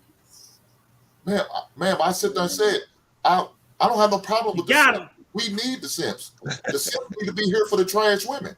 So they can get that trash women out of my way so I can pick from the right ladies, the real ones. Well, see, here's the problem with I that. want the simps and the hoes to unite together. But Hink, here's the problem. See, that goes back to what Hanifa was saying before. Okay, so if we have men that we quote unquote call simps, right?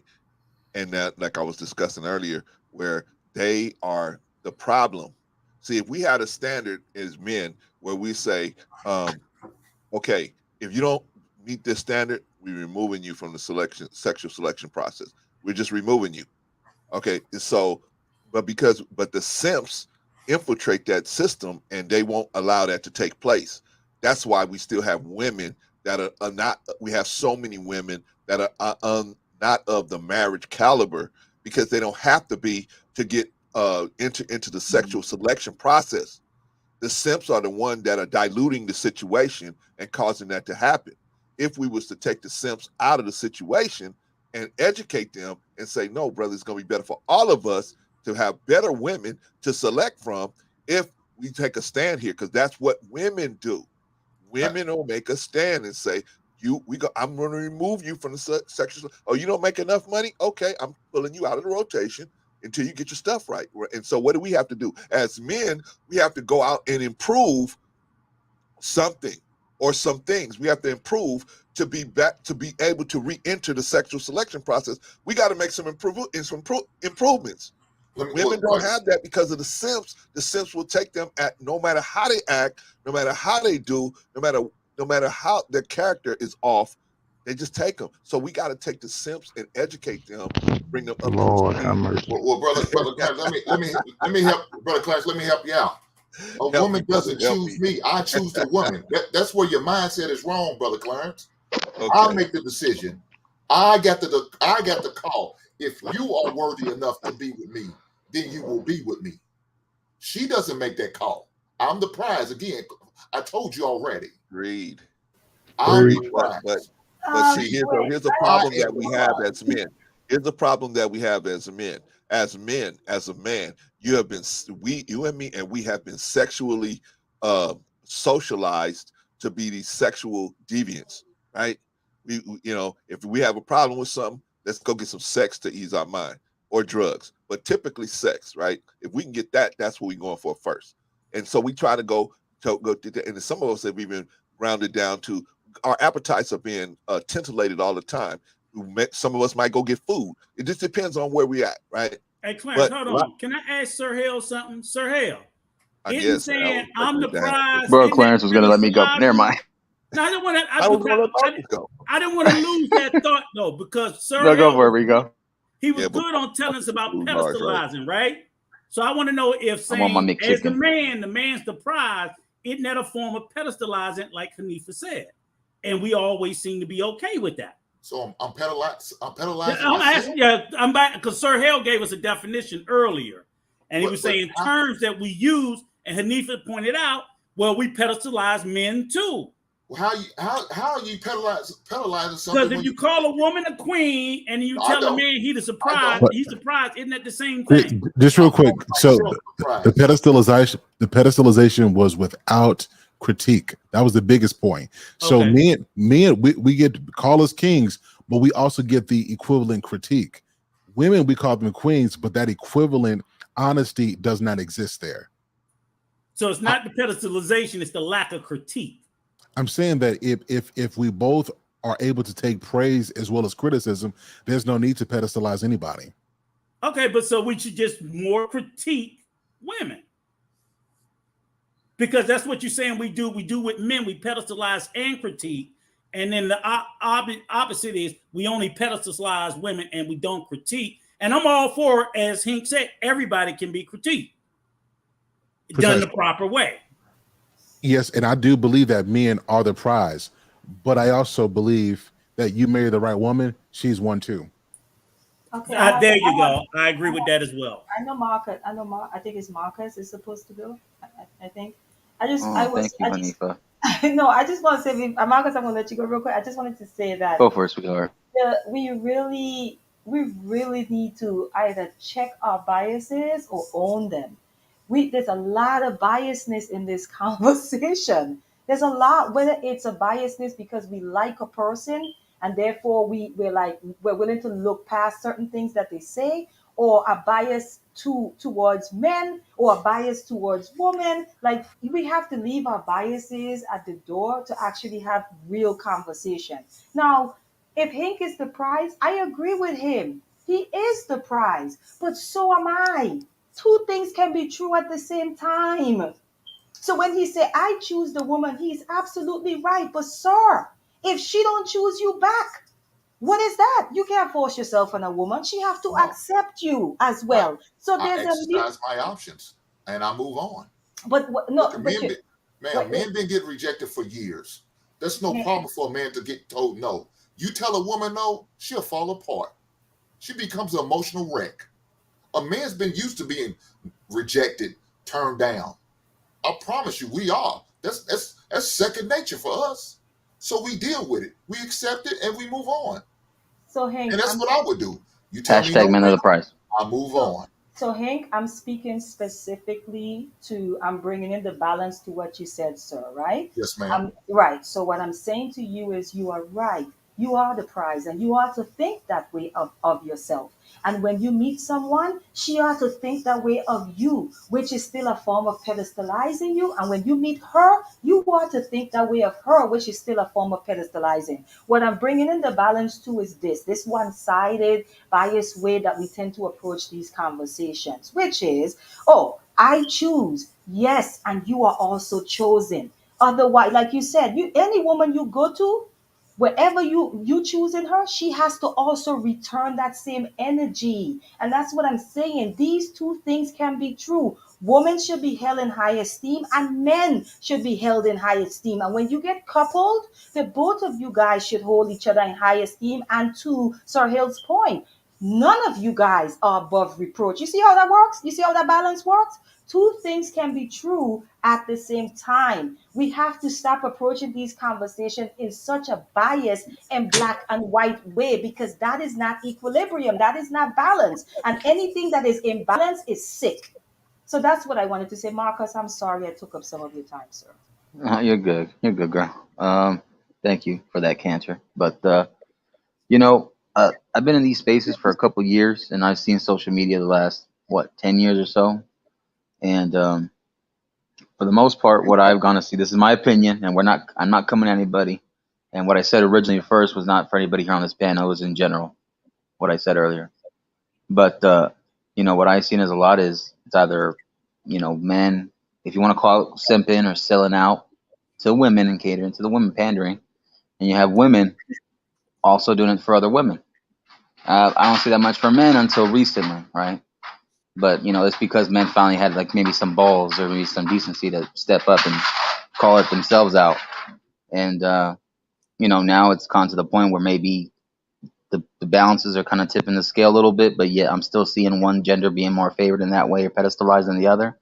That's just from my opinion. And I'm not just talking here, I'm talking on TV shows, in interviews, public, on YouTube, movies, shows, whatever it is, and music. And it probably will never end because 80% of the consuming market comes from women. So I think that's why they're doing it too. So that's just from what I've seen. And I'm just coming from a person that's been to obviously other countries and also seen how it is in different sides of the states too. Shout out to you, Marcus. Thank you, brother. Appreciate you. Queen Anifa, I got a question for you. Are you there? Yes, I am, Clarence. Okay, I have a question for you. Okay, so if we being biased to men and not women, are you saying that are there time where we're going to be biased on both ends? Like there's sometimes that we're going to be biased to the women, and then there's sometimes we should be biased to men, because I think it depends on the situation. Let me give you an example of what I'm talking about. You're at home, you're in bed with your husband, your children, and somebody breaks in the house. Now, at that point, most people are going to assume that the man is going to be the one if someone has to confront this person, the man is probably going to be the first one to step up and confront that person. Now, that's being biased toward the men. That's being biased towards him, that he should be the one to confront that person. Would you agree? Sorry, I was trying to get to my mute button. I apologize. Okay, so the biasness is okay. When we say bias, what are we talking about? We're saying that somebody has a prejudice, or Right. it's to just simply be in favor of something. Okay, so in other words, you're so in favor of something that you have a blind spot, that you're not willing to acknowledge, even when that particular thing or person or whatever is wrong. Do you get what I'm saying? Like, for example, some people have a bias as it pertains to the Honorable Minister Farrakhan, right? Some people have a bias, right? So I think Hink is who said earlier, no one is above reproach. Approaching every situation, regardless of gender, regardless of skin color,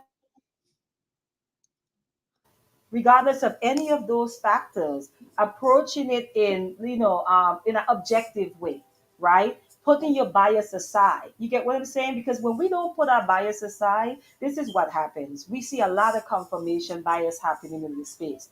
People go to things that confirm what they already feel. So if I have an issue with men already, whether it's the men in my family, whatever that is, I'm going to be drawn to like a Cynthia G page or something, right? Because all it is we're functioning that confirmation bias piece. Yeah, that's right. That's right. So we're not going in other spaces that's giving another perspective. So when we speak to bias, it's just simply saying in this context, Brother Clarence, because you kind of went somewhere else with it, but in this context, what I'm speaking to is a prejudice, right? It is you being in favor of one thing or one person over another. Do you get what I'm saying? I get you, because see what I was trying to set up, Queen, is that that there are going to be some times where we're going to be biased towards each other, right? There's going to be some situations where Sometimes it's going to be biased toward the woman. There are going to be some situations where we're going to be biased toward the men. You know what I'm saying? So is it? And so I was trying to clear up: is that what you mean, or is what you mean, like you said, a prejudice towards, well, this thinking process, you must do it this way? And so that's why I wanted to clear up, because I agree with. Sorry, well, sorry. let me say this, Queen. In a marriage of 33 years, there's been some times where I was the man on deck, and then there was some times where my wife was the person on deck. So there was many times where she was, like I say, the person who was the best suited for the job, and then there was some times where I was the best person that was suited for the job. Right. So in a long-term relationship, that's going to happen. So that was my point, is where there will be that give and take. Because like you were saying, I agreed with you. What you were saying earlier is that I don't want to say pedestalizing, but definitely there's going to be some instances where you as a man are going to be expected to take on this particular task, and then you as a woman are going to be expected to take on this particular task in a long-term relationship. Would you agree with that? Yes, I agree, but I wouldn't interpret that as a bias. To be honest, well, I wouldn't interpret that as a bias. However, I will say this to what you're saying. Yeah, I agree with you that naturally it's we all have biases, right? Because we all have programming, right? What some of us we're dealing with programming from the time we are a very young age, right? So you have to get to the root of why you have that bias, and when you enter situations you have to be able to say, is this the truth or is this the truth that I am projecting into the situation? Is it my truth that I'm projecting? Is it my bias that I'm projecting into the situation? So if I come into this space and Rico is going off and I'm like, because I like Rico, right? Rico is wrong and Sir You Hale is do? right. I like Rico, yes. But because I like Rico, I'm just like, See, no, Rico? Sir Hale is wrong. And I'm saying Sir Hale is wrong, not because Sir Hale is wrong. I'm saying Sir Hale is wrong because I prefer Rico over Sir Hale because I like Rico more than I because like Sir Hale. That's the oh biasness that I'm talking about that Okay. often shows up in these conversations. I got you. I Yes. got you, Queen. so then Well Hanifa, by done. definition, you Well can't be explained. objective then. Yeah, that is the problem, Marcus. That's the Then issue, because we have what New Growth was basically trying to say is the objectivity goes out the window when we have these biases, right? yeah, because that's like maybe that's probably why like with certain group of friends that I have, like it's smaller than bigger than others because I can call out my friends on their bullshit, they call me on my bullshit, but we can take it as constructive criticism, right? Yeah, those But are not best friends. many people will, because that's the reason why in life you're not gonna have a lot of friends, and with the real ones that are there, right? Yeah, And that's what's for gonna sure. happen if they really do want to talk about it, be real with you, and they care about you and give a shit about you. They will do that. So then that's the issue then, because we won't be objective. Yeah, true indeed, true indeed. Okay, Sir Hale, you had an issue with what I was saying, brother.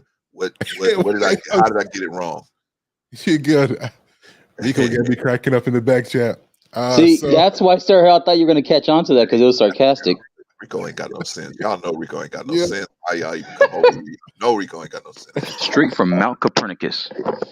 and look, so what I was saying is what we're talking about in this situation is not bias. This is what we call double standards, and this tends to the illusion of equality in relationships, where a woman's going to give this amount, a man's going to give this amount.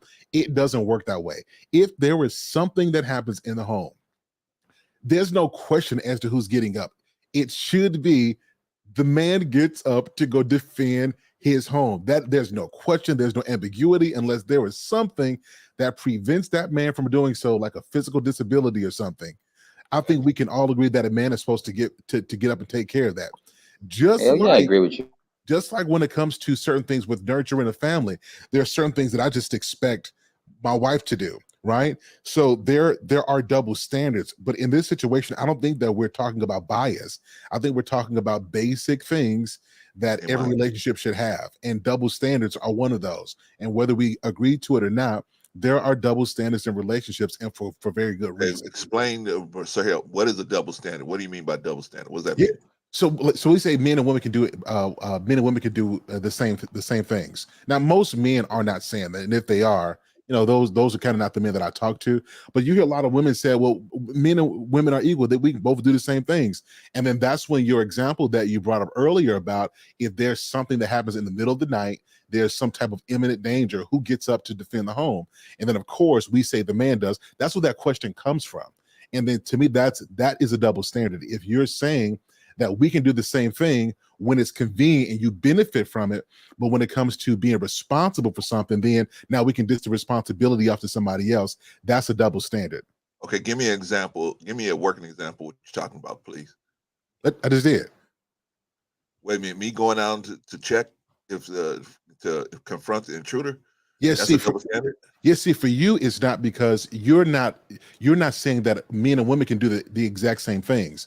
But to the party who is saying that, Okay, I got you. so let's flip it. So let's say, you know what, we equal in this relationship. We both split the bills, right? You pay your half, I pay my half.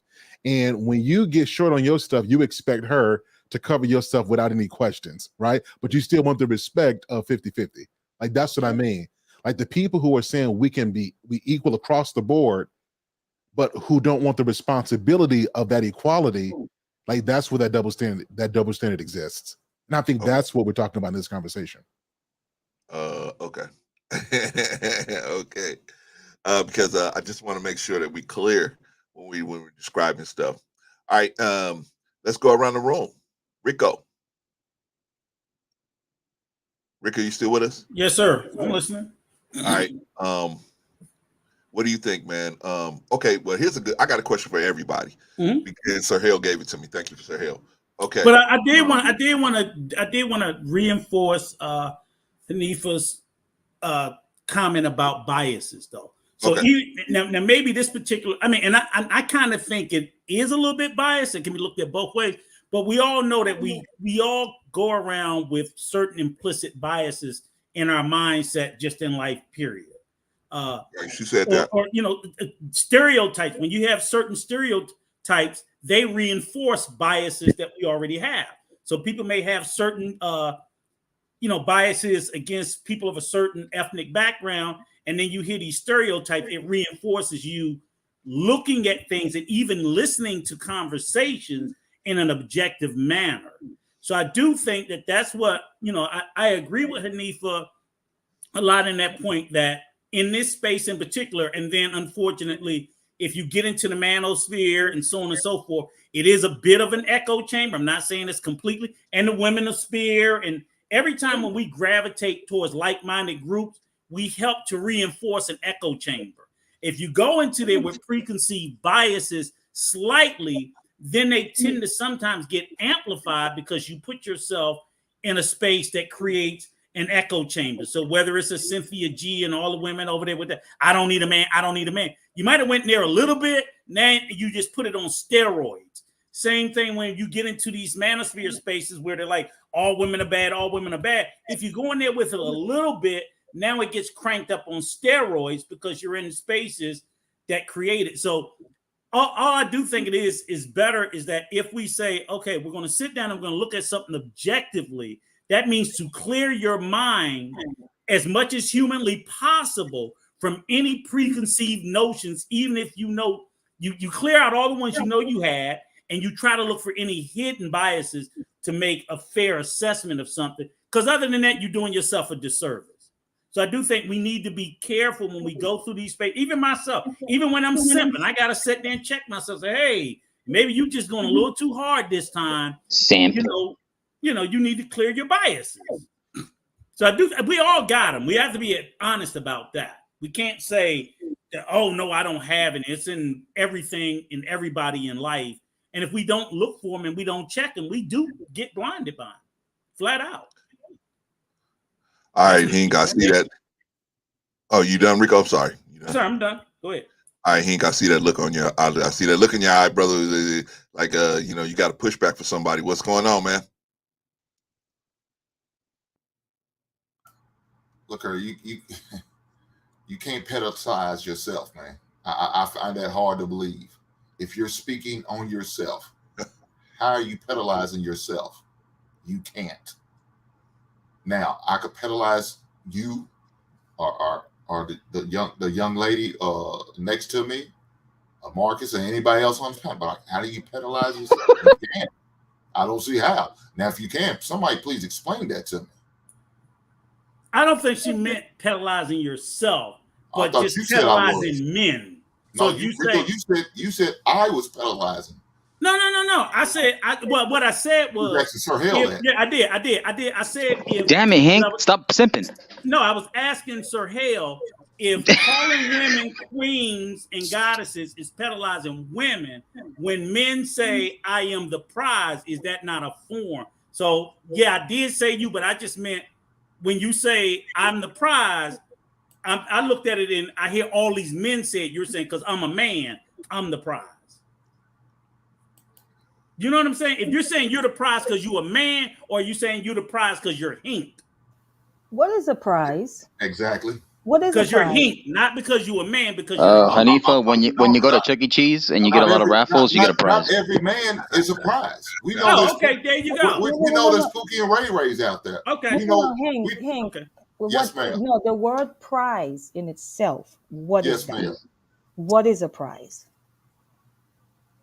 What is a prize? Yes, sir. You go to the fair, the carnival. Because You play a game. Wait, hold up, because we're not talking about a gift, right? Which is something that's given. What is a prize? A prize is worked for, isn't it?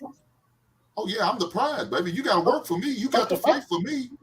I'm not pushing back on that. I already said I actually apply. You should think of yourself that way. I'm not pushing back on that. What I'm talking to is when we say prize, it is something to be attained. It has to be worked for. You don't just show up and get it. Otherwise, that's called a gift. Am I correct? Okay. So what I'm saying is when Rico and I were saying is it is a form of pedestalization of yourself. Pedestalizing, we are putting too much into the word. It just means to hold something in high esteem. So you should hold yourself in high esteem. And you are by calling yourself the prize, and therefore you are pedestalizing yourself. So that's all we're saying. Okay. And there's nothing wrong with it. Well, just to add on to that, so there's a difference between delusional pedestalization and actual pedestalization. Is that what we're saying? What would be delusional pedestal? What would be your example? Yeah, people that are not the prize. I would agree with that. When Hink said every guy's not the prize, No, or they're every not. guy's not. They're not the prize. Yeah, and every guy's not.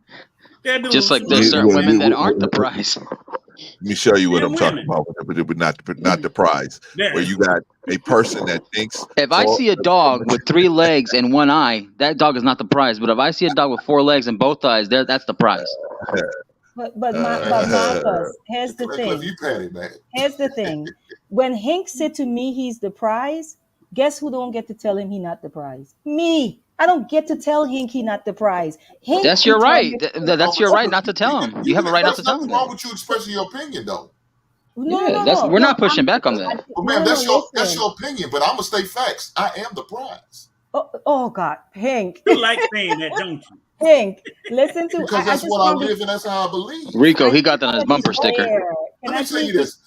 Let me say this.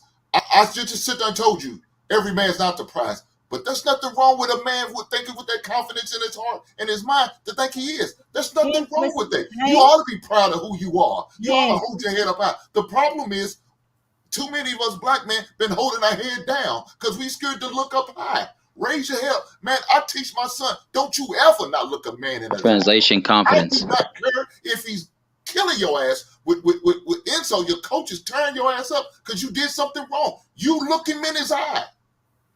Okay. You're a man. You're a young man on the way to be a grown man. Look a man in his eye. Look a woman in his eye. Don't you ever look down to no one. But be strong and confident. Basically, be strong and confident. Let me clear this up. Hold your head up high and let your nuts hang. Can I please clear this up, please? Hank, we are saying the same thing, sir. We are saying the same thing. I am saying to you, when you said that you're the prize, I said you are to think that way of yourself. Now, when I responded to who determines that, I was responding to when Marcus and Rico also agreed with each other and you and said every man is not the prize. What my response to that is that you don't get to tell someone who thinks they're the prize that they're not the prize. You don't totally get to. agree. I don't I care totally how you agree. feel about them. I don't care if they have a missing arm or a missing leg. If they feel they're the prize, they're going to carry themselves that way, and they're going to be expected to be treated that way. So your there's nothing opinion wrong with a man, becomes every man irrelevant. thinking. So There's nothing yes, wrong so with we're every saying, man thinking he's surprised. And I sit there and say that. Let me tell you this. I yeah, we're promise you, saying the same some thing, trash Papa. ass dudes out here, they know they ain't got they ain't got a pot to piss and win on. But if you think you the prize, you may be a prize to somebody. So Hink, let me ask you this.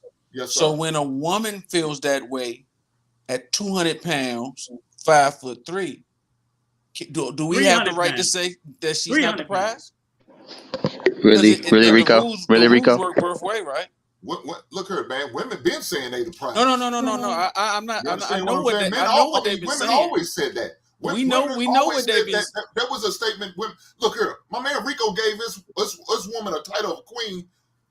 I don't know if she's a queen. Hold on. I don't have no idea, but that's the title he I gave got her, you. right? But my question to you is, yes, sir. If a woman says that, what is your response to that? Is she allowed to say that? Is it cool?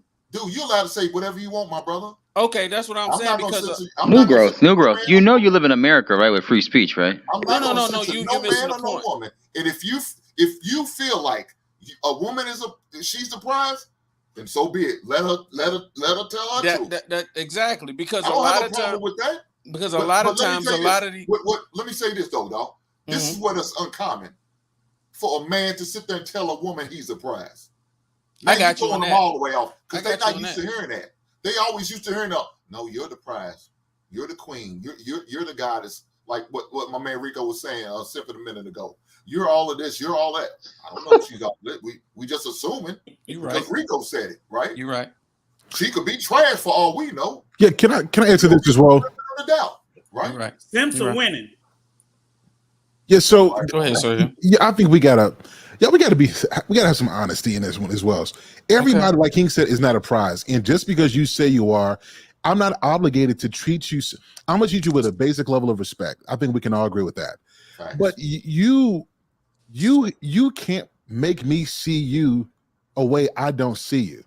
And a lot of people, the issue is that some people want to be treated as if they are something that they are not. And a lot of men are waking up. We're not doing that. I can respect you. I can respect your femininity. I can respect you as a woman. But don't tell me I have to honor you because you're X, Y, and Z, and you're not that. So sure, call yourself whatever you want. Project yourself however you want to. But you can't make me see you some way I don't, particularly if you don't have the character to sustain what you're trying to get me to see you as. You're exactly Can I right. use an And you have to analogy, keep please? that. Hold on, let me finish. You're exactly right. But you have to keep that in mind when you're speaking to the women. So if the women don't see you because you're not running up to their expectation, you have to keep that in mind. We have to stop sitting here saying women need to do. If they don't see it, it's our job to do what? To do it. Because if we want to see that woman, if the woman 300 pounds, but if she go in there and get in the gym, she get a thing right, she get in her femininity, she has proven she made us respect her as pride. So we have to do the same thing, vice versa. It doesn't mean coddling to what they. Go ahead. No, finish, new growth. No, I'm good. Can I make an analogy, please? I think to what New Growth just said, I think Hink spoke to that when he was responding to me. He was saying that he's coming in seeing himself as the prize, and if someone else don't see him that way, he moves on. It's really that simple, okay? But the analogy I would use is this, and Sir Hale, I think this is the one time I disagree with you. So it's not a dishonest conversation, right? It really isn't, because here's the thing. You know the machines, I don't know what you call those machines. You know the machines where that little handle, you got to try to direct it down to pick up one of the bears, the teddy bears, and you have to try to Oh, get you're talking about the claw machine? Okay, The claw yeah. machine? Okay. Here's the thing. Waste a lot of money in them things. Here's the thing. Everything in that machine is a prize. Every single thing in that machine is considered a prize. Now, you get to direct that arm towards the prize that you want. That's it. You don't get to say, or let's say you go to something and the person to a carnival and the person say, okay, you can pick from this prize, that prize, that prize. All of the things they showed you are prizes. You get to decide which prize you want to pick. You don't get to say, well, that's not a prize. No, that's not the prize that you want. And that's okay. But this thing that we have, that we think we could determine somebody's value for them, is out of pocket. Who do you think you are? You don't get to determine that. Okay, you say a woman that's 300 pounds. No one said this. What's his name? Used the example. He asked the question, so that's what I'm using. Rico said 300 pounds. Okay, so somebody said 300 pounds. And so somebody says, I don't think women who are 300 pounds is a prize that I want. You have that right. Then don't go after that prize. But you don't get to tell that woman that she shouldn't feel like a prize because she's 300 pounds. That's all I'm speaking to. But You got to be careful with that. But Hanifa, there's also an issue in this country where there's not enough shame anymore. Yeah, but can I respond to that though? So Hanifa, so you actually agree with what I'm saying, because I said that. Like, you can see yourself however you see yourself. There's no debate there. But you can't make me see you some way that I don't see you, particularly if you haven't done that work. And if we're talking about what a prize is, like, that's something that means you have to do some work to get that. You're just not just a prize. And I think what's happening with, particularly in this culture, is that so many people want to be treated like something they haven't even worked to become that way. They're not even that. Typically, if you got big titties, you got a big behind, and you cute in some kind of area, you a prize. What I'm saying is that being a prize is much deeper than looks. It's character, it's heart, it's discipline, it's stuff that sometimes even the eye can't see. We can work weight off. Like, let's be honest. Most women, particularly here in America, we struggle with obesity. Folks just ain't walking out here skinny, and people still smashing. So I'm even beyond the looks. Is your heart, is your mentality, is your financial discipline. It's all those things. That to me is what makes you a prize, because if you're right on the inside, that's going to manifest itself on the outside. And that's what I'm talking about. Fair enough.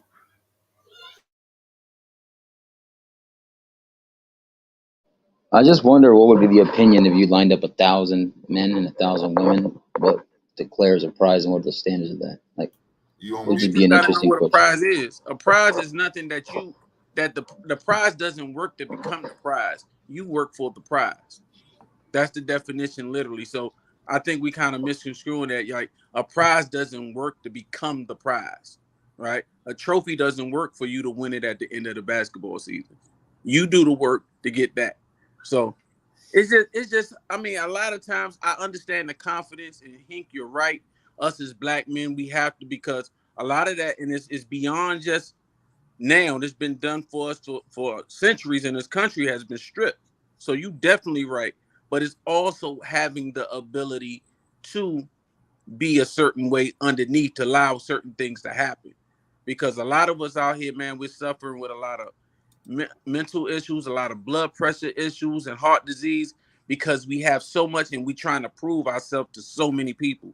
Like, and I hear from you, man, you know who you are, right? So ain't nobody gonna tell you nothing else. But it's sometimes a lot of us know who we are or don't know who we are, and we go out into the world trying to prove to everybody else, and it's hurting us as a community, as black men. It doesn't allow us to be vulnerable to our women, who need that too.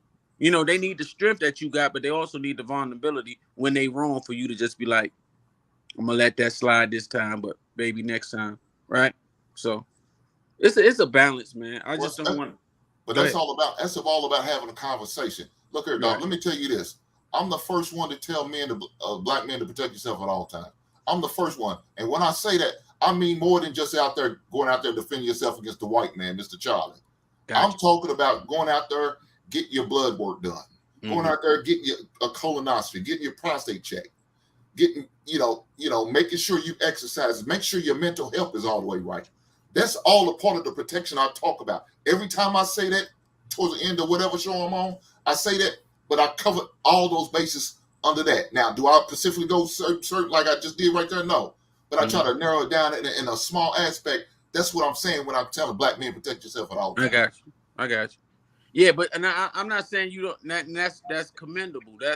But a lot of us, like, when I heard it was like, man, they coming after you, man. They come. That's what I got. Not saying that's what you get, but you having a strong authoritative presentation. So it's like, man, they coming for us. Man, watch out. Everybody coming to get you. But protecting yourself sometimes It's just like having fun. Go to the beach with your girl, right?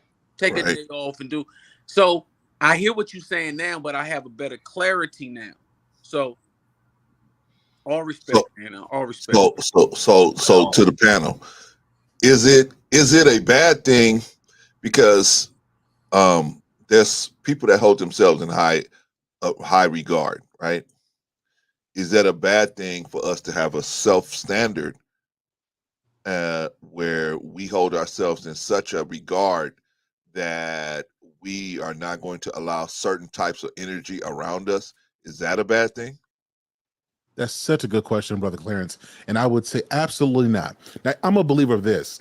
Like, you ever see you guys ever been around a woman who's just a little bit OCD? Like, she likes stuff all the way cleaned, and it got to be right. You know, when she cook her food, you know, she got to make sure she look at you while you eat it to make sure it's good. And if you don't show you like it, she feels some kind of way. I like women like that because you can tell that they live with a standard. And I don't think people can love you beyond the standards that they have set for themselves. So if their respect for themselves is low, their respect for you is going to be low. If they don't care about their health, they're not going to care about your health. If they don't care about their financial stability and their discipline, they're not going to care about yours. We cannot pour into people's stuff that's not in our cup. And so we do have to have a standard because that's the way we treat other people based off the way we treat ourselves. So yes, to your question. Agreed. What about everybody else? As far as what? As far as, is it a bad thing?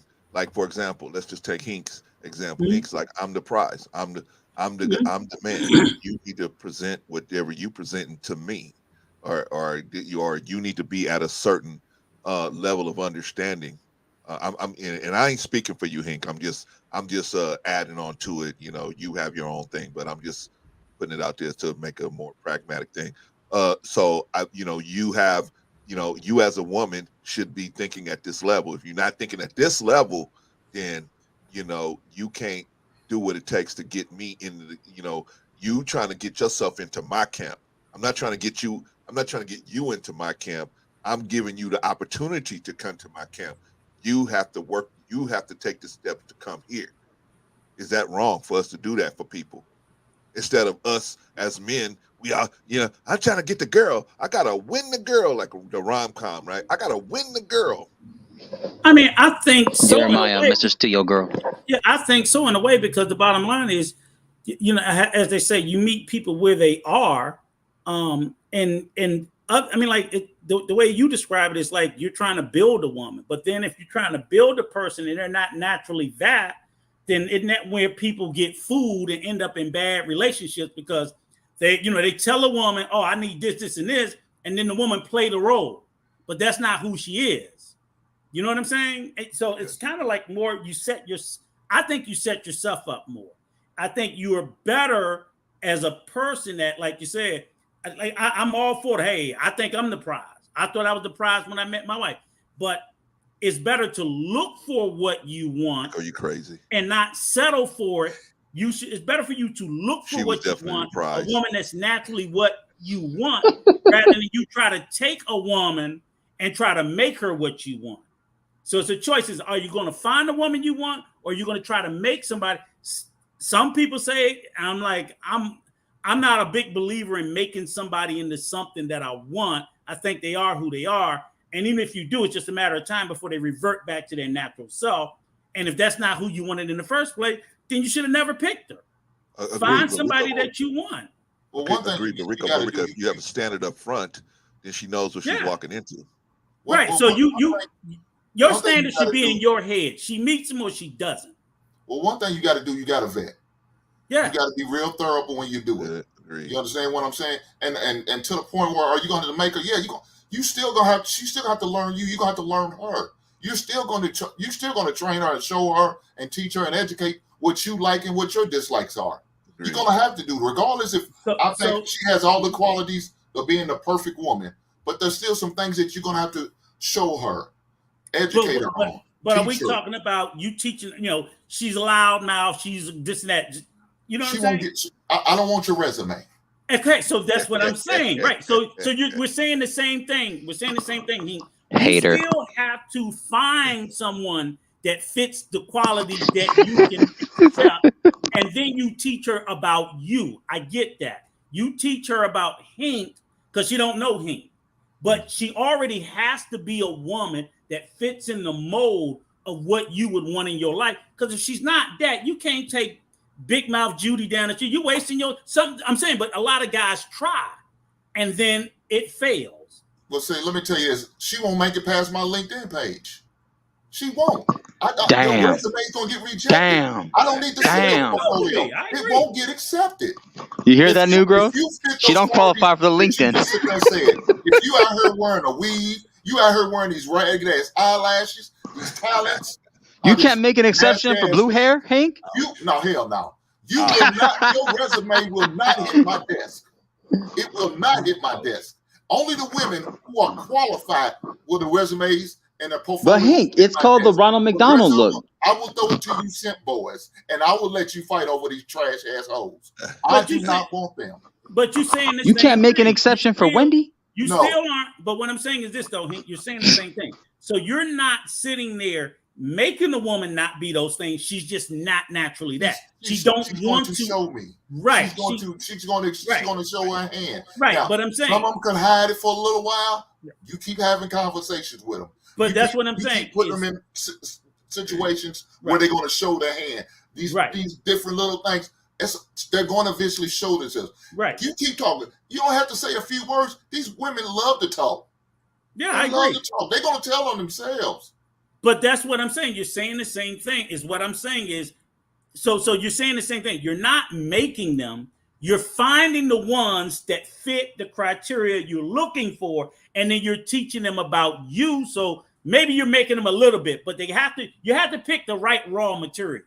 If you don't have the right raw material, you know what I'm saying? You can't take Jello and turn it into something solid, because I don't care how good you are at sculpting, it still ain't gonna hold. It's called the freezer. Because the raw material is just no good. So let me ask you this: do you think our expectations? I mean, because I was reading the 50th law, and it said, as time evolved, right? Our only thing was like learning how to survive and keep away from wild animals, and that was our survival instinct. Do you think a lot of this is based on fear and having higher expectations than even necessary? Because I don't know a black man still on here, but I love the story he always tells about his grandmother and his grandfather, how his grandfather worked on the pipeline, and he would just send a check back home, and they worked together in that way. Now today, people would call that a simp, but that in no way I think our society has changed. No man will call that a simp. You can't No simp one. for your wife. You That's what I'm can't saying. simp for your wife. Yes, because that's your wife. But men say that. But men say that about men who simp for their wife. Those are A man who's working, sending his money back to his home, that's a responsible man. That's not a simp. You don't hold on. Let me ask y'all this. Have y'all not called Russell Westbrook a simp? You have never heard that? Yeah. Oh, he's a okay, sucker. but that's his wife, right? I hear it all the time. Yep. That's his wife, right? Look here, man. But what did you say, though, my brother? You said that's his wife. Yes, but that's what I'm concurring that because I don't agree with that. Now, okay, I got you. Let's keep talking. I can't answer for these other gentlemen and the young lady.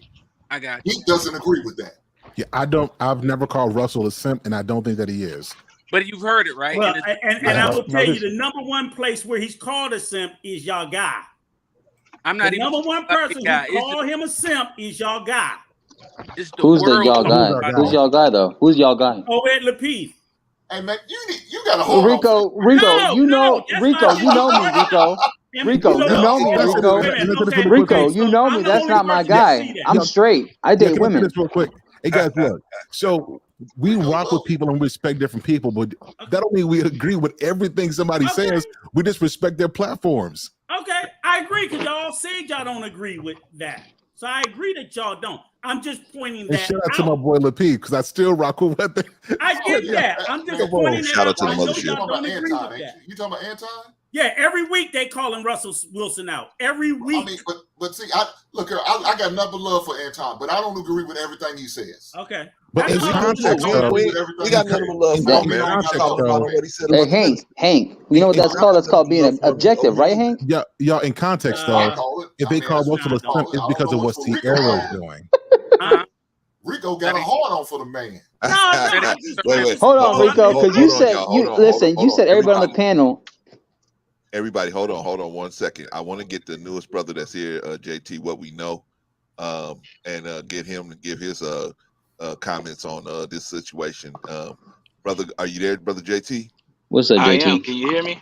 What's going on, baby? I can't hear you, brother. Hey, Okay. respect, JT. Good to see you, man. All right, man. You can't see. You got a can't hear full me. panel. It's the first time I ever had a full panel. All right, JT. Let us have it, man. What's your spiel, man?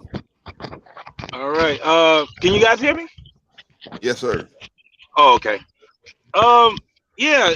So we're getting this whole thing of simp misconstrued, and forever we're gonna have to keep clarifying this. A simp is somebody that actually idolizes a mediocre or less than mediocre woman that don't like him. He's a simpleton. He is simply gullible. That's what a simp is. You could never simp for your wife. I don't even know how you can even put that in the same category. Even if you have a fiance, you can't really simp for that person. JT, let me ask you a question. Okay, Mr. Farrakhan been married probably over 60 years. He was Anton called him a simp last night. So how was that? I mean, is Anton wrong, or did the context wrong? I mean, what he straight out called him a simp several times. He was absolutely wrong about that. How you gonna simp for your wife? That's what we're trying simply to wrong. understand. We're trying to understand that. So, because Brother Clarence, can you add more context to that to see how he was actually simping for his wife, or why was the claim made? Like, what was it that Mr. Okay, so Farrakhan? he said, Minister Farrakhan, he played the video that Minister Farrakhan played that said that Minister Farrakhan said that the only heaven, he said that Elijah Muhammad said, the only heaven that is on earth for a man is in a woman. He said that it's the heaven, the only heaven on earth is in a woman. So he called him a simp for saying that. Wow. So that's the context. He wasn't. Louis Farrakhan. He wasn't. I'm talking about the Honorable Louis Farrakhan. Was it wrong? Wait. Hold on, gentlemen.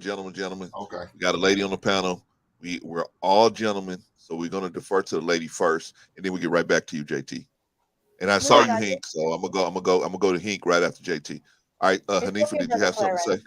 I appreciate that, but it was I just wanted to kind of expound on what you said. It's not necessarily the Honorable Louis Farrakhan was not specifically speaking about his wife, or let me just say exclusively, let me put it that way, talking about his wife. He was really making a general statement. And I think, in all fairness, I think that's, if I'm hearing correctly, I think that's what Anton and maybe other people were we talking about Anton. That's what Anton was referring to, the generality that a woman is heaven simply because she's a woman, because he did not really specify like this kind of woman or that kind of woman. He simply said that heaven is found in a woman. And I think that is what's being challenged here, is that no, that's a generalization, just to be fair.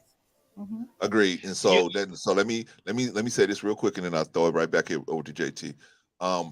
Yes, he did not go into the exact details of it, right? Because he's sitting there talking to, I don't know, maybe a couple hundred people. So he didn't really go into the fact that when we say a man, we're talking about a fully developed male person, fully developed mentally, spiritually, emotionally, fully developed. When we say woman, we're talking about a fully developed female, adult female, fully developed mentally, emotionally, and et cetera, so that they can understand and relate to each other and build together, right?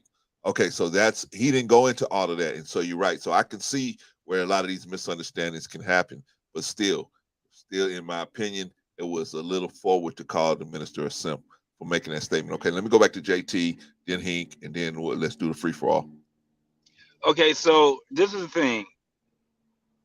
You have to be able to follow the teachings of the Honorable Louis Farrakhan in order to even be able to understand what he's talking about, because it's not, if you also understand that he also says that um, a community is only as high as the consciousness of its woman.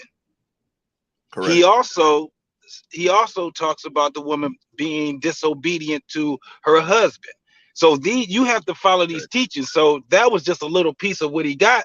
But the only thing he did was he sat there and just listened to a little bit of Mr. Farrakhan's or Minister Farrakhan's teachings, because there's a lot more that's actually to it. So you got to understand that this man not only has been married for decades, but he's been teaching for decades also.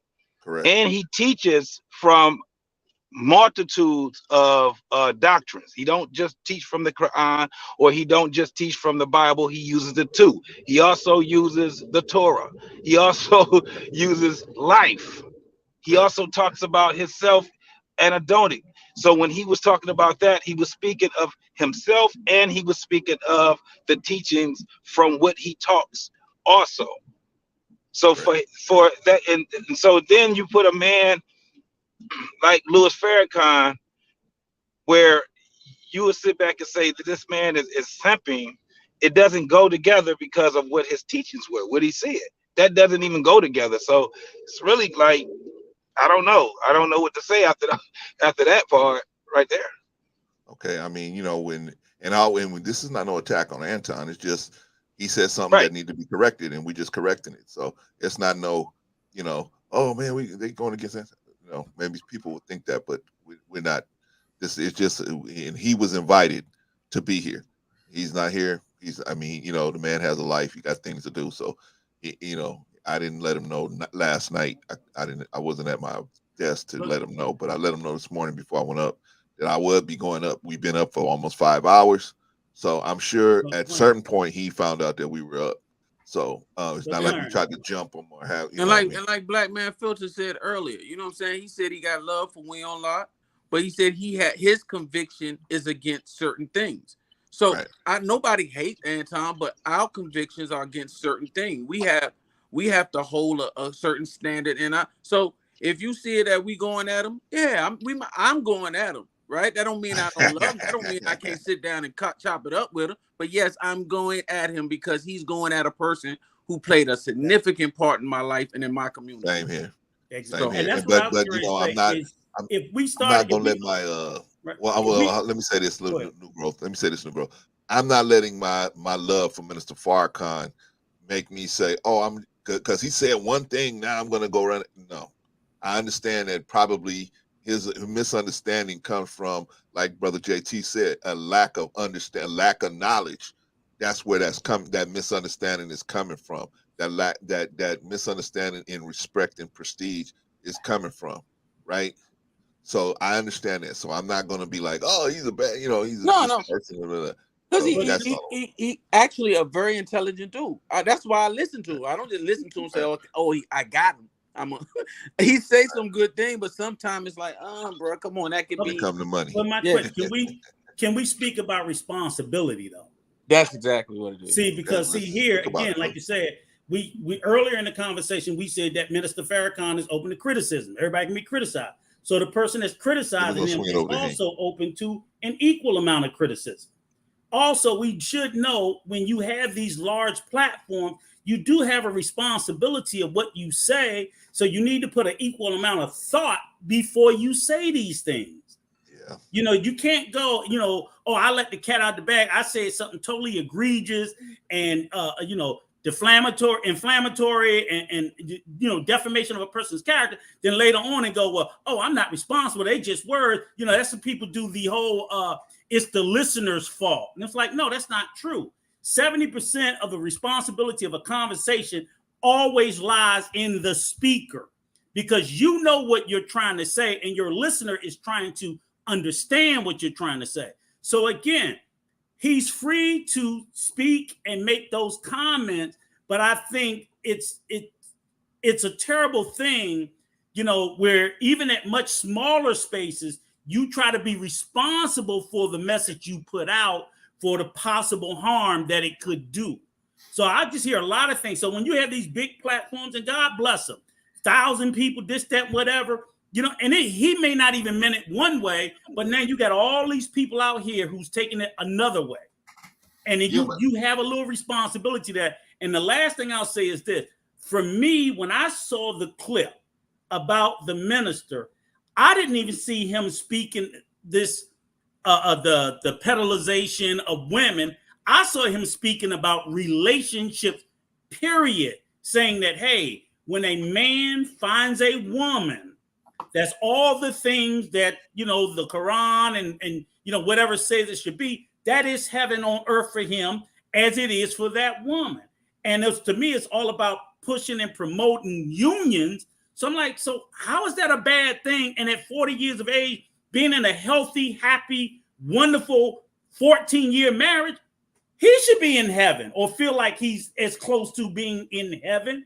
So why would that be a bad thing for a person who promotes marriage to even speak of it in that way? Shout out to Yellow Pill Coffee Company. They just got to be responsible about what they say before they say it, because sometimes you don't get a second or a third chance to clean it up. Yeah, but you realize the only thing he called it was a simp. That's not like he said he was a fraud. No, but a simp is an insult, Hank, though. Well, we know that's shaming. It's an insult for some people. In this space, like it a is badge of honor. Come on, Hank. When somebody called you a simp, Hank, you know you would be. It's an insult. I thought simp is the same equivalent as thirsty. Let me say what I need to say. We say it's an insult, but yet these people still out there doing it. They still out here doing it, but it's a goddamn insult. I thought simp is basically calling someone thirsty, though. Doing the shit if it's an insult. Every person that called me the N-word ain't gonna stop me from being black. I mean, you can call an insult. It's not gonna stop a person from doing whatever it is they doing. So I'm just sitting there saying it's still an insult. We understand the definition of the N-word compared to a simp. No, but I'm saying I'm giving the example of an insult does not necessarily stop. Some of these guys are simping and don't even want to accept that they are. Don't even believe they are. Okay, but let me say this. Okay, so when you call a man like Minister Farrakhan or Malcolm X or Martin Luther King or any of these men who are supposedly allegedly have great they have great works behind them and did some great things, right? What you're doing effectively, especially when you got 800 people in the chat, what you're effectively doing is putting a pin in their head for that man, right? So maybe they're not going to be a Muslim. Maybe they ain't going to be a full Muslim, but they're going to, it would be something that Minister Farrakhan could say that may help them in their life at some point. But because this man, this is called a logical fallacy. And what it's called is poisoning the well. Before the people even get a chance to see what you're talking about, you poison their thinking already by poisoning the well. And so you're not giving them and by doing that, you're not giving them a chance to see for themselves if this person has information that can help them. That's the problem I had with it, Hank. I don't have no problem with him. He can have his opinion. That's his opinion.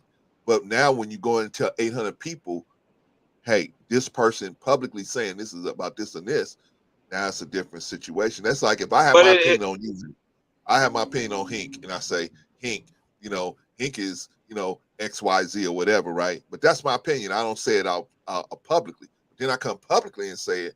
Then people that's digging Hink gonna be like, well, maybe I need to leave Hink alone. Maybe even business people that might be trying to do business with Hank is fucking crazy. Yeah, but you still got to have some form. You still have to have some facts to back up what you're saying. Exactly. And if people don't understand what the definition of a if people turn on Hink because of that, they were never Hink friends anyway. If somebody come and told me Hink, and I heard it publicly that Hink was a simp, I know Hink's character because that's my boy. So I'm not gonna be like, man, you know what, man, I may not need to talk to Hink. I'm one of them some weak ass dudes that you don't need to be around nowhere. What I'm talking about, you know Hink. We know Hink. Both of us, we can see he's a solid cat. But I'm talking about people that don't know, that they first time getting a look at him. They might, and some of us they believe in us so much. He didn't say this about Hashtag Hank for president. Tom and Joe. He said this about Louis Farrakhan. You talk about You talk about a man that has worked out there for a decade. Most people know that Farrakhan's a solid dude. Now you probably got some detractors out there about Farrakhan, and they love hearing it. Who gives a shit about them, right? But what I'm saying is, there's younger cats, Hank. There's younger cats that may not have. They don't have any of this information. Their first introduction to this is what. So do you believe everything? Let me ask you this: do you believe everything is told to you? Right? Do you believe that? No, I'm a 54-year-old man. Of course not. I'm a 54-year-old man. I'm not 18 and 19 years old. Let me tell you this: I teach my son to go research. I said, Pastor said what he said. You go research. Make sure what he's saying is factual. That's right. Exactly. You get your everybody own. Ain't there. And if you, but look at this. That part. Look at this. If a person does not do their own research, whatever comes to them, they deserve it. Yes, you're right. They deserve everything that comes to them. You better. Hey, I don't believe everything I hear. I don't believe everything I read or what somebody said. That's all I want y'all to tell me. You have to find it out for yourself. But what's your responsibility? But Hank, and to everybody, what's your responsibility for what you say? You deal with That's all I'm saying. You deal with certain consequences. Hey, look, if I stand on, than to call this man a simp. Listen, if I stand on what it is, if I believe in what I'm saying, that's all that matters. My responsibility is not for somebody else's understanding of what I say. That's not my responsibility. So however they interpret, or however, if they don't do their research, and if they don't vet me, that's all on them. They get exactly what they deserve. Okay, so he must believe he's a simp. Because that's what he said, right? Well, I always thought simp was equivalent to just thirsty. I said he must believe he's a simp. That was Am I wrong, Hank? conversation was about. No. But listen, do y'all remember it was an episode on the show, on the Peep Show, where it was B. Simone and she said Martin Luther King was just a regular N-word, right? No. Hey, bro. That's a lie. That's a lie. What they did was they doctored that out. Is already a lie. I did a video on this. She did not say what people said she said. Okay. Well, what? That's not the point.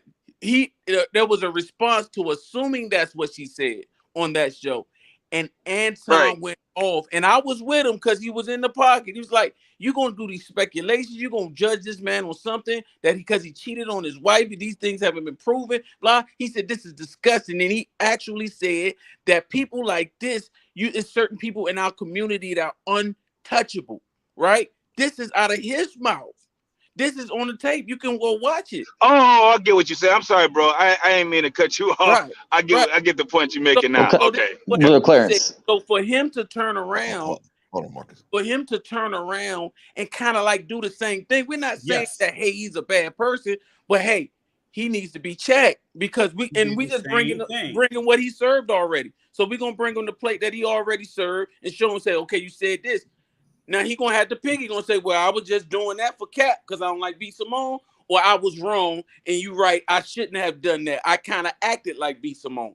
That's just facts. We getting into like it ain't about it. Well, it's fair game. Yeah, I get what you're saying now. It's fair game. He made it fair game when he put it out there in the public. So just like he had his opinion, he's entitled to his opinion. Everybody on this panel is entitled to their opinion about him. So I agree.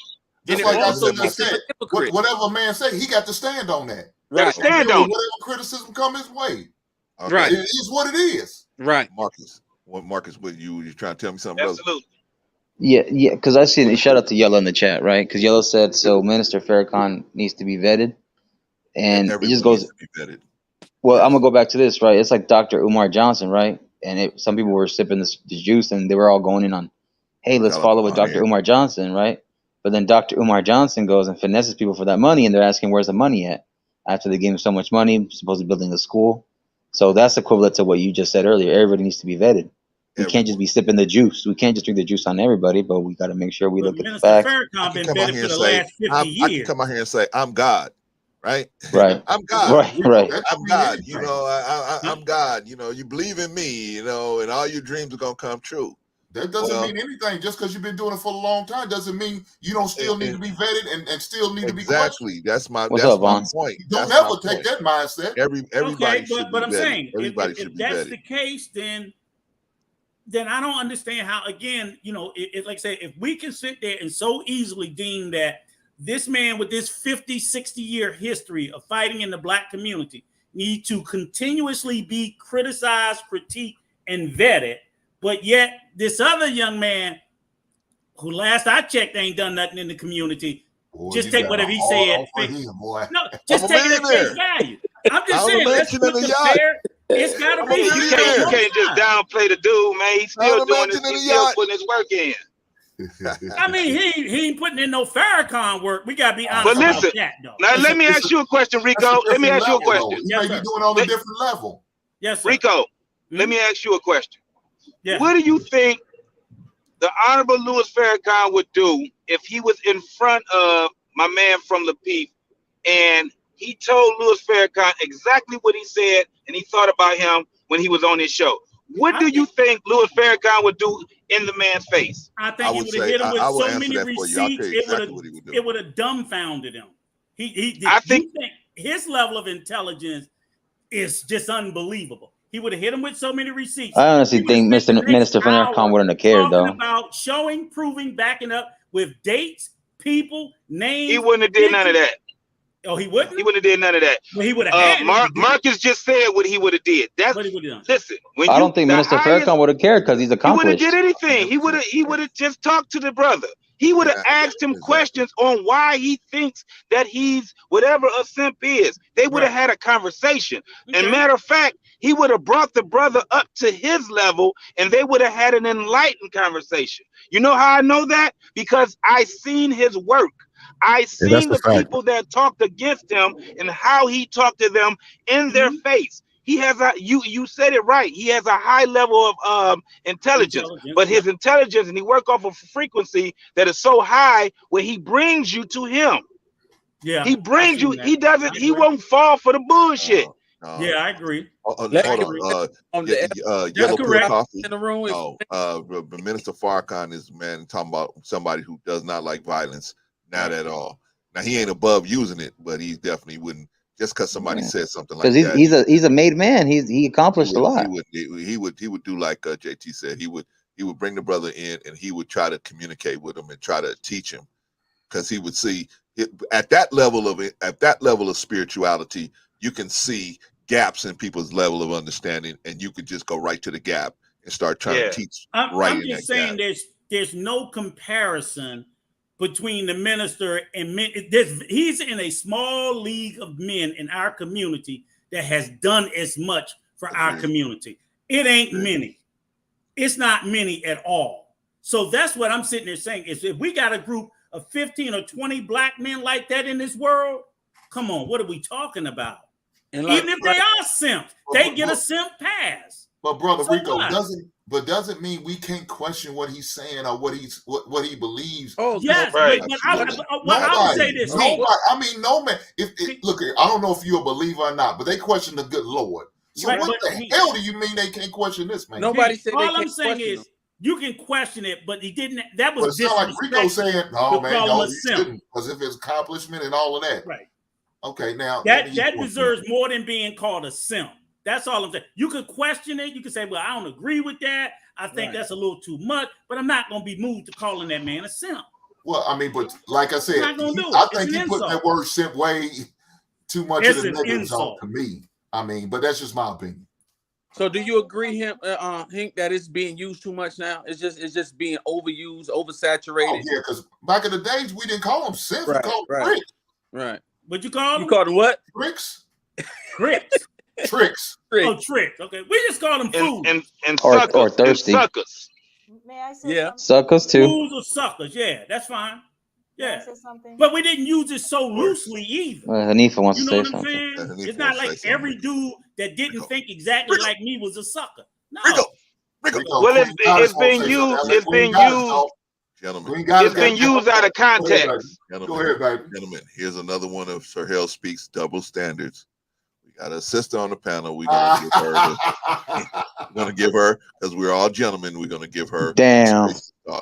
Hank, Clarence simping. He's simping. You see him? He learned it from you, Rico. He learned it from you. It's spread like wildfire now. You know what I'm saying? Come on, Queen. Go ahead. What you got to say? I just wanted wanted to inject this. I'll give an example. I have a 10-year-old. Hey, Hanifa, you a little low. Yeah, you are a little Come low, up a little bit. sis. You're a little low. Let me see if I could turn it up a bit. Can you hear me now? Is that better? Oh, A wait. little A little better. No, I know what happened. Let me switch out with. Can you hear me better now? Yeah, that's better. Yeah, okay. A little All right. better. On the microphone. Okay. So I'm just going to use the example of my 10-year-old son, right? And so anyone that knows me knows that I have a very different way of parenting. And so I allow my son to express, right? And to ask questions and to challenge ideas and so forth. However, there are still boundaries. And so for me, it's a matter of listen, when you are speaking to an elder, you are speaking to someone who has more experience than you. Now, if they say something wrong, you can say, if your elder says the sky is pink, you can say, no, the sky is blue. Okay? So it's not you saying, no, the sky is blue, but if you say, no, with your same past, the sky is blue. No, why don't you get that F out of here? Like it is all about how you go about doing it. That could have been challenged without the need to label the man a simp. And we all know that simp comes with a certain energy and it has a certain connotation to it. It is not a positive word. It is not a positive word. You do not call people that you respect and you hold in high regard simps. That's just not what we do. But you can challenge it. I agree with Hank. No one is above reproach. You can challenge something and say, no, I don't agree with that. So it's the same thing when I say to my 10-year-old son, yes, it is okay to challenge an elder, not challenge with aggression, not challenge with, in a combative way, but challenge to understand, to say, why did you say the sky is pink when it's clearly blue? And allow them the chance to explain that there is a way for us. Some things are sacred.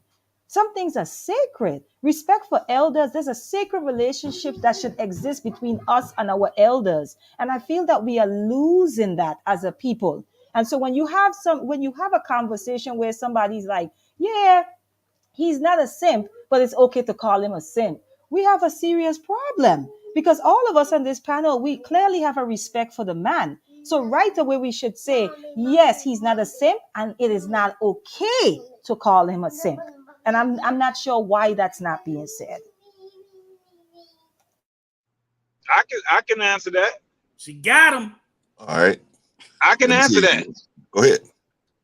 because everybody is entitled to their own opinion. And he have to, like I said, that's why I asked Rico the question. If Louis Farrakhan had that brother in front of his face and he was asking him and he told him exactly what he thought, just like he did on this show, what would Louis Farrakhan do? He basically would have brought him up to his and enlightened him on his level. I mean, it is what it is. Everybody is entitled to say what they want to say. You can't stop anybody from doing it. I can't say whether it was okay for that man to call him a simp or not. That's not for me to say. That man can make. Let me tell you something. That Louis Farrakhan has a whole nation behind him. He has a whole nation. He don't need me to fight for him. Okay, but so listen, He don't brother, need me to speak up for his integrity. Listen, brother, in that same note, we want to hold women to a certain standard of how they supposed to speak to us. We got to be men first. It's not like we saying go to war at Anton. We like, nah, bro, that was wrong, man. Come I on, think that's different though, right? Because you got to have some cordial decency and How did you respect, compare like a those sense of two? decorum. Hold on, JT, I want to ask you a question since we on YouTube. This is very important. So I'm going to take your premise. I'm going to take your premise 100% right. Everybody's entitled to their opinion. They can say whatever they want. Boom, boom, boom, boom. And we all should be grown-ups and accept that, correct? Yes. So then you know what? I don't expect no more content creators out here being butthurt, doing strikes on people if they have an opinion about them. Because see, then when we get into that space, oh no, you can't talk about why. So I'm not naming it, and I know he's done it. I've been on a stream where he came over because he didn't like a critique that wasn't even about him, but was about the Jonathan Barronville, and he came over and he did that. So I'm saying, okay, if that's fair, then it's got to be fair, as you say, fair game. You can't sit there and want to have this big voice and this freedom to speak freely about whomever you want. But when you get critiqued, you're running to YouTube, doing copyright strikes, you're coming over to people's channels and things of that nature. So if that's the lane that we're in, then it's got to be out there for everybody. It has to be fair. You can't say, well, listen, I've already stated, listen, that man critiqued somebody so everybody else can critique him. I already said it was fair game. It's fair game. Once you done put yourself out there, you done laid out how you feel about somebody, and you done did it in public, it should be fair game. However, period. Well, yeah, period. But when we're talking about YouTube, we already understand what's going on YouTube. We understand that the game is not fair.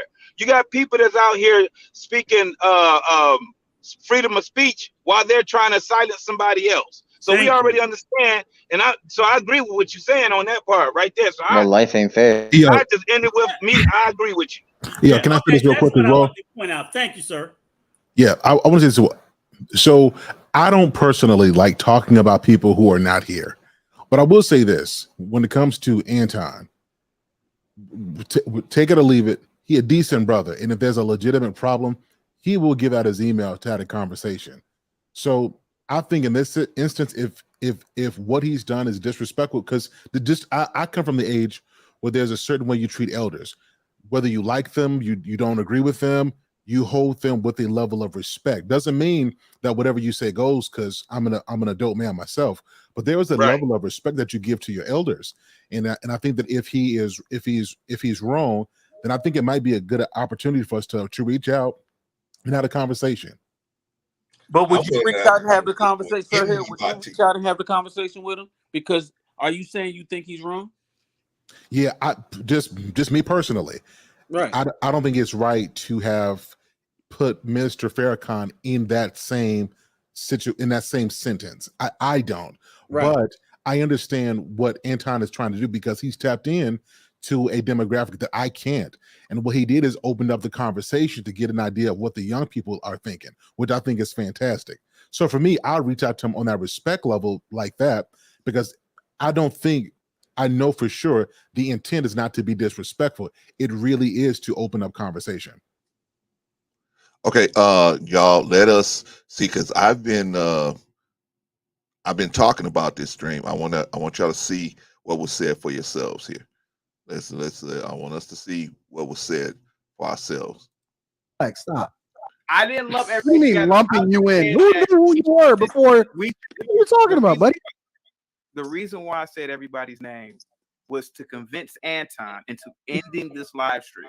We do not talk about the minister like that. We do. I don't care if you're atheist. Don't say my name. I don't care. No. No. Everybody is going to be held accountable for the words that come out of their mouth.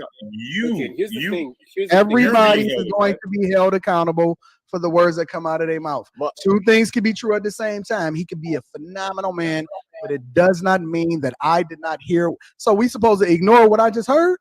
But before No. Let me ask you a question, Chaotic. Let me ask you a question. Just a simple question. Is the only way that man can find heaven is through a woman? Sir, I refuse to answer your question. Farrakhan can say anything that he wants to say, especially at his and he gonna still be a great man after this live stream, but it does not mean that he is not saying the wrong thing. But Anton, everybody's entitled to accidentally misspeak. I'm pretty sure you misspoken in your life. People hold me accountable for it. Anton, just calm down. And then you know what I say? And you know what I say? I'll be like, you know what? You made him to it. I'll say, you know what? You might be right about that. I think you need to play it one more time. I got you. Thank you, Q. You ain't shit. I want to tell you something. My teacher, your teacher, the Honorable Elijah Muhammad said, how old is Farrakhan? The only Don't matter. Heaven for man is found in a woman. He said his teacher, our teacher, he's teaching us that he said the only, there is no other. But let's continue.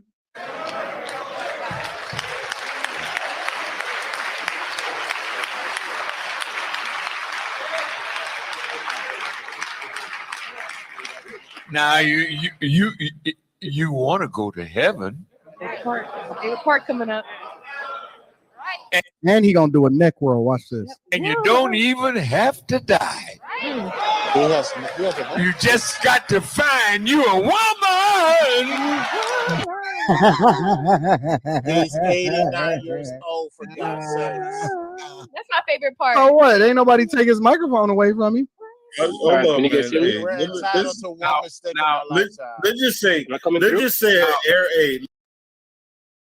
Okay, y'all. I just Is wanted that to the gist play of it it? so everybody heard it for themselves. Before we get started, let me bring in Von Bryant. Maybe Von Bryant has some words of wisdom to drop on us real quick. Von Bryant, are you there, brother?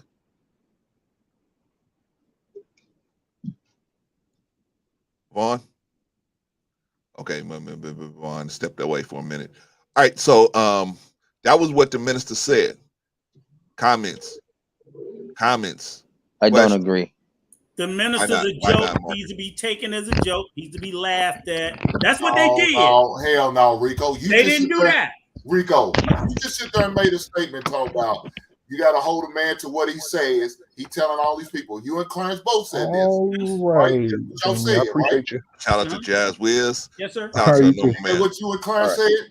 Yes, sir. What did we say? What did we say? And you can't sit there and say it now. You change your mind after you heard it again. Talking about all these people. No, I'm talking about them making fun of the minister with the neck roll and all that. I think that's Black Man Unfiltered. Now, I don't see what Anton particularly said anything wrong. Don't know when someone's now that I heard that again, I don't either, sir. I can go. Well, he said it at the beginning. I can go back. I'm sticking to Minister Farrakhan's talking points. Let's go back to the beginning, y'all, because that's where he really got into him at. Yeah, but what Marcus? What do you disagree with? I said I don't agree that the only way to heaven is in the form of a woman. I don't agree with that. He did not say the only way to heaven was through a woman. He said or one way of heaven isn't that what Minister Farrakhan? But that's what Minister Farrakhan said. No. He said the only heaven for a man is in on a earth woman. is found in a woman. Yeah. Well, I'm sorry. Let me rephrase myself. That part you said I don't agree with that. He said you don't even have to die to go to heaven. Exactly. All you gotta do is find you a woman. Yes. Well, that's right. not what he but said. Let me say this. That's not what he let said. me say this. Well, then play it again. That's exactly what he said. That's exactly what he said. That's not what he said. That's exactly what he said. I didn't hear him say that, and I heard the whole. That's exactly what he said. Hold on. Hey, Clarence, play it again. Play it again. Play that part again. Play it again. But I heard the whole entire 59-minute speech. I had already heard this whole entire. But we just heard the little part where he said you don't have to die to find the heaven. He did not say that. Yes, he Play did. it again. Clarence. Go back. Hey man, I want to. Hey, cash out me $100 when I'm right. Cash out me $100. Okay. Listen. I hear what you guys are saying, but that's not you taking a literal interpretation of what he's saying.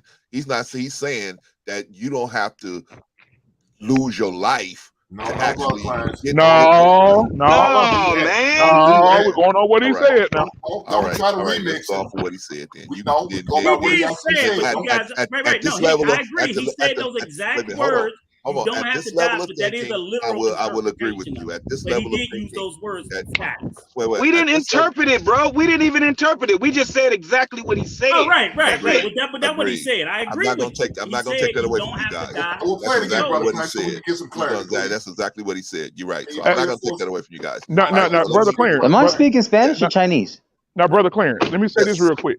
If I can. If we talking about the Honorable Elijah Muhammad, if we really want to get deep, he say, if we learn from our teacher. Now, if we really want to get deep, we can say, hey, Louis Farrakhan, we got much respect for you. You love your wife. But if we want to talk about the Honorable Elijah Muhammad, let's talk. That's not what did Malcolm X say? What got Malcolm X kicked out? It wasn't. Black man, you're gonna get struck down. Don't do that. Come on now, because Malcolm X. What did Malcolm X say? He didn't get kicked out of the nation because he said the chickens came home to roost from JFK. He got kicked out the nation because of the sexual improprieties that the Honorable Elijah Muhammad had with little girls, 12, 13 years old, living up in the house, got 13, 14-year-old girls pregnant.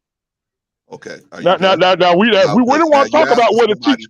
I'm going to respond to it. So you brought it up. I want to respond to you. Is that okay for me to respond to you? Yes, sir. Go ahead. All right, so let's respond. First of all, just like Dr. Khalid, Malcolm X was never kicked out of the Nation of Islam, ever. He left on his own volition. Why? He left. Why? He left because Elijah Muhammad told him, don't make, after the death of President Kennedy, don't make any statements regarding the death of President Kennedy. He told him, don't make no public statements regarding the death of President Kennedy. And he went out and did it anyway. Malcolm X went out and did it anyway, just like Dr. Khalid. He went out and did it anyway. Did Malcolm X ever say anything about? Okay. You asked me a question. I'm trying to answer your question. That's the first thing you got wrong. So he went out and did that anyway. After doing that, he was disciplined. He was told, now you can't speak at all for 90 days. That's called F time in the mosque. You cannot speak for 90 days, right? Okay, so now he can't speak for 90 days. He went out and did that.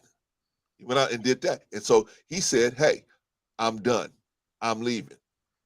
Now, the other stuff that came up about the domestic life of the Honorable Elijah Muhammad, that stuff was just icing on the pie for reasons why, and he was upset because he was sat down. That was just icing on the pie for other things for him to throw out there at that. The Honorable Elijah Muhammad had different women in his domestic life. As a Muslim, he's allowed to do that. You know what I mean? So therefore, now what's the dispute is the ages of the women that was involved. That's the dispute. Okay, none of us was there to have a clear understanding of those ages, but we definitely know that there were different people involved. So unless I have more information, I'm not going to speak on exactly who was this age, who was that age, who was that age, because hell, if we go in the Bible, they were sleeping with 10-year-old girls as well. So we don't want to. And I wasn't there to say anything about that. So that's where I'm coming from. So we got to understand when we put out information, let's check it first before we just throw information. Let's play the video, brother. Let's play the video. I don't want to get on this, man. I don't want my Muslim brother to come for me. Man, I mean, they looking for your ass now, Hank. Brother we can just speak. We just speaking on it, Hank. We're not attacking him. We're not attacking Anton. We're just speaking on things. And if there's a discrepancy, here's a person been in the nation since 1992 that can tell you. To the brother selling the incense. That can tell you. I've been out there with the bean pies and the final calls and all that. I've been there. I've done all that. Right. So I know what I'm talking about. I know I ain't fucking with the men in black. And if I don't know what I'm talking about, I'm not gonna try to bullshit none of y'all and say, "Oh yeah, I know." I'm not. I'm gonna say I need to get more information on that to get it to you, right? I mean, that's about as clear as I can get. Any other questions, Black man? Are you gonna cash that Black man $100 when you wrong on this one? Yeah, cash out them $100 when I'm wrong about what? Okay. No, tell him we still waiting on our money from Michigan. I've already conceded. Come and get me my money. Right, tell him we still waiting on our money from Michigan. We didn't make no bet, Rico. Michigan, you loud. Michigan and Texas. But that's okay. But that's another story, right? And the lady at the well. Those are another stories. But anyway, let's get back to this now. So come and bring me my money. I owe you men an apology because I told you that he didn't say that, because I heard what he said on another level. You guys heard it on another level. So I got to bring my thinking back down to that level and say, okay, at this level, that's what you're just hearing the words. Well, Clarence, I was literally trying to quote him. That's what I was doing.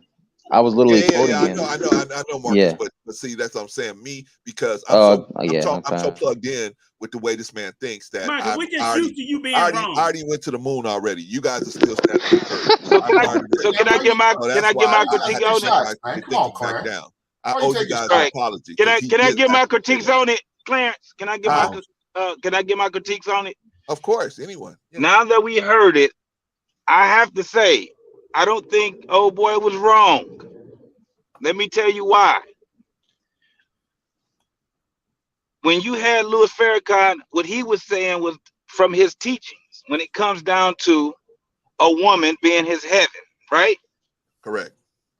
It's the way that the man looks at a woman and the way he talks about it. But it's also the way that that woman looks at him. You got to remember, his wife obeyed him. Correct. Not only was she submissive, but she was obedient and subservient to her husband. Yeah. That's a different way of thinking. That's a different type of marriage and love. Totally different. So when you got my man from the P, when you got Anton speaking, he's speaking from a different level. I can understand him saying he's a simp. He wasn't calling him a simp so much as saying that he was a bad person or whatever. He was just saying by the way that he was thinking that he was a simp because of how they look at the relationship between women and men.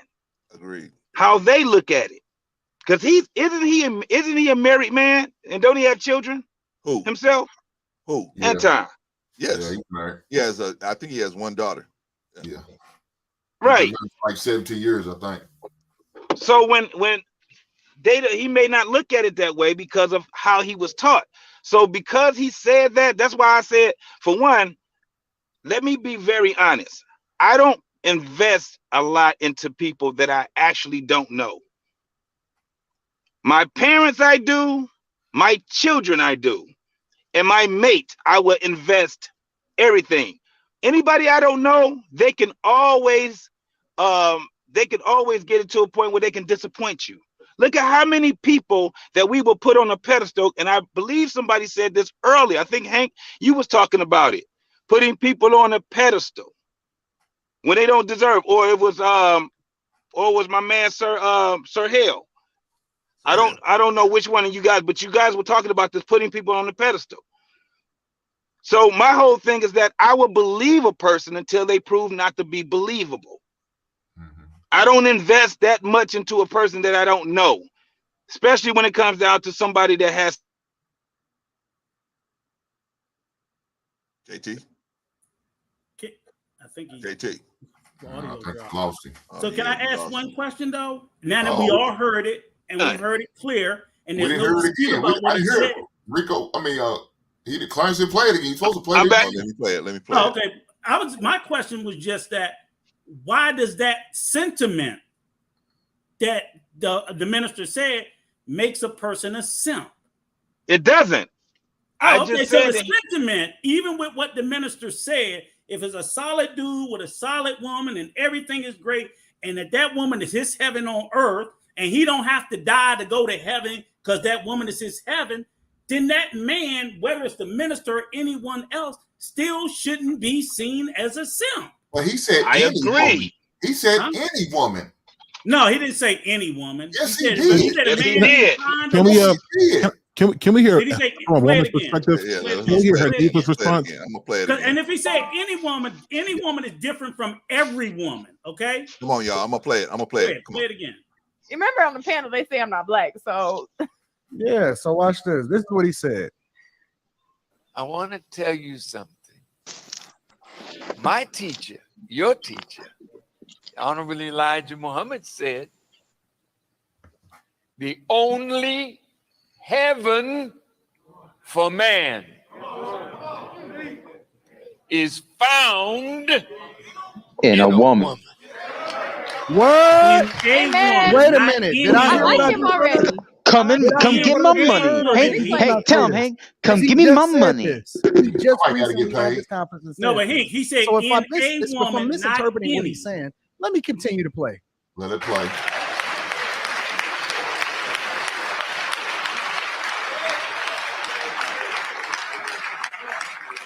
Now you want to go to heaven,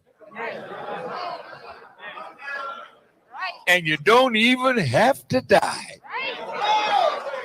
You just got to find you a woman. So where did I misinterpret where he said something that I said was off? I'm getting some Derek Jackson vibes.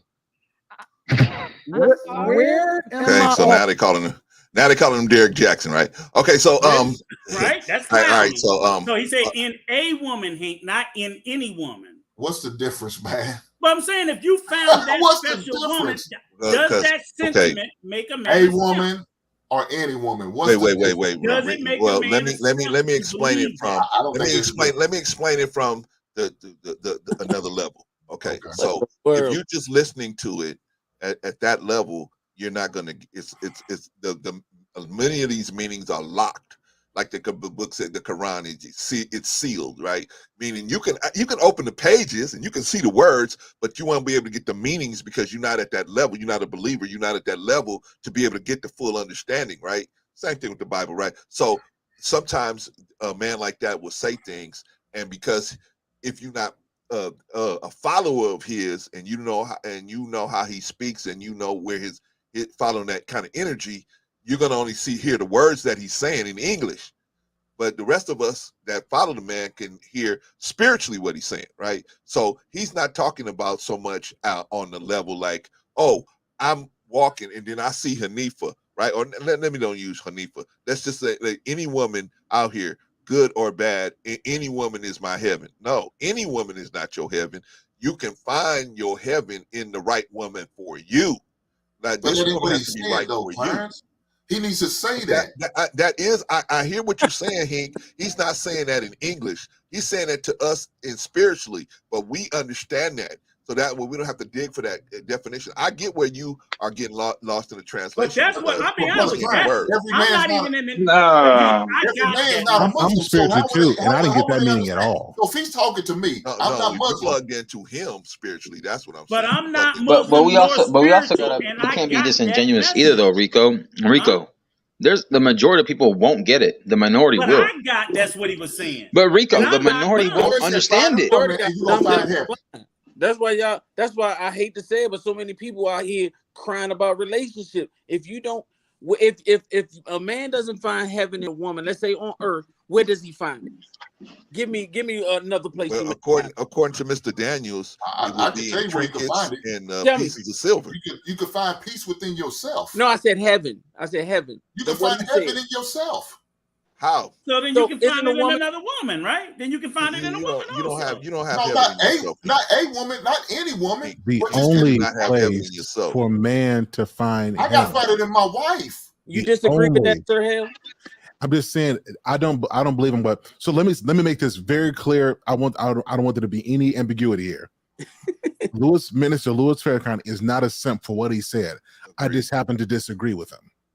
Agreed. Okay. Fair. Okay. Thank you. I put it in the private chat. That's your right to disagree with him, because I don't have any problem with you guys disagreeing. I'm only trying to interpret it as best as I can so that you guys can get a better understanding from a believer of his. Right. Of his. Rico, come get me my money, Rico. So that's the only thing I'm trying. Hey, can I say something though? Can I say something? Yes. What I was speaking on was that now. How many times have you ever heard Louis Farrakhan speaking to a bunch of people and it only takes him 15 seconds?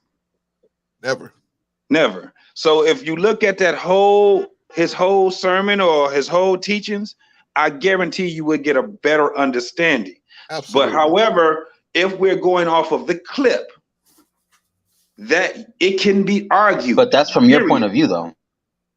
No, listen, my point of view is, I'm not talking about my point of view. I'm saying, if he's saying what he's saying, and if you're going off of that clip, it can be argued. It can make for conversation. Correct. That's all I'm saying. It can make for conversation.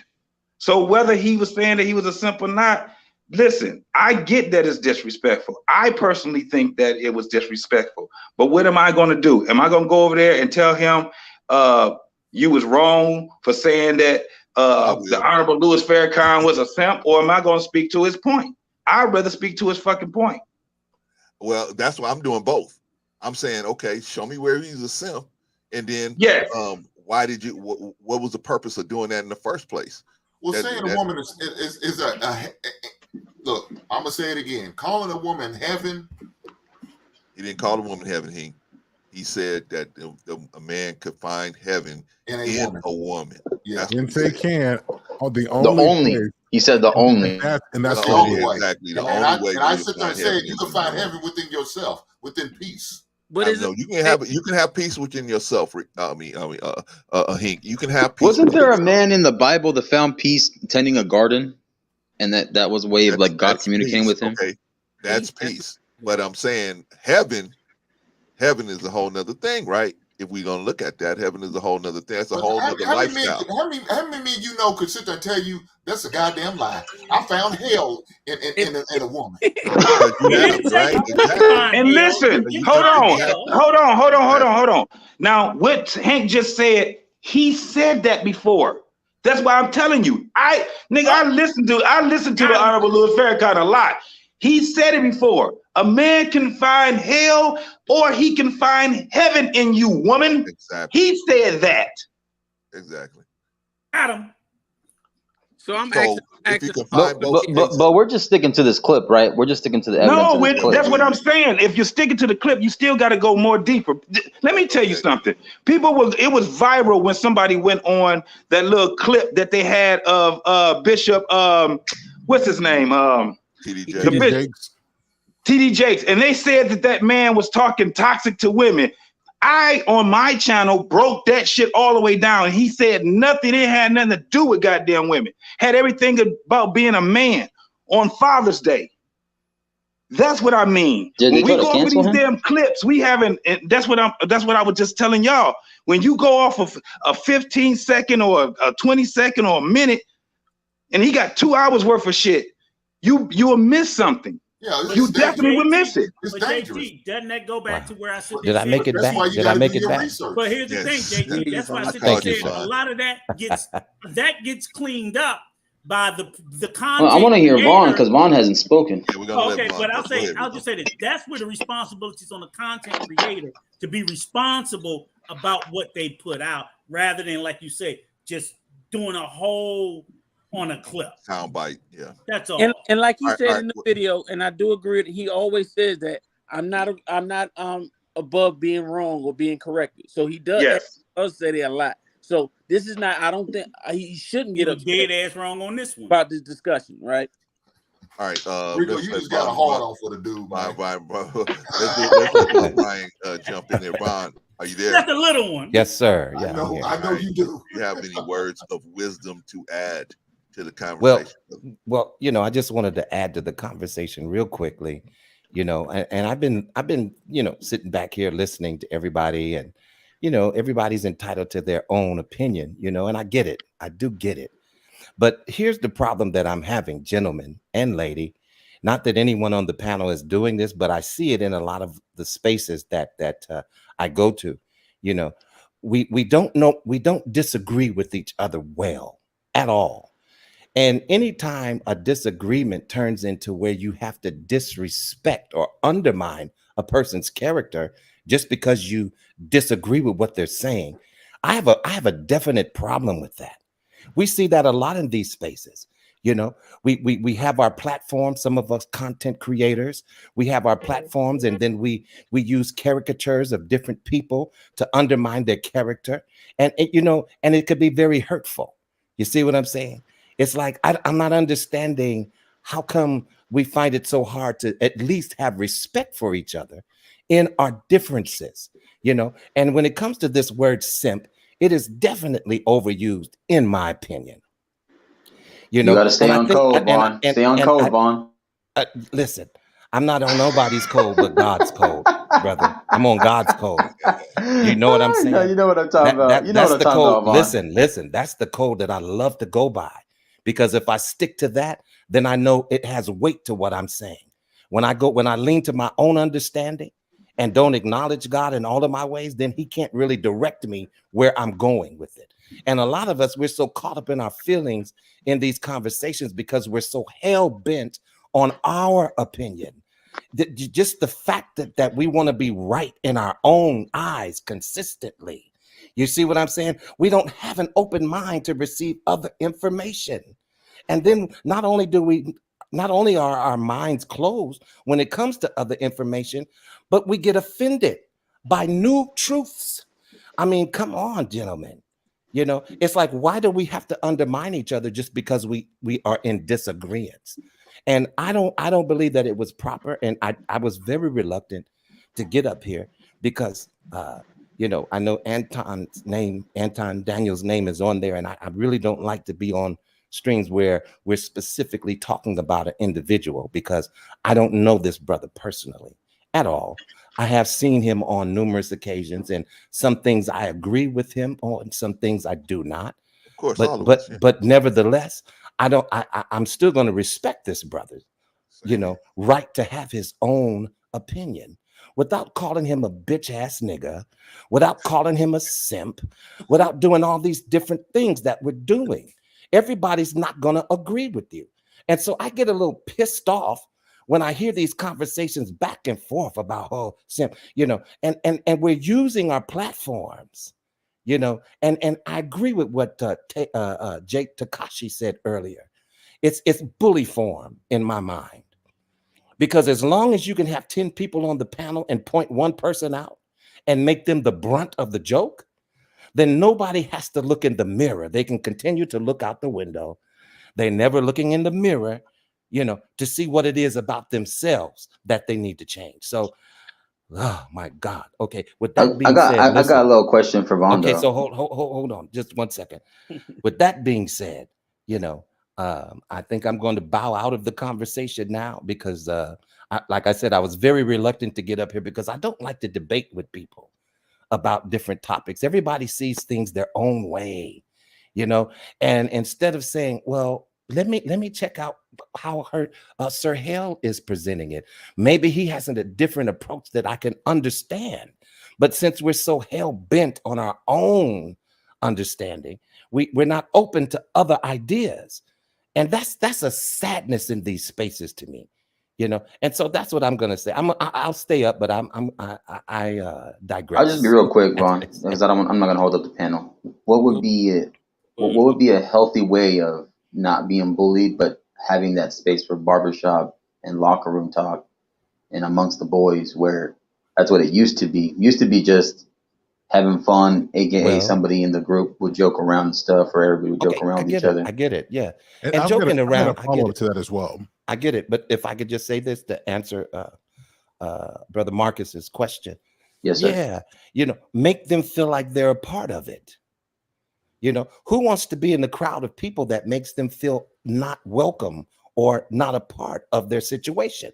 Okay. You see what I'm saying? Especially if you're the brunt of the joke all the time. Who wants to do that? Do you? No, I don't. Okay. So I'm just throwing that out there like that. I think that we can go about things differently. You know what I'm saying? And respect each other's opinions. You see what I'm saying? It doesn't mean we have to always agree, but please, by all means, continue to respect each other. And just because you say the sky is blue and I say it's green, let's not cuss each other out about it. Right. Let's agree to disagree and say, hey, well, you know what? I see, if you see it as green, well, I can't say too much about that. Only thing I can do is deal with what I know that it is, you know. And at that point, you know, try to learn from each other. So anyway, I hope I answered your question, brother, but I think somebody else had to push forward for me. Well, you know, I just wanted to add that context to it, just to see what you would say, what your point of view was. Yeah. Yeah, I'm just thinking though, I came in on this panel late. Was somebody talk like degrading somebody on this particular stream? It was to me, it was getting a little, you know, Oh, I didn't hear it. Passive aggressive, you know. It would normally be me, but I don't think I said nothing degrading about an individual. Well, here's the thing that we do. I think it was definitely Rico. It's always never mind. Question It answered. probably was Rico, though. No, but I didn't. Sir call Hill, you're anybody right. It any probably name. was I him. certainly No, didn't I'm use just bitch ass nigga today. Hard on for the man. No, I have a hard on for the hypocrisy. So I I've been giving you a hard time, did Brother attack Rico. points, but I did not call anybody out their name today. Yeah. And Von, no, but you know what? It just seems like we don't speak to each other as if we give a damn about each other. Oftentimes, I get what he's saying. In these places, you know, you can cut a brother down with your verbiage and say certain things, but then at the same time, in another word, you could say, well, I love Hink now. I love him. You see what I'm saying? Right. Love is not flippant like that. Love is not double-minded like that. So I'm getting up here just to get a little bit off of my chest, because I'm definitely I'm kind of sick. I'm just tired of hearing the back and forth. I think that we are more beneficial when we unite with each other and try to network and create something that's beneficial to the whole nation, and then possibly we can leave some type of legacy. And but that's just me talking. It's not gonna be done the same way. Hold on, gentlemen. Hold on, ladies and gentlemen. Hold on. Let me do a shout out real quick. Let me shout out D-Rails 93. Glad to have you in the building. Good to see you. All right. I don't know who was speaking, but let me throw it back to whoever that person I'll was. cut back on some of the criticism, but I ain't uniting with some of these Negroes. I promise you that. It's like we don't think the same way. We can see what I'm saying, Vaughn? Pushing back, not pushing forward. Yeah. Okay. I ain't I hear co-signing you. some of this nonsense. Well, listen, I'm not co-signing it either. And I ain't gonna look the other way. And that's why I got up here to unco-sign, because I don't co-sign with a lot of this malarkey that I'm hearing. And that popularity doesn't matter to me. I'm YouTube has become, YouTube has become this space. Like, I saw a video a little while back, and it was two dogs, and there was a gate. There was an electric gate there. And so what happens is the two dogs, you could see their teeth, and they're growling and they're barking and fighting at each other through the gate. And then all of a sudden the electric gate pulls back slowly, and then they get calm and they look at each other like, And then all of a sudden the electric gate closes again and they go back to barking. This is how I see some of these spaces on YouTube. So you see what I'm saying? We're using YouTube as a space. It's like a covering, but when the cover comes off, who are we really? Hey, listen. Well, it's just my opinion. Let me speak to that. I bark outside the gate. When the gate open, I go in that motherfucker and shake it up. So that ain't me. That's good. That's good. But but you did get my analogy, right? You got my analogy. Yeah, right? I am. And you know what? Cool. The dudes that you're talking, the people that you're talking about, is those weak men. Those weak men that we're on here talking about all day today. And the ones that you don't want us to call simps, those are the ones that do the barking. And when the gate open, they calm down. Well, I wish we could. People simp though too, black man. There's a lot of dudes that be calling dudes simp that ain't about that life either. So we got to be honest. It's both. Okay. Well, anyway, I digress. Because ain't too many of them dudes gonna run up. Hopefully, I was able to make some point. Vaughn, you made great points, man. I agree with you, brother. And a lot of this, like Farrakhan, a lot of these brothers outside of heaven, man. A lot of these brothers ain't in heaven yet. They ain't found their heaven. So a lot of this is a whole bunch of women about nothing. It's like, man, I ain't never had a woman that made me, and that I thank God for that. I ain't never had a woman that make me just have so much resentment. And I had people that stole from me and women that did. Good God Almighty, man. It's like a lot of us are dealing with trauma, and we're trying to, man, it ain't no black man. You can't be a strong black man without a strong black woman. I don't understand how y'all don't get that, because a lot of us on here claim religions, and the religion says that your better half and all of this stuff, and it came from your rib, and all these people talk this, but we sit up here and grow at our women like it's just, come on, man. Like, hold on. You talk about religion. See, that's what I love. I love when people bring up religion, but can't really give you a particular verse that sticks to the moment. So let me give you one. In the Bible that I read, women back in the day, and Von Bryant, I'm so glad you're here. Back in the day, I'm so glad Sir Hell is here anyway. Back in the day, half the behavior you see now that women are doing, half the behavior you see now that women are doing back in the day, in the biblical days, or they wouldn't even be alive. But what does that have to do? So what are we even talking about?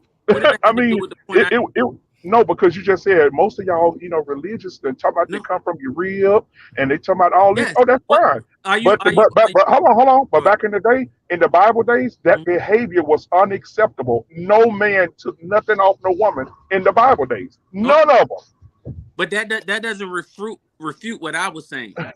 Does it? I don't know about that one. Does that refute? There's a man. There's a young man named Isaac that was born out of a woman talking her husband into something.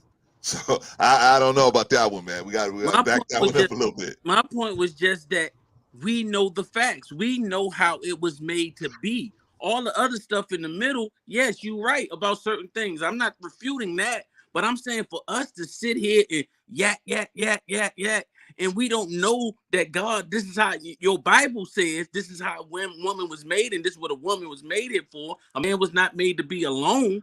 I'm sorry, I'm not a Bible toter, but I went to church and I know that. Am I telling something that's wrong? Can I say what a little bit I know about the Bible and black? No, please, please, no. You are Go ahead.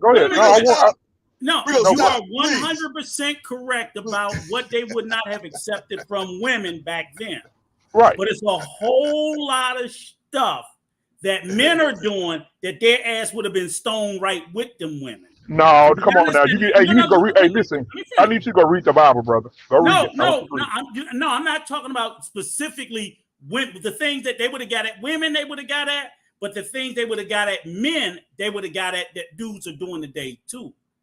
So there was standards for men and women back then. It's not like only women and men could do whatever they want, because the thieving and all that, you did eye for an eye, cutting off limb. So I'm like, it was pretty tough.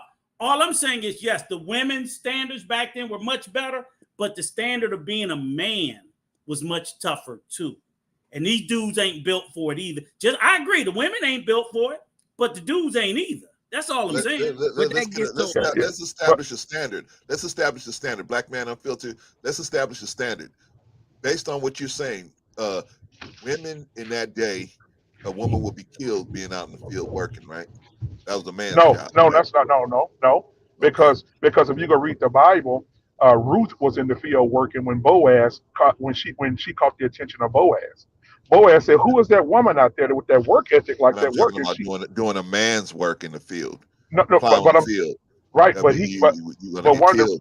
one of the richest men in the Bible was attracted to a woman not because she wanted to sit at home every day and be taken care of, but he was attracted to her because of her work ethic, and that's what we did.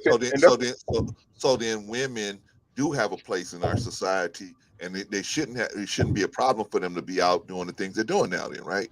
No. Contradiction there. No, that's not a contradiction. What I'm saying is, if a woman, it's a contradiction. One of your favorite people, I'm not going to say no names because I don't have permission to use her name.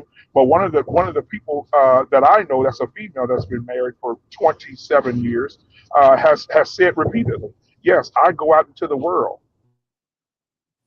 and my husband, I was making more than my husband. But you wouldn't be able to tell that. You know why? Because when I made over 6 figures, I bought that home to my husband and told my husband, delegate it the way you would like it to be delegated. So there's a place for it, because even the Proverbs 31 woman, it speaks about that woman being an entrepreneur and going out making money. So what we talking about then? So what we talking about? Right.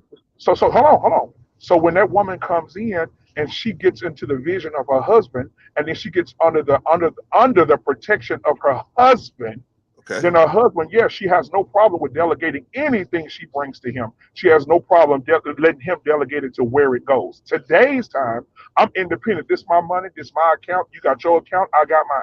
But black you ain't gonna be in my money. More single women out here. They have to operate on their own volition, because there's so many of them that are single out here. No. I'm talking about there are married women that tell their husbands, "I love you, baby, but we got to have separate accounts. That's how my mama raised me." Okay, all right. So if there's so many women like that, why are they allowed to be like that? If we as men don't want them like that, how come they're like that?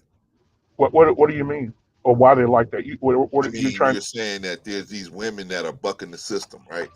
Yeah, I'm saying, absolutely. Why are they allowed to still be in the dating and the sexual selection pool? Why are they allowed to still be in there? No, I said that to happen. Yeah, I'm like Hink. I'm with my brother Hink. Leave their ass at the restaurant.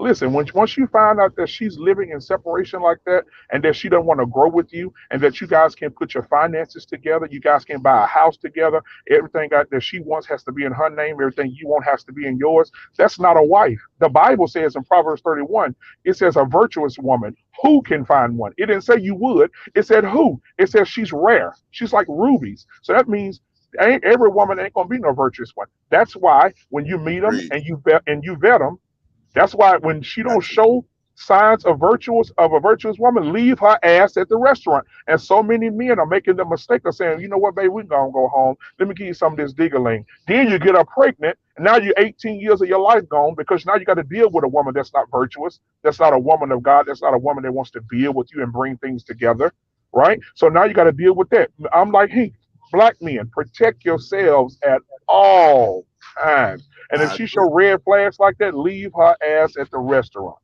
I agree. I agree. Well, the leaving at the restaurant thing, I don't agree with. I do agree with walking away from somebody who is not going to be on your program and help you promote a good program. I definitely agree on that. It's just that because the way you were saying it was like the women shouldn't be out working or they shouldn't be out here in the community. No. You never heard me say that. And now, if a man is making 6 figures, 7 figures, absolutely, man. Listen, let your wife be, invest in your wife, whatever it is that her dreams are, and boost your wife up. That's your wife, right? Okay. But the average man in America today is making $40,000. And we know right now, $40,000 ain't going far in the economy right now with inflation damn near at 30%. So we're not gonna. If the average man making 40, he's gonna need his wife to help him and to build with him, right? And that's what I say. Even somebody came on and talked about my grandmother and my grandfather. Even then, my grandmother said, "Hey, listen, we was broke as a joke. We had no money. I was hot combing women head for 50 cents and selling the dogs and the eggs out the chicken coop for 25 cents a dozen for us to get by." She said, "However, your grandfather went out and found a great job. He would make his money, send the money back to me." Now, that's not simping. You know why? Because even today, after my grandfather has passed away, he has went by the biblical principles to leave something for your children and your children's children. My mother has land because of that, and I have land because of that. Our whole family is taken care of with land and rental properties because of the investment my grandfather made. But and that's a beautiful thing. I was the one saying it. Yeah, absolutely. So that's not simping. That was creating something. But today you send your check home. Hell, you get home, your rent due. She done went out and bought some weed, some yaki. She done went and bought her some red bottom shoes. Hell, you can't trust her. But Black Man Unfiltered, if you picked the woman that's out there buying the yaki and the weed and all that, whose fault is that? It's the man's fault. Thank you. It's the man's fault. Leave her ass at the restaurant. Thank you. And if we have all these single mothers, who's impregnating these single mothers and making them single mothers? It's men are impregnating. Yes, you're absolutely correct. Men are impregnating them, but we ain't gonna stop. Come on now, it's a two. Now we're not gonna put just the responsibility on the man now because no sex, 100%. No, sir, no sex happens without that pussy. I'm sorry, I can't. This is not unfiltered. No sex happens without those legs busting open. All right, so we're not gonna act like. But no conception happens until you transfer possession of your sperm. Hold on. Wait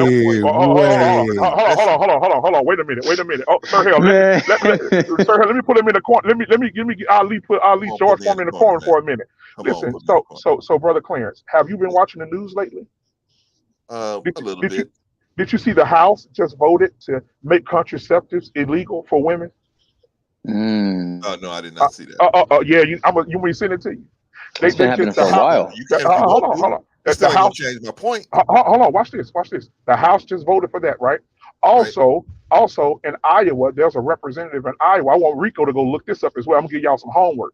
That says, you know what? I don't think government assistance should go to single mamas no more. I think it should go to families because there are a lot of fathers out here that want to be in a home with their children. And I think that the government assistance should go to families that are struggling. Since there's so many families struggling, men and women that are married are looking to be married, they need the food stamps. They need housing so they can have the nuclear family all together. There's no reason why they shouldn't have it and the single mother should have it. Do you see the shift right now? Now imagine this. Brother Clarence, and then I'm gonna go ahead and close, like the Baptist preacher said in Louisiana. I'm gonna go ahead and close. Uh-huh. Imagine right now if tomorrow morning Joe Biden got on TV and said, "We are no longer rewarding bad behavior. There will be no Section 8. There will be no food stamps. There will be no What housing. is meant by bad Hold on, behavior? hold on. There will be no WIC. There will be no assistance to single moms. I bet you one thing, will no men be around here slinging no penis. Oh, these women will be saying, oh no, you ain't finna get none of this. Hey, I can I guarantee have a it. simple reply? I'm still not standing in the corner. I'm still waiting to be put in the corner because it has nothing to do with what I was saying. No, we're awarding bad behavior. How are we rewarding bad behavior? And If if I we're go, rewarding bad behavior, we're rewarding men for impregnating women and then not how being so? there. How so? How are we rewarding men? Because you can still go out and do it. You can continue to do it, Okay. and it's no ramification for you. Yeah, The there is. ramification is for the child. No ramification. Your license get took. You get a felony. You can't get a good job no more. Hold on, hold on, hold on. passport. The You woman can't get a report you. passport. You If can't. the woman report you, Right. some Hold of these on. women won't even do that. Well, these women are making states billionaires. So somebody reporting something.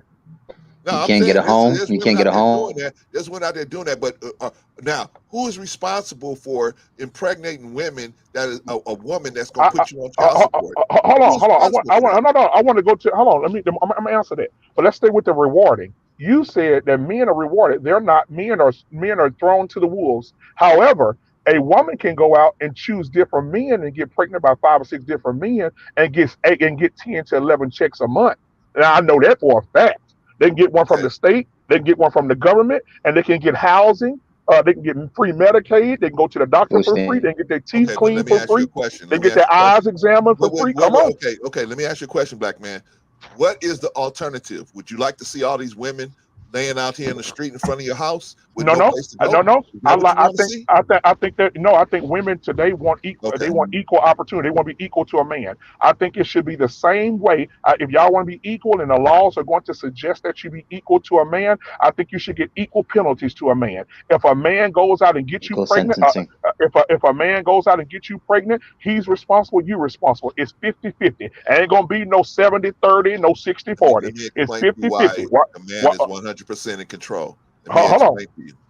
Let me Go explain ahead. to you mathematically why. Go ahead. The man is bringing the live germ to the party. The woman is not. The woman is bringing the dormant germ to the party. Her germ is dormant.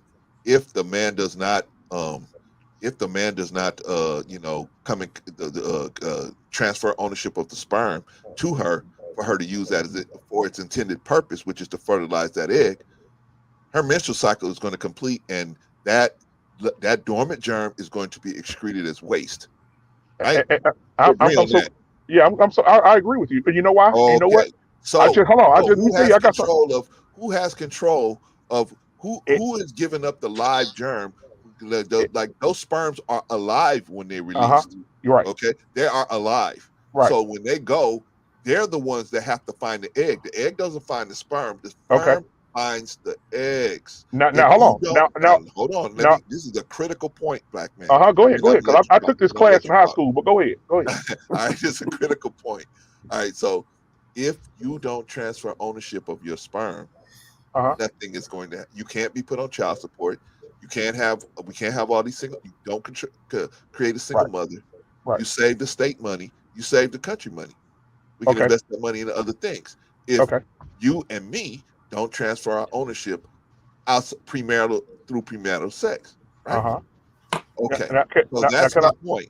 Now the gumbo. Now I got my gumbo sizzling on the stove. I Come don't on, want it to man. I hear scorch. So can sizzling. I go ahead and stir it for a minute? Come on, Now man. watch this. I agree with you 1,000%. I think I want to take it a step further for a solution, right? Because I work in the corporate America, and when I go to work, we have meetings about HR meetings and things of that nature. And one of the women came in and said, "Guys, who do you think is the most who reports the most sexual harassment at the corporate position today?" And everybody, of course, gonna say the men, right? The women, the men. She said, no. She said, for the last 3 years, it has been the women that have been the aggressors, and the men are reporting them to HR. And I said, oh, wow. She said, yeah, women are very, very aggressive. right? Now, let me say this. If they're aggressive at sexual harassment and men are reporting them, if it's that bad, so we've got to a point where men are saying, damn, these women are too aggressive sexually, then what we need to do is, with these women being that aggressive, and so we got some weak men out here that will fall for that trash can coochie. What we need to do is we need to allow all men. And I got some pushback. Somebody gave me some pushback on this, but I think all boys need to get vasectomies until they meet their wife. You know what? Now that shit like that. Black man unfiltered. Black man unfiltered. Black man unfiltered. You need to go practice on chaotic, man. I'm too much for you. I'm too much. You talking about vasectomies for boys? Hold on. No. Listen. See how outrageous that is?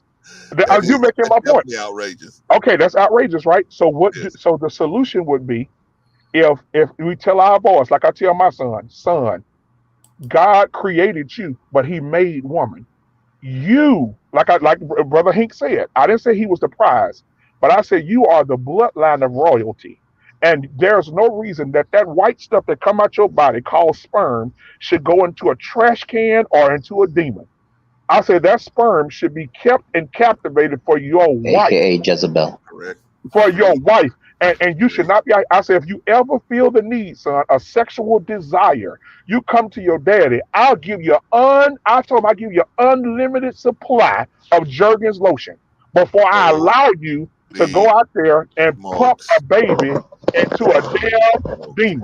What are we Shout out talking to about Jergens. here? Hey, listen. Hell no. Shout out to the meat beaters. Hell yeah, damn right. Damn right. Y'all was just talking about y'all all over the place, man, about public. We talking about vasectomies and Jergens and shit. Not me. I'm standing right where I was. Hey, let me say this. The main problem is us as black men have never took our rightful place in this country because public assistance was given to families before it came to us. White families got that public assistance. Absolutely. They get it the most.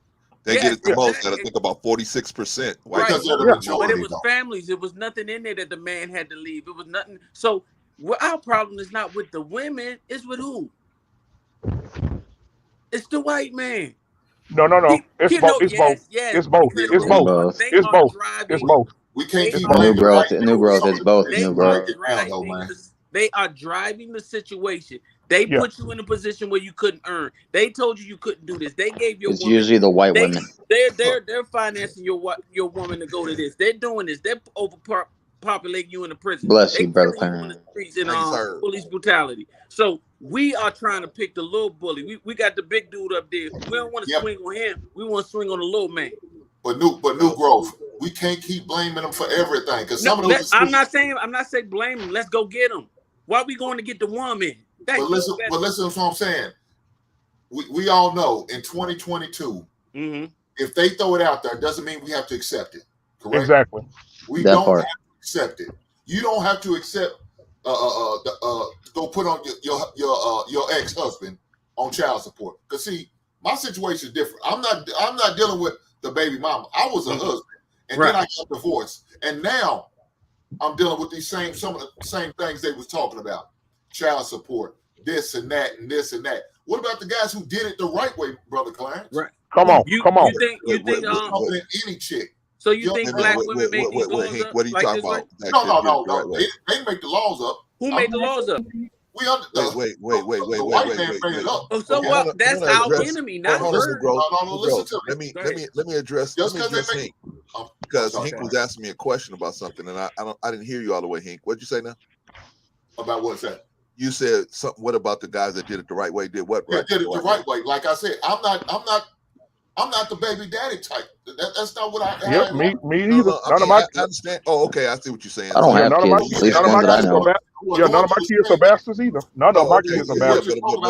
But sometimes it don't work out, right? Sometimes you're in a relationship or marriage or whatever, and it just don't work out, right? It just doesn't work. That doesn't mean that the child is not going to need things, right? That doesn't mean that the child is not going to need things, even if the child don't live with you. If it does live with you, great. But if he don't live with you, he or she doesn't live with you, this child's still gonna be a cost to raising that child, right? Yeah, so we still got to pay that whether we want to or not, right? The child needs to be with the father.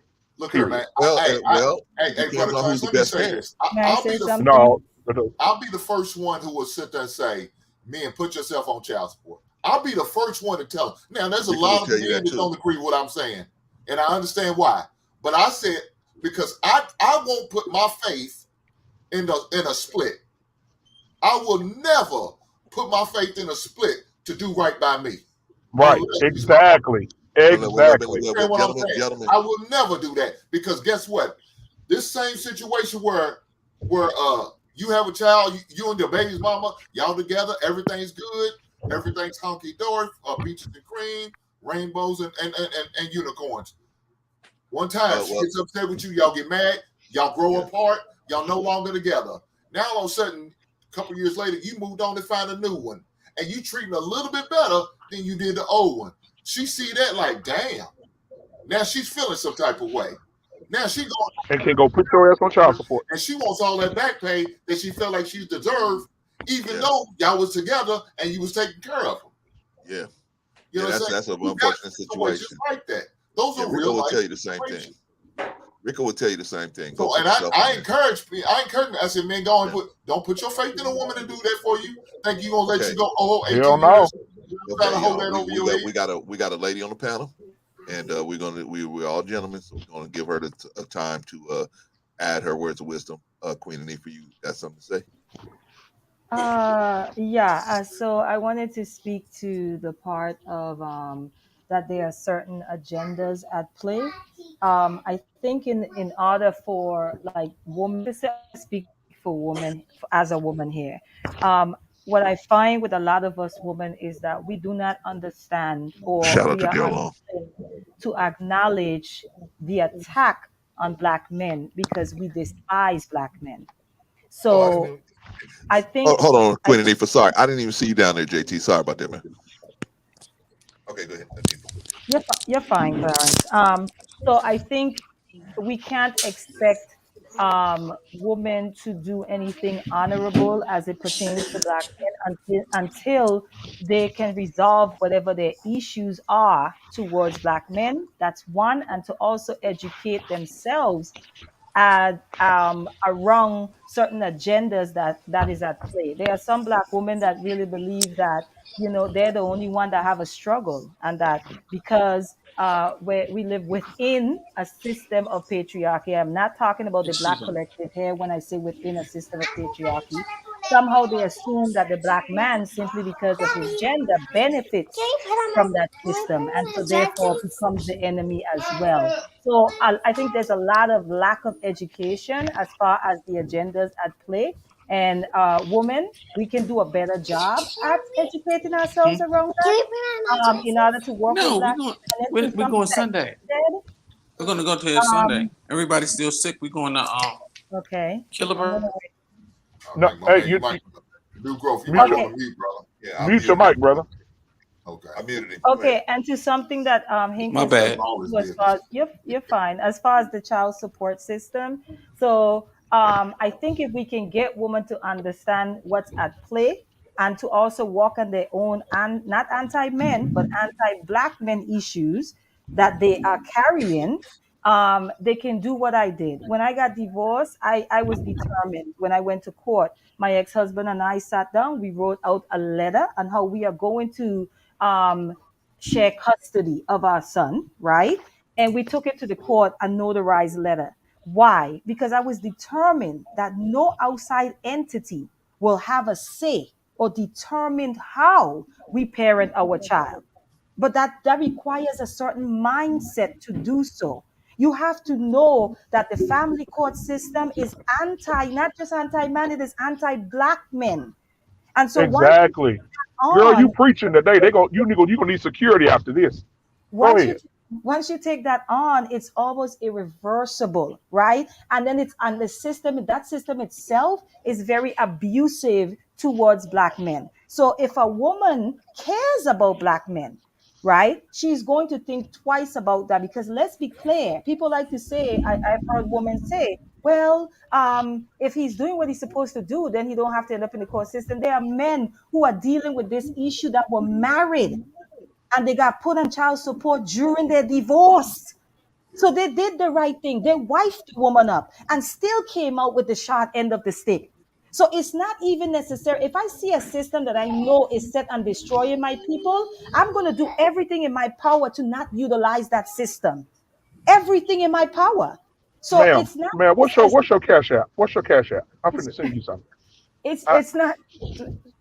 Let me finish up unfiltered man. It's just not about saying this is what needs to be done. I think there's a restoration of our love for each other that needs to happen. I think there is a trust that needs to be built between the black man and the black woman. I think that the black men need to acknowledge whatever they feel towards black women and work through that. And I think black women need to acknowledge whatever they feel towards black men and acknowledge it. And then we could come together and work together. But to force us to try to be coupled with each other in this condition is only to add and to increase the divorce rate among us, because most of us are not ready for the seriousness and the responsibility and the commitment that comes with marriage, because we are too messed up. come on, That's all come I on. wanted to I mean, all Hey, right, let y'all. I me gotta do something. respond. Wait, I gotta hold on, respond. Let me everybody. Hold on, respond. everybody. Hold on. I gotta do some shout Ooh, outs, and she then y'all can preaching. get to it. I gotta Ooh, do she some shout preaching. outs, and then y'all can get to it. All right. Shout out to OG Patrice, my sister in the building. Shout out to Long. Shout out to Mr. Rucker. We know. Get a prenup. We got it, Mr. Rucker. Who else is in the building? Who else is in the building? Good doctor. Dr. Hood is in the building. Shout out to you, Doc. Who else? All right. Whoever was Now, talking, please yeah, continue. let me respond to her, ma'am. I just want to give you your flowers. See, these are the type of women we don't talk about. See, listen, we need to stop shining. I said it the other night. Stop shining light on the toxic women, and put more light on the women that bring light. What you just said speaks much volume, and it speaks to how you feel about your own culture of men and women. I want to send you some money, some bread, some clothes, so anything you want. You just tell me, I'm gonna send it to you because you are a blessed woman today. Now, I also You want to you add this. simping, man. You simping. I ain't sipping. No, no, no. Listen, let me tell you I'm something. just Let me tell you messing something with about you. this. I'm messing. Let me add to what she said. Now, I was looking. Normally, I don't do this, but I'm gonna tag this on to what she said. My brother Hink is still here.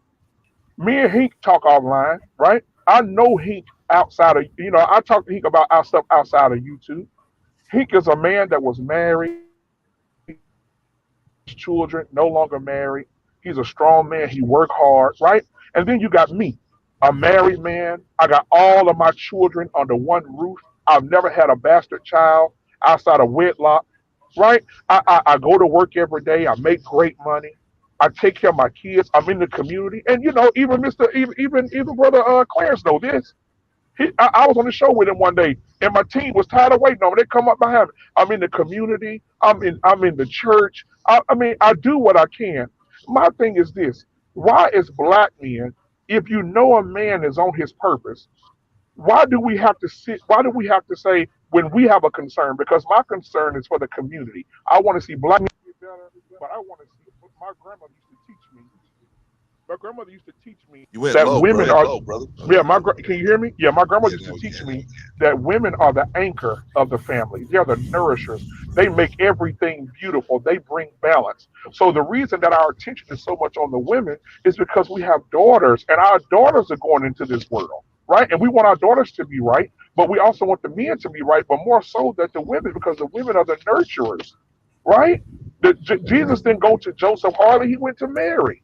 He talked to his mother, right? And that's what I'm saying. We want to make sure our women are on point. So when we're talking, my grandmother said, if nobody's talking about you, they don't give a damn about you. But if somebody raising hell about you, they like you enough to care enough about you to want you to see you change.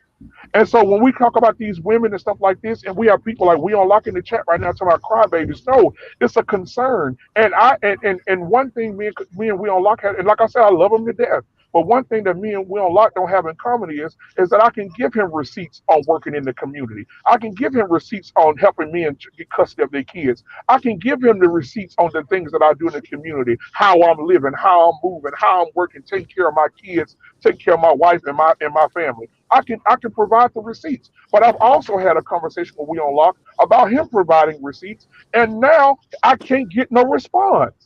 So if you're not doing the work, you should like this Minister Farrakhan, if you're not doing the work, shut your mouth. Well, see, I didn't say that. That's you saying Shut your mouth. And like she just said about so marriage is important. Marriage is important. Me and my wife are an example. We're not going to come on, man. Black man, I'm gonna let you finish. Hold on. Somebody got an echo out here. Anyway, now what I'm saying is, just because you ask for a receipt, don't mean somebody gotta give it. Now so you can ask, right? I can go to this man Anton Daniels and say, hey, you said you're a millionaire. Let me see your bank statements. Is he gonna really give me his bank statements? No, of course not. So is he gonna take me through his financial portfolio? Probably not. Yeah, he's done that before on camera. He's done that before several times. Okay. In other words, he's gonna sit down with me one-on-one. And like I said, for a camera, see, I'm not like you guys. No, join the Patreon. He'll do what you want. Join the Patreon. I'm not like you guys in this respect.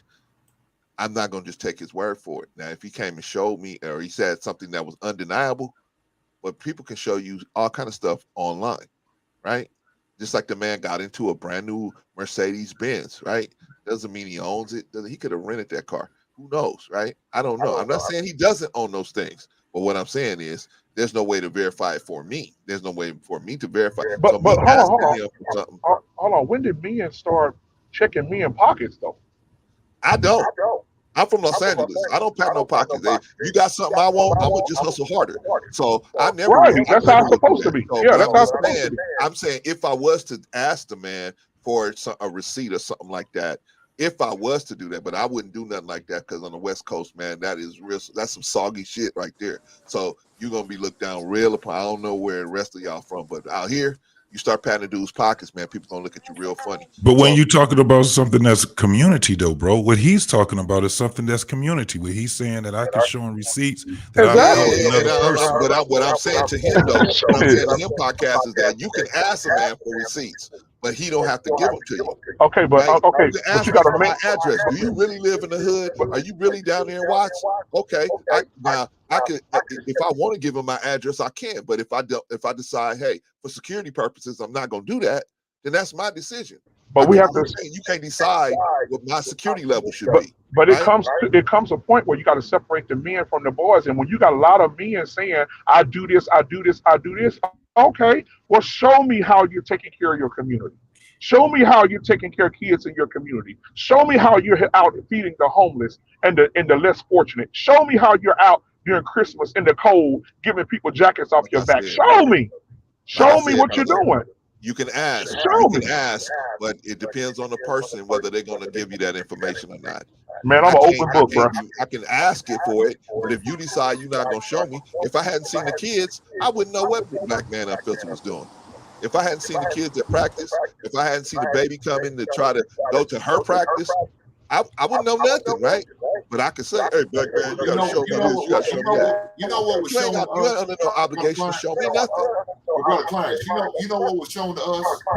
That he want to get a whole hotel. He want to start supporting hoes and taking prostitutes off the goddamn street. That's what he showed us. Nothing about kids. Nothing about kids. Nothing about young women. Hey, we on lock. Please come up here because I know that is not what you're trying to do. But these guys, no, yes it is. He said it.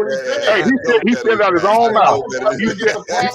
Hey, brother Clarence, he said it out of his own mouth. I got it on camera. I'll send it to you. He said he wants to open up a facility to take hoes off the street. He want to take care of the hoes. Y'all got to understand what he's trying to say. What he's trying to say, just like the church, just like the mosque. I think that's what he's talking about. Not necessarily you staying a hoe, but you got a whole section on it, bro. And then let's improve your life. We do it all the time. He explained it all the way. We take all kinds of people off the streets. We take murderers. We take all kinds of hustlers, pimps, hoes. We take them all off the streets. So I understand where he's coming from with that situation, but I want him to explain it himself. Because the way you guys described it, man. I don't think he's talking about like that. Because he explained it. Brother Clarence, I even asked him, I said, what about the men? Why don't you do something for the men? Save the men. I ain't worried about the men. The men got their own place. I want to save the prostitutes. That's what he said. But look, but Brother Clarence, he's in the comments right now saying, why would we show anything?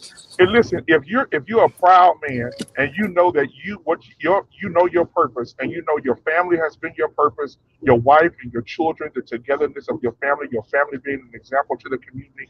And also, I take my kids, Brother Clarence, and go to the soup kitchen and let my kids volunteer. I put them on the box truck and let them unload the fruit and the vegetables to show them people are less fortunate than you. And I teach my kids this, and then I go out into the community. I coach basketball. Now I'm coaching. I just got off work. I'm tired as hell. I just got off work. I'm tired as hell, and I'm headed to a football practice right now to little boys that ain't got no daddies, being something to these boys that they ain't never had. So if you're doing something in your community, show up and show out. Don't be on no platforms crying to no females talking about you broken hearted. This is only something that coach little kids understand, man. Hey, practice was over at 8. They still trying to pick you up. Right, exactly. You know how many kids I take home? I take a lot of kids home every day. I take a lot of them home every day. All right. But see, like I said, Black man Hink, like I said, man. Wow, there's a crazy echo, man. There's a real crazy echo. Any of y'all to decide. I think that's Black Man Unfiltered. I think he. Yeah, it's a bad echo. All right, so it's up to him. We on lock, or any man to decide the level of security he gonna have with information that flows from his home. That's on him, right? So I can't demand anybody come up here and say, hey, you gotta show me your taxes for the past 4 years. I can ask, but they're gonna only do what they want to do based on their level of security in their head, right? You know, that's just what any man's gonna do, right? Because they're gonna try to keep their home secure. They might try to put it out there, but they try to keep their home secure, right? And some of us, and I have a wife, and I talk about my wife, but my wife is not a camera friendly person. She don't want to be on the camera. Mine, right? So she would. So, but people, you can demand, hey, show your wife. You talking about you married? Show your wife. But my wife don't want to be on camera. Brother Clarence, ain't nobody gonna rob him for a slave bed. Slave bread. What's that? The Slave Bed Chronicles. New Growth. I got you right here, brother. Let me bring you back up. Okay. Sorry. Okay. Yeah, man. So we don't know. Like I said, man, we all got the right to choose how much security we have for our stuff, man. So that don't mean we ain't out there doing it, because Brother Clarence been out there in the streets for a minute and done a lot of different stuff, man. I don't even have. I mean, and most of it, there was nobody to take pictures about it, right? So I commend you, brother. I commend you, brother. Right. So it could be a lot of that going on, man, out there. So let's don't be so quick to be like, man, this person ain't showing me something, so therefore he ain't did it.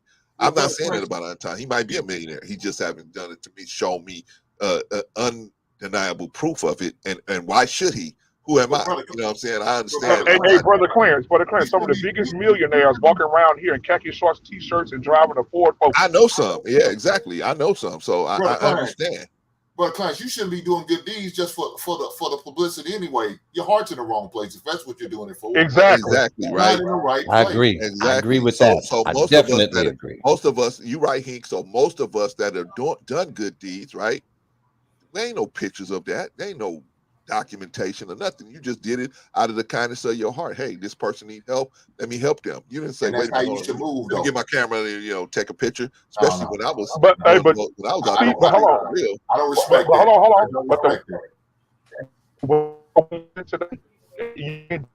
on. Breaking up, black man. You're breaking up. You're breaking up real bad. Turn to the left. Turn to the right. Yeah, man. Why don't you come out of Put Starbucks? a little bit of that aluminum foil on it.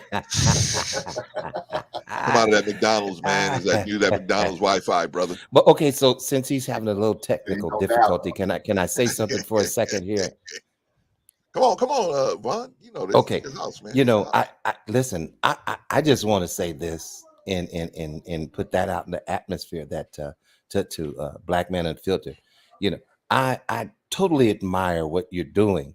The efforts that you are putting forth in the community. You're a coach. You're a mentor to some of these young men, young boys that are growing up. You know what I'm saying? And you're teaching your children, you know, how to appreciate things and not be so entitled, even though they have access to stuff that you were blessed enough to provide. So I just want to give you your kudos. You know, Yeah, right. some people say Kudos. flowers. You know, if I say flowers, you may call me a simp. Then I'm gonna get mad and cuss you out. But I was yeah, I simp just for want to black I want to man now, right? acknowledge you for that, man, because a lot of times when we're doing that, when we're working in that space like that, we are not seen and we are not appreciated. So I just want to say, you know, God bless you, man, and continue to do what you're doing.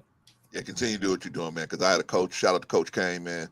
He don't know how much he influenced my life, man. Basketball coach. I mean, man, and he influenced me so much, man. I don't even know where he is today, but shout out to Coach Kane, man. He was a very strong influence on me, man. And so you don't know who and what way you gonna influence them, brother. So stay with it. All right, gentlemen. 6.5 hours. We got to shut this thing down, man. I mean, I enjoyed talking to you guys. Yeah, Like, you man, I'm started standing on my porch. you started early today, bro, Clarence. I know, man, but I feel like I'm sitting on my porch, man, talking And to that's the why I homies, man. came We in just at a sitting later around talking. pace. But I know we all, as men, have things to do. I respect the fact that Exactly. we're men and we have things to do, man. So I don't want to throw that off, man. I appreciate everybody taking the time to spend with us today to talk about this issue, because it wasn't about beating up Anton. It wasn't about attacking Anton. I just had a difference of opinion. I invited him over.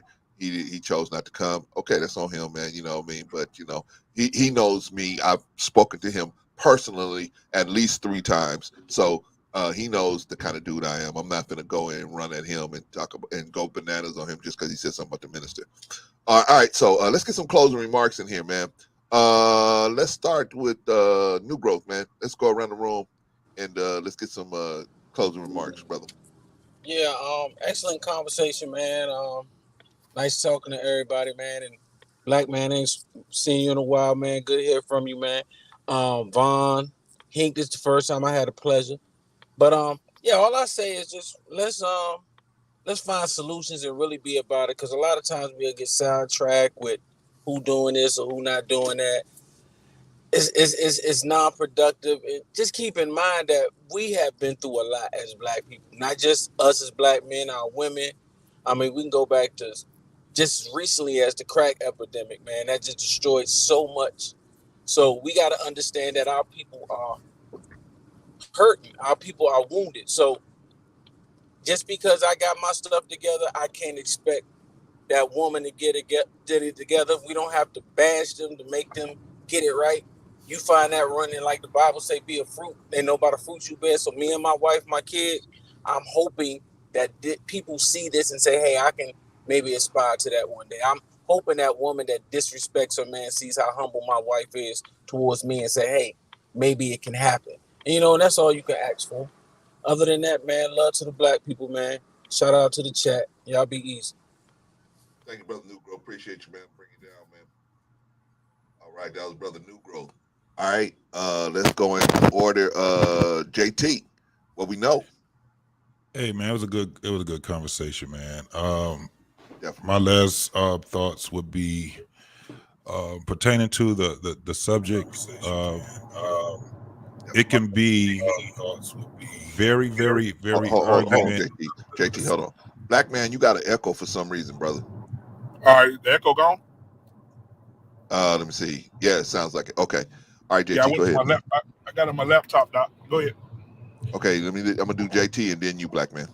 All right. So basically, the thing is that I heard a lot of people were saying that, while we having these conversations and we bashing women, I done heard all of these different things. First and foremost, ideals come from conversation, no matter what.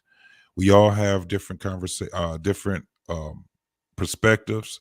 We should be able to talk about different perspectives. We should be able to talk about different ideologies. This is how you had Isaac Newton and Einstein, all these guys, they argue, but it wasn't an argue with bicker. It was an argument of ideals. And things happen because of these ideals and these conversations that we have. So it should never be at a point where we should not be able to talk about anything. We should be able to talk about each and everything. And we should be able to argue our points. We should be able to respect another person's points, but we should be able to argue against their points. We should get that word bash out of that. Now, if you're just arguing to belittle someone, that's a bicker. But when you're talking about the ideals, like the last conversation that we just had about, child support and all these different things, we have to talk about these things. Right. I'm gonna tell you one of the reasons why is because the world still moves. The shift always happens. We ain't gonna be talking about child support in a minute. What we're gonna be talking about is trying to save and get people together so they can have more children. Black man already hinted on it. You got men rushing to the hospitals, the doctor's offices getting vasectomies. People thought it was funny. I seen the chat. They thought it was funny. They have no idea what's about to happen. They just evened the playing field with women and men. Now is at the point where, guess what? If you ain't married, you get no benefits. We're not even going to look at you anymore. This is where this world is about to go to. We ain't got to talk about child support no more in the near future. We ain't got to talk about none of that. So we have to have these conversations, and we have to be able to have conversations based off of what we read, based off of what we see, based off of what we hear.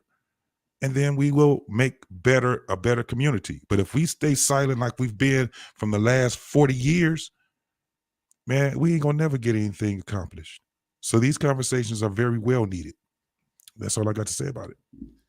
All right, thank you, brother. Appreciate you, man. Thank Absolutely. you for joining the. I think it was your first time, man. But shout out to you, man. You did a strong performance, man. And I'll get to it in the rundown. So I'm gonna put you down, JT. Thank you, brother. Appreciate No you. doubt. Black Man Unfiltered, you up, bro? Yeah, can y'all hear me good now? Yes, sir. Yeah, I had to get off that cell phone, man. Hey, listen. So I just want to say, I think men. Shout out to Cricket. Back in, huh? Shout out to Cricket. But did he say cricket? Yeah, he said cricket. He got me. They got me back. I deserve it. So listen, I'm going to say back in I think the word. I agree with my brother JT. I think the word bashing needs to disappear, because when we say bashing now, we say simp is overused. Woo! Bashing is overused. And if I go to Brother Von Bryant, and you're right about that though. And if I go to if Brother Clarence come to me and say, "Hey, Black Man Unfiltered, man, you a little chunky there, boy," I'm gonna say to him, "You body shaming me, you bashing me." No, hell no. I am a chunky nigga. Right. And so now when even if you tell a woman, "Hey, listen, ma'am, I think what's happening is men never spoke their preferences, and a lot of men settled. And I think we're in a season now where men are saying, "I don't want no big old woman. I don't want no woman that's for the streets. I don't want no woman that's been for the streets." And now men are speaking up what their preferences are. "I don't want no wig terrorist," right? So men are now speaking up to what they don't want, and the women have never heard this before. Like Hink said earlier, women ain't used to hearing "No, I don't want you." They're used to saying, "I want this man. He gonna do what I say, and I'm gonna give him this thing, and he gonna marry me, and that's gonna be it." Right? But how many men you know right now that's been married for 40 years? They sleep in separate rooms from their wives. How many men you know right now that look at their wives and they married their wife? She was 160 pounds. He was in love with her, but now she 450 and she riding around Walmart on the hover round because she lazy and don't want to do the work. Or every time he say something to her, she get mad. Wait a minute. Like there's a lot of some of our women are sick, brother. They're infirmed. That's why they get that big. I'm not talking about the sick ones. I'm talking about the ones that don't want to do the work. I've seen women that are like that in their 20s, Brother Clarence, riding around Walmart on a damn hover round because they don't feel like walking. Right. They don't feel like walking. And I be want to walk up to them and say, "Get your ass off that hover round." I be wanting to tell them, there's too many old people in here that need these hover rounds. Get your ass off that hover round. Right? Oh man. But never fail to make me laugh, sir. Never fail. Absolutely. Get your ass off of it. But again, I want to say it goes back to, it's not bashing, it's just constructive criticism that people can handle. Like We Unlock. That's my boy. I love him to death. But it's not, but nobody, why we get mad at each other for how we feel about each other. That's for me and we don't like to have a conversation about. Yeah, we joke around, we play sometimes, and sometimes it get real. Sometimes we unlock behavior is unacceptable, and as a big brother to we unlock, I have to say, hey, we unlock your behavior is unacceptable. It's simpish to me, and he should be able to say, you know what, man, let me take a look at what you said, bro. You know what, you was right. Or you was wrong. We can have that dialogue, but now it's, oh my God, men are crybabies. Men that speak up for themselves are crybabies. Oh my God, it's so many. No, we have to be able to, men have to be able to talk to men. We can't have men talking to men, women. I mean, we can't have men going to men telling them what's wrong and then they moping. Don't talk about me. No, we got to, Vaughn, if I'm doing something, talk to me. Hink, talk to me. Mandrell didn't call me and check me. Sir Hell didn't call me and check me about something I said that I shouldn't have said. We got to be held accountable with each other. You know, and I have people that want to call me. Apparently, they want to check me about something. So I understand, man. We got to start checking each other.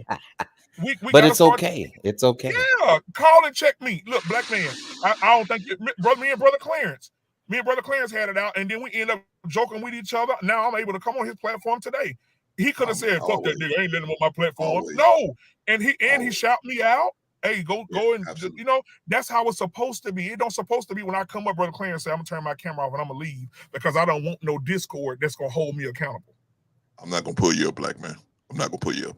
Yeah, I'm not gonna pull you up. No, I don't think. And some of these men, I'm gonna say this. I'm gonna land the plane. Okay. Some of these men out here, we're not talking about women. See, I hadn't said nothing about a woman all day. Some of these men out here, the ones that ain't had no ass since they wiped and their finger went through the tissue. Them are the ones that are out here making it bad on the men that are doing the work. Like Hink get talked about. Hink, and some people that just talked about Hink bad, but Hink is a great father. He's doing the work. Like, I'm doing the work. We're doing the work. And I think that, you know, people say you shouldn't talk about what you're doing. I think you should, because we talk about negative stuff and we talk about the negative. Why can't we talk about the positive? Maybe somebody say, you know what? Black man is mentoring little boys. I'm going to hit him up to see what organization he working with so I can go and go and work for the organization to help some little boys. I think I can be a mentor. We have to keep planting seeds.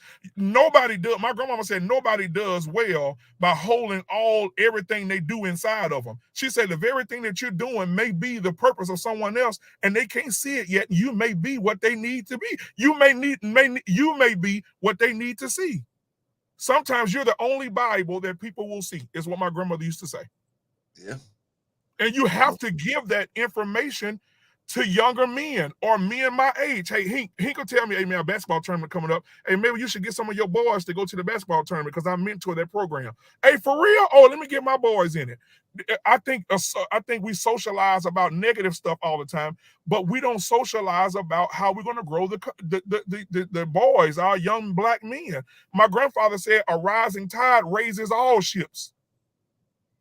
So we need to start sharing positive information. We don't need to hold nothing back and not say, oh, we don't go out and help the homeless. Yes, post your pictures, post your family events, post stuff about helping the community, put links in on how other men can be helpful. And so we can spread the love so more kids or more young boys can be affected by the positivity that we're trying to bring. But if you're going to be talking shit and you're not doing it in your community, I'm going to call your ass out, because you could be doing the work, but you're doing more talking than you are working. Okay. That's all I have to say. Fair enough. All right, brother Black man. Appreciate you, man. Thank you for stopping right, by. Man, hey, brother Clarence. Yes, I didn't know you. Hey, look, I just found out today that you was married. I know I called you a pimp earlier, so I'll take that back. He sure did. Huh? I let that stuff go right on by me, man. I let that stuff go right on by me, brother. Player. He might be a married pimp. That's all. Married pimp. Yeah, man. Right, man. good, man. I am way too smart to be messing around with other women, brother. I done did everything. I know that's stupid. right, man. I already done everything stupid way back when I was you guys' age, man. Brother Clarence, I'm smarter now, brother. We don't want to be doing a memorandum show about you. Hey, you know, brother Clarence, really, he's a good man. You know, we don't want to hear no story about you now. Exactly. Well, hey, if you want to find out some dirt on Brother Clarence, you don't need no shovel. You could just use a spoon, brother. You can spit it right up, brother. But thank God, Hey, man, man, he turned me around, and man. shout He out to turned hey, look, you know what though? And shout out to We Unlock, man. And We Unlock, man, whenever you want to have a conversation, brother, we can have a conversation, man. I just want you to be better, man. And I feel like, you know, a lot of your behavior is not acceptable. And I would love to have the conversation with you about your current behavior, because I can't have you out here We Unlock with a deep voice with a bonnet on, bro. So you need to call your boy and talk to your boy, man. Hey, man, has anybody ever told you that you have a very colorful way of putting things? But have anybody ever told you that? Absolutely. I know I have. I definitely know I have. If you have not already, subscribe to Black Man Unfiltered. Go on over to Black Man Unfiltered, subscribe to Black Man Unfiltered, and check that content out and see if that's the kind of content you are down with. Also, I forgot, I think JT has a page too. If you haven't already gone over to JT What We Know Podcast, if you haven't subscribed to JT What We Know Podcast, check that content out and see if that's what you are down for. All right, Black Man, I'm gonna pull you down, brother. Thank you. All right, brother. Y'all be good. Man. All right, you too, brother. All right, Vaughn. All right, that was Black Man Unfiltered. Right, Vaughn, what you got for us, man? Shout out to eBlack TV, by the way. Man. If you haven't already subscribed to eBlack TV, gone over to eBlack TV, subscribe to eBlack TV, and see if that's the kind of content you are down for. All right, sorry, Vaughn. Well, listen, I was really studying to be quiet until the last, closing remarks, because I felt like earlier I said quite a bit. And but yeah, man, this conversation was a very interesting one. It was very insightful and enlightening. So again, I would just say thank you for allowing me to share my perspective. And hopefully we can have more opportunities are presented for me to do the same. So God bless, and I will see you on the next stream. Okay, we're gonna have a conversation, right, Vaughn? Yes, sir. Okay, I'm gonna put you down, brother. All right,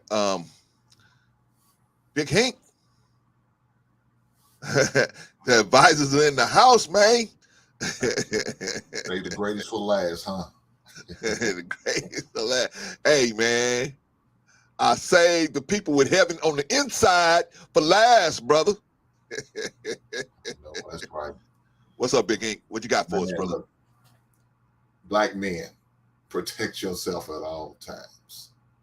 I mean, at all times. No matter what it is, no matter where it is, no matter who it is, protect yourself at all times. You understand what I'm saying?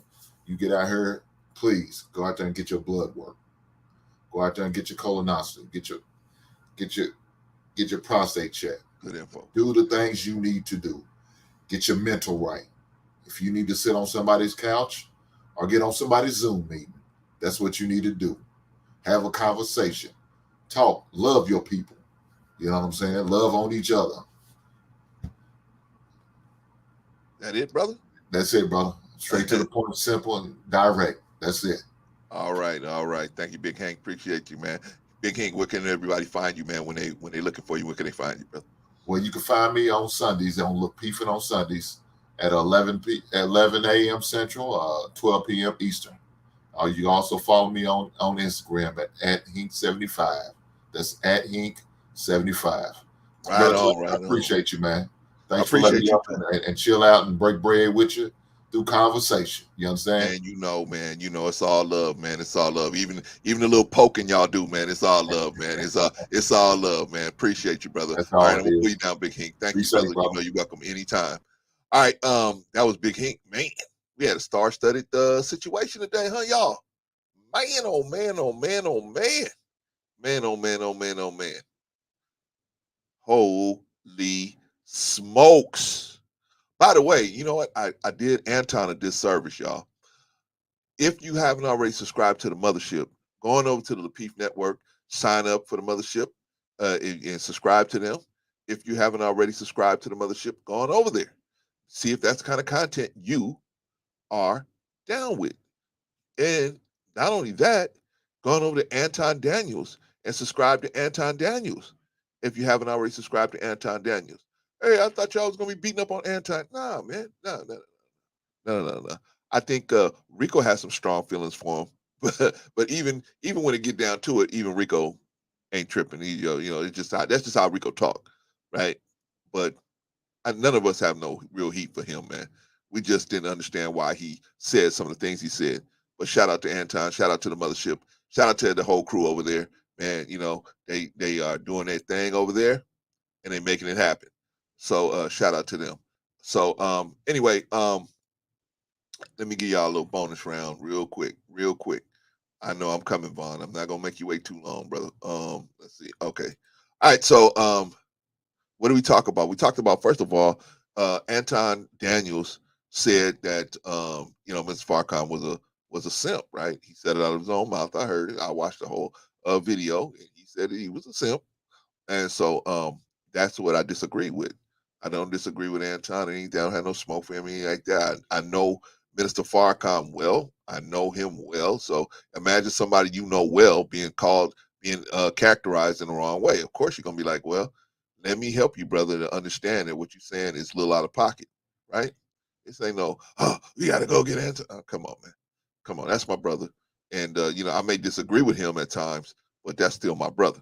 You know what I'm saying? So I'm always going to, try to teach a person before anything else, right? Because many people say things just out of a lack of knowledge, right? A lack of knowledge. So that's the first thing we talked about, right? Shout out to Dale Long, man. If you haven't already subscribed to Dale Long, go on over to subscribe to Dale Long too. All right. So anyway, yeah, we were talking about, he called Minister Farrakhan a simp. So I felt that was out of line. Then he mischaracterized the statements that he made, saying that a heaven cannot be found in a woman. A man can't find heaven in a woman. So I just wanted to clear that information up. See, because I'm already plugged into Minister Farrakhan, so I know when I hear him speaking in English, it's translating in my head spiritually. Like some of y'all speak two different languages, right? You speak English, and maybe if you're from the Caribbean, you speak patois, or you speak English and Spanish, or you speak English in another language, right? Well, I speak English and God, right? Or English and spiritual, right? So when Brother Farrakhan is talking, I can hear the English word, but then it translates into the spiritual language in my head, which helps guide me to try to be a better person than I was the other day. Like I said, brother Clarence is not somebody that floated down out of the sky with chicken wings on his back. Not at all. At all. And if some real men of God hadn't gotten involved in my life, man, I don't know where I would be. But they had patience with me. They was patient when I didn't deserve patience, and then they was stern when I felt that I didn't need them to push as hard on me as they did. But throughout that process, they made me open up and receive just more information to help me understand that there's a higher purpose for my life than just running around getting money, right? But anyway, that's Brother Clarence's situation. But we talked about that, so I wanted to straighten that situation out. You know what I mean? I agree with Rico had it hard, man. I hear you. He did. But see, there's the thing. Now, but Rico really don't have it hard. He don't like Anton's position. He don't really have it hard for Anton. You know what I mean? Like if he was to meet Anton, he'd probably buy him a drink or something, right? I mean, those two guys drink, so he probably would buy Anton a drink, but he'd argue the hell out of him, right? That's just the type of dude Rico is, right? He gonna argue. I mean, he argues with me. He cusses me out, right? But that's just the type of dude he is. I understand. I had a father like that, so I understand guys like that. But anyway, yeah, man. So this wasn't no thing about when you're on dog power Anton and nobody. I think not one of us came up here and really had a real serious thing for Anton. None of us really. We just disagree with his position. Those of us that disagree with him, we just disagree with his position. Now, I invited him up here. He didn't come. Okay. Am I saying he's scared to come here? Hey, no, he ain't scared. I mean, the man's busy, man. Probably got things to do. You know what I'm saying? He could come hit me up and say, Clarence, I would have came, but this and that. But he don't have to. He don't have to hit me up. He don't have to do nothing, right? That's up to him, right? But I did invite him. I didn't want people to think, oh, you out here just going in on him. No, I invited him up here because I told him I was going to be talking about this situation. So he decided not to come. He declined to come. I know he got wind of it that I was talking about him. Wasn't talking about his position by now, but he knows me well enough. He don't know me all the way, but I know we've spoken face to face enough times where he knows the kind of dude I am. I'm not going to come up here and jump on him with both feet just because he said something. You know what I mean? So, but shout out to him. Shout out to him. Go over there and check out his page. You know what I mean? But yeah. So simping, I think the guys, all of us agree that simping is when you go out of your way to do something. You go out of your way for a maybe, right? You go way beyond your lane for a maybe, or to get some type of set up something where the woman is not going to move because she feels the way you feel for her. She's gonna move based on you've done all this stuff, and so she may get with you because of some benefit that you are bringing to the table that she otherwise may feel like it's not gonna never come across again, or she wants it at that moment. So your simping may get you in the door, and I think that's what that's what the fellas were talking about. All right, doing stuff like that, going out like that, because there's no need to do stuff like that. Just be yourself. Now, I made a comment, and I stand on this. Most guys simp because they're scared of being removed from the sexual selection process by females. If they they feel like, hey, I can't get any attention by being myself. Therefore, I have to simp. I can't get any attention. I got these nice clothes on. I'm not getting any attention. I got this nice car. I'm still not getting any attention. I know I'll buy my way into this person's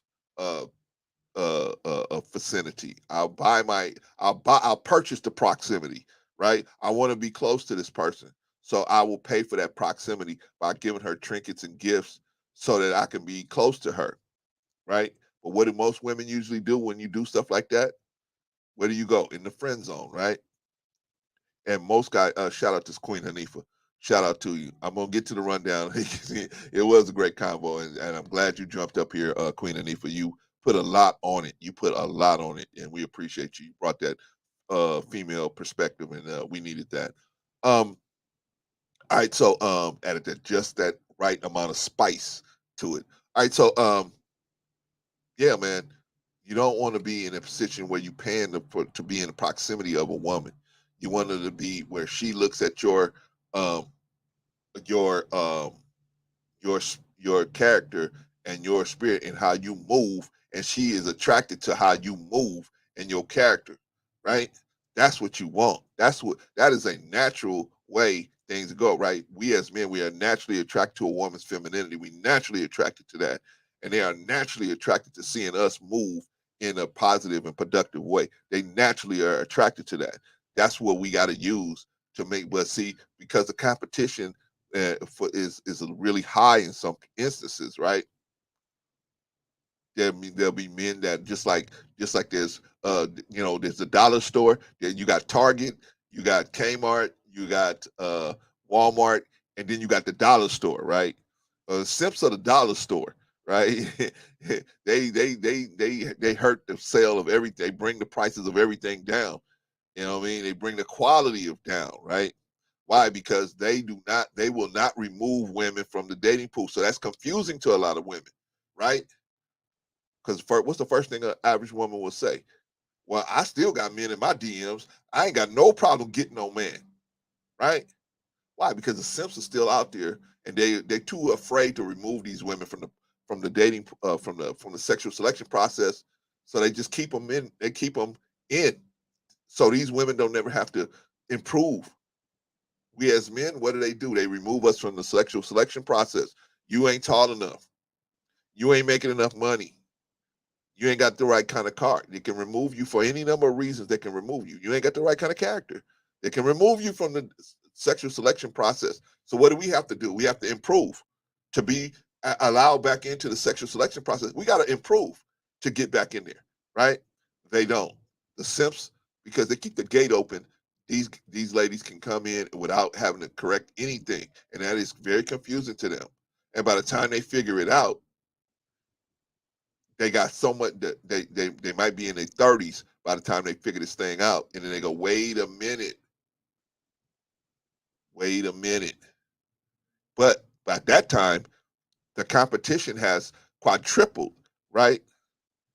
Now they got to compete with, younger, more feminine women that are in the dating pool for the same or less caliber of men.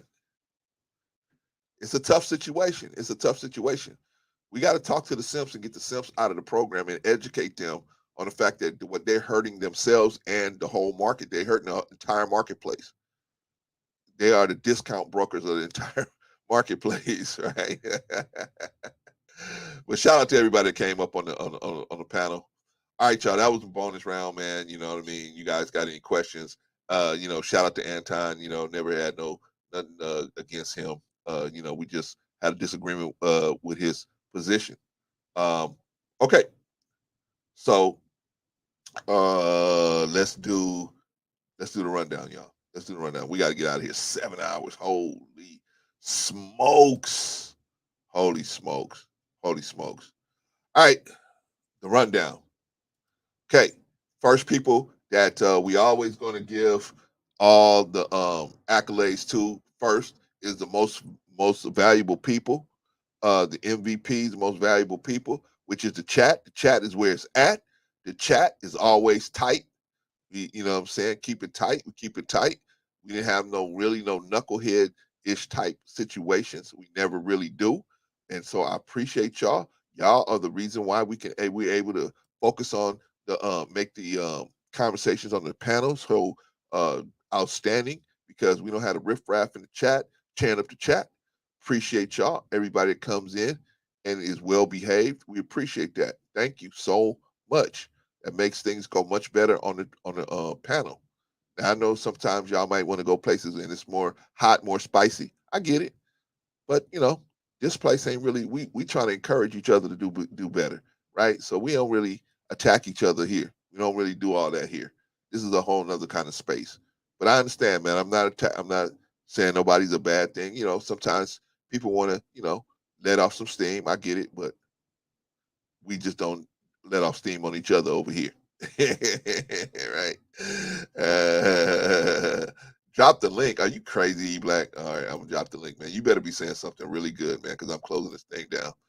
All right, so anyway, and I'm giving you 5 minutes, brother. 5 minutes. I'm shutting this down. Anyway, the chat is where it's at. Thank you, all you guys. Thank you so much for getting out there and make sure the chat is where it's at. Come on, E-Black, if you're coming up here. You joke. Okay, thank you, brother. Because I'm like, man, I'm about to shut this thing down, man. I'm trying to shut this thing down, man. Trying to mess with the advisors today. All right, so let me get to the rundown. Woo, we had a stacked class today. So I'm gonna go fast. I'm not gonna do what I usually do, go into all the different things. I'm just gonna say whether they gave a strong performance. Oh, by the way, chat. Strong performance from the chat. Strong performance. Yeah, after 8 hours, right? Now that's how your folks do it, E-Black. They come in at the last minute. Hey, can I get a play? Let me get a play for Juan. Let me get a play for Man. Let me get a play for Big Steve. Let me get a play. And then they don't clean up and then they leave, right? All right, so all right, what about shout out to the chat? Chat has strong performance, very solid, very solid. You guys, man, thank you guys for being so solid. Because they coming, the people are coming, man, and we're gonna need to be solid like we always are. Thank you, everybody. All right, so we're gonna do the quick round this time. What about Rico? What do y'all think about Rico? Rico came in, did his thing, strong performance. Absolutely, strong performance. Rico had a strong performance, man. He did everything good, man. We appreciate him. Me and Rico argue all the time, man. But shout out to Rico. Did a good job. Strong performance today. and so I call. I didn't call Rico. I didn't tell Rico. Usually I send Rico the link, before I go up, but I said, no, I'm gonna keep Rico out of this one, right? But Rico's that dude, man, where Rico's like, hey, what? And I'm like, Rico, man, I'm getting into it with these dudes, man. I stepped on a girl's shoe, and they coming after me, man. I don't want you in this. Rico like, shit, where you at? Where you at? I'm coming, I'm on my way. I'll be like, Rico, man, but you ain't in this. I don't care. I'm coming. I got the van. I got the jammy. Come on, I'm coming. Where you at? Right? Shout out to Rico Young. All right. Who else came on? Strong performance for Rico. Strong, very solid. What about Queen Anifa? Queen Anifa came into the building. What do y'all think about Queen Anifa? Very solid performance, man. You know what I'm saying? One of the things I like about Queen Anifa, man, is she may agree with me, she may not. She may agree with Rico, she may not. She may agree with us, and she may not. But she still delivers the information in a way where we can soak it up, man. We can still soak it up. And she is definitely a lady and carries herself in such a way, just like Patrice, carries herself in such a way where we have to respect that. Even if we don't agree with her, we have to respect that.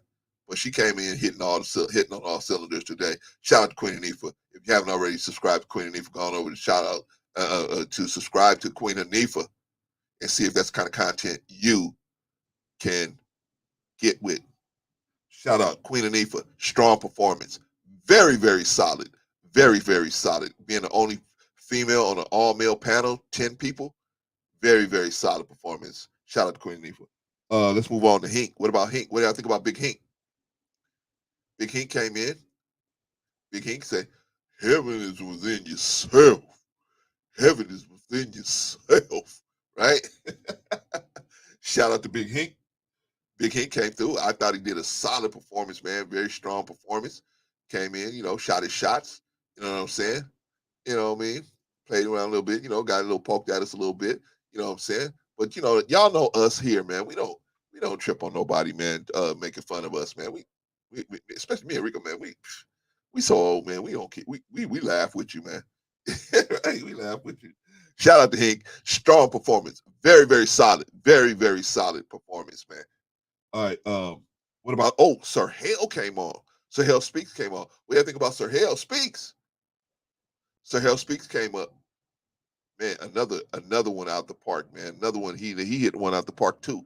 Man, I mean, he represented, and you know what I'm saying? And one of the things I like about Sir Hale, man, he always presents himself in a very professional way, man. You know what I'm saying? He got a very professional way about him. But I know men. See, I've been around thousands of different men in the Nation of Islam. I've been around thousands of men. I mean, literally airport hangars full of men, right? So I done seen all different types of men, man. And one thing I know about Sir Hale, man, you getting the professional brother, but if you push him, I see that dude off the corner sitting behind that, right? And shout out to Sir Hale, man. But Sir Hale, he came through, man. He represented for himself. If you haven't already subscribed to Sir Hale Speaks, go on over to Sir Hale Speaks, check him out, subscribe, and see if that's the kind of content you are down for, right? But a very strong performance for Sir Hale. Very strong performance, man. Shout out to Sir Hale and the whole crew over there. Shout out to Sir Hale. What about Jay Takashi? Jay Takashi came in just for a minute, man. Boom, pump faked us, right? He was in here for a minute, but then he dropped a bomb when he came in, dropped a couple bombs, and then he left. That's what he always do, man. Jay is always good for at least a couple gems or two before he slip and dip, right? Shout out to Jay Takashi. If you haven't already, subscribe to Jay Takashi. Going over to Jay Takashi's webpage and subscribe to him and see if that's the kind of content you can get with. Shout out to Jay Takashi. Very strong performance. Very solid young man. Very solid. What about We On Lock? We On Lock came through. What about him? Now, let me tell you about We On Lock, man. We On Lock is the type of brother that will really sit in the bushes and wait for his shot to get set up, right? He's gonna wait until it's the right time for him to say something, man. So We On Lock is not the type of brother like me and Rico, man. We gonna keep on talking if you let us talk, right? But We On Lock is the type of person that's gonna probably measure out what he's gonna say, measure out what he, and say what he's gonna say. and then he's gonna sit back and be quiet to see how it hit everybody, right? I'm learning the brother as I spend time with him, right? Shout out to We On Lock. If you haven't already subscribed to We On Lock Nation, go on over to We On Lock Nation and subscribe to We On Lock Nation and see if that's the kind of content you can get with. But I thought he did a strong, solid performance. Solid performance. Solid performance. You know what I mean? I just, the thing about We On Lock is, some of these guys really got it in for him, and I try to tell him, hey man, We On Lock, he's got his own he's got his own state. He's not gonna stay here. I can't force We On Lock to be here if he don't want to be here, right? If somebody comes on the panel he don't want to talk to, I'm saying, this is America. He can leave if he wants to, right? Right. So shout out to We On Lock, man. You know what I'm saying? So hopefully him and the BMU crew will get whatever they got to get resolved, and they can move on. All right. But shout out to We On Lock. Very solid performance. Very solid. Very strong. What about Black Man Unfiltered? What about Black Man Unfiltered?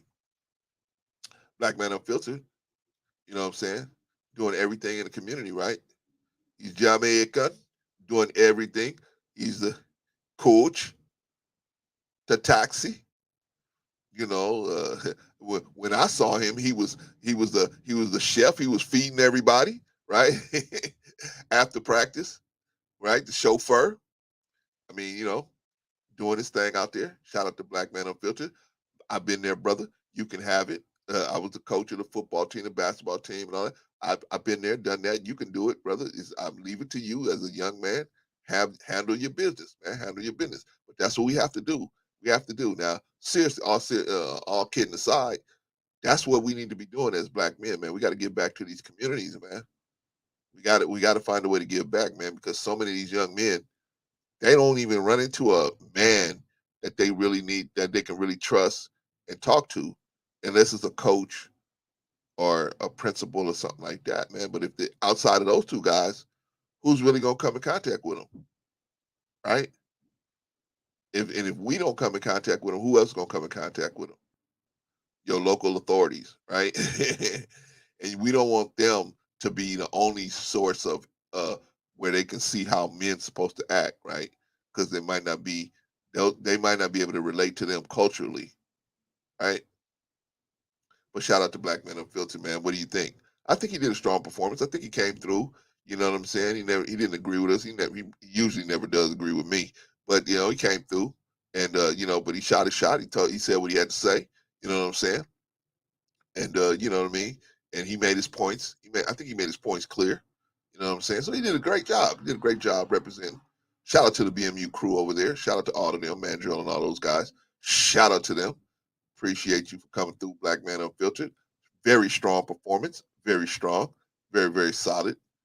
You know what I'm saying? But like I say, Black Man, going over to We On Lock's channel, and then you might could catch him up over there, and then you might be able to make that conversation you're trying to have happen, right?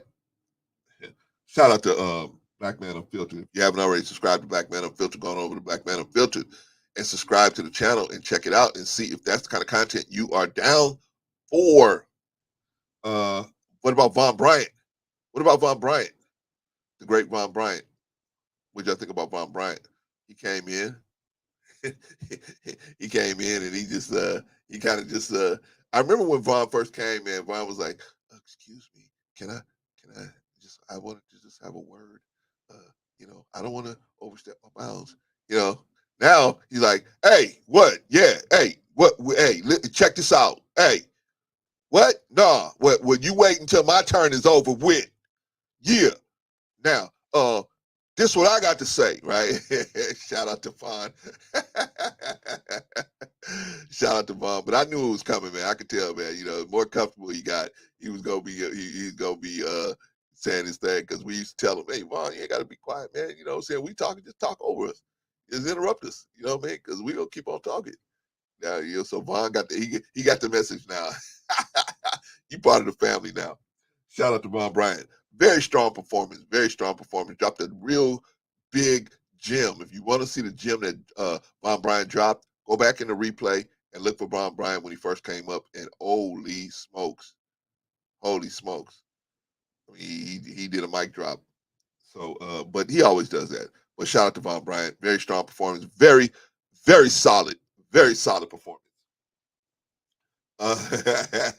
Zen Master. I know I'm trying, man. I'm trying to shut it down, man. Marcus. What about Brother Marcus? Brother Marcus. Sitting in for Jay Takashi over there. But what about Brother Marcus? Came in, shot his shots too, man. And like I said, what I always like about Marcus, one of the things I like a lot of stuff about the young man, because I got on a live stream one time, he and I got to talk for a long time, and I got to learn a little more about the young man.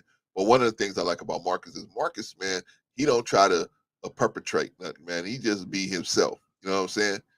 He don't try to play no games or nothing. He just himself, man. And that's why he's so respected. That's why he's so respected in these streets, man. Shout out to Brother Marcus, man. But yeah, like Marcus sat back. He's the kind of dude sits back, shoots his shot. He may be quiet for an hour almost, but he'll sit back and shoot a shot. And when he shoot a shot, he shoot a shot. He's another one that drops some gems, man. If you want to see some gems that Marcus dropped, go back in the replay and check that out. Shout out to Brother Marcus. But a very strong performance, very strong performance. As always, that's all of these dudes, always strong performances. What about JT? I think it was JT's first time on the panel, right? Shout out to JT, man. JT had a really good day, man. Very, very strong performance, man, from that brother, man. First time on the panel. He hit hard, and sometimes he agreed with us, sometimes he didn't agree with us. You know, and this ain't the kind of panel where the prerequisite is you got to agree with us, right? Or you got to feel like you can't say your piece, right? We don't do that here, man. You can say whatever you want to say, as long as you're not going to attack somebody personally. We can deal with you. We can deal with you, right? But shout out to JT, came in, very solid performance, very strong performance, very strong performance. If you haven't already subscribed to JT, I forgot his page, man. JT, little podcast, the podcast, something podcast. I forgot.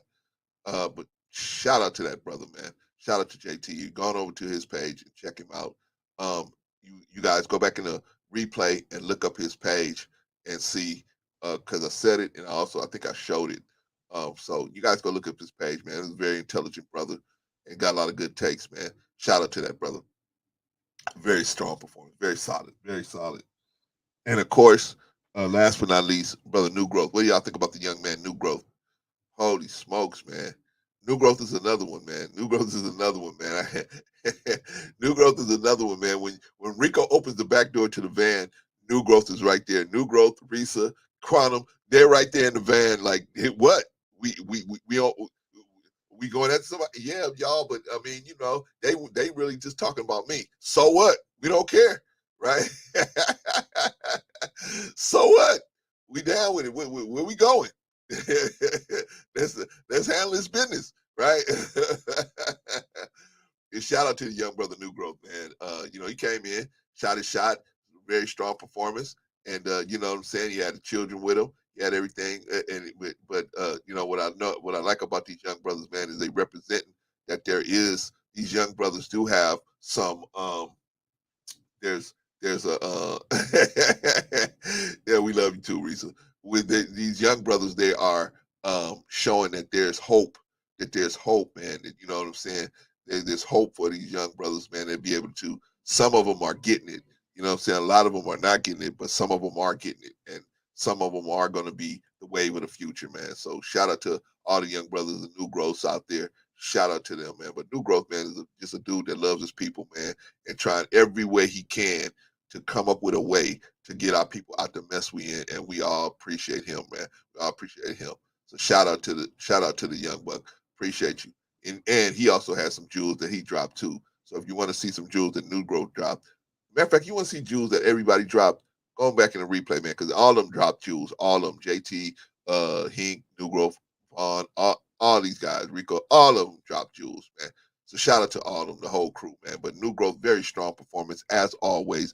Very, very solid. Very, very solid. And that is the whole rundown, y'all. That is the rundown. Okay. Today is Thursday, y'all. I think we'll be back. Well, I know we'll be back on Sunday. Sunday's gonna be the full show for sure. But I don't know if we might do something on Saturday. I don't know. We'll see. Because we do too many shows then. It's gonna gonna water us down. So maybe, yeah, well, definitely Sunday. Let's shoot for Sunday. Let's shoot for Sunday. I might take my granddaughter to this park or something on Saturday. So let's shoot for Sunday, y'all. All right, y'all. Thank you, everybody. Great show. Everybody did an outstanding job. Chat, panel, everybody did an outstanding job. Appreciate y'all. Shout out to everybody. Shout out to Anton, by the way. Shout out to everybody. Shout out to the mothership. Shout out to everybody out there. Peace, y'all. Thank y'all for joining us. And 7 hours. Holy smokes. All right, we'll see y'all on Sunday.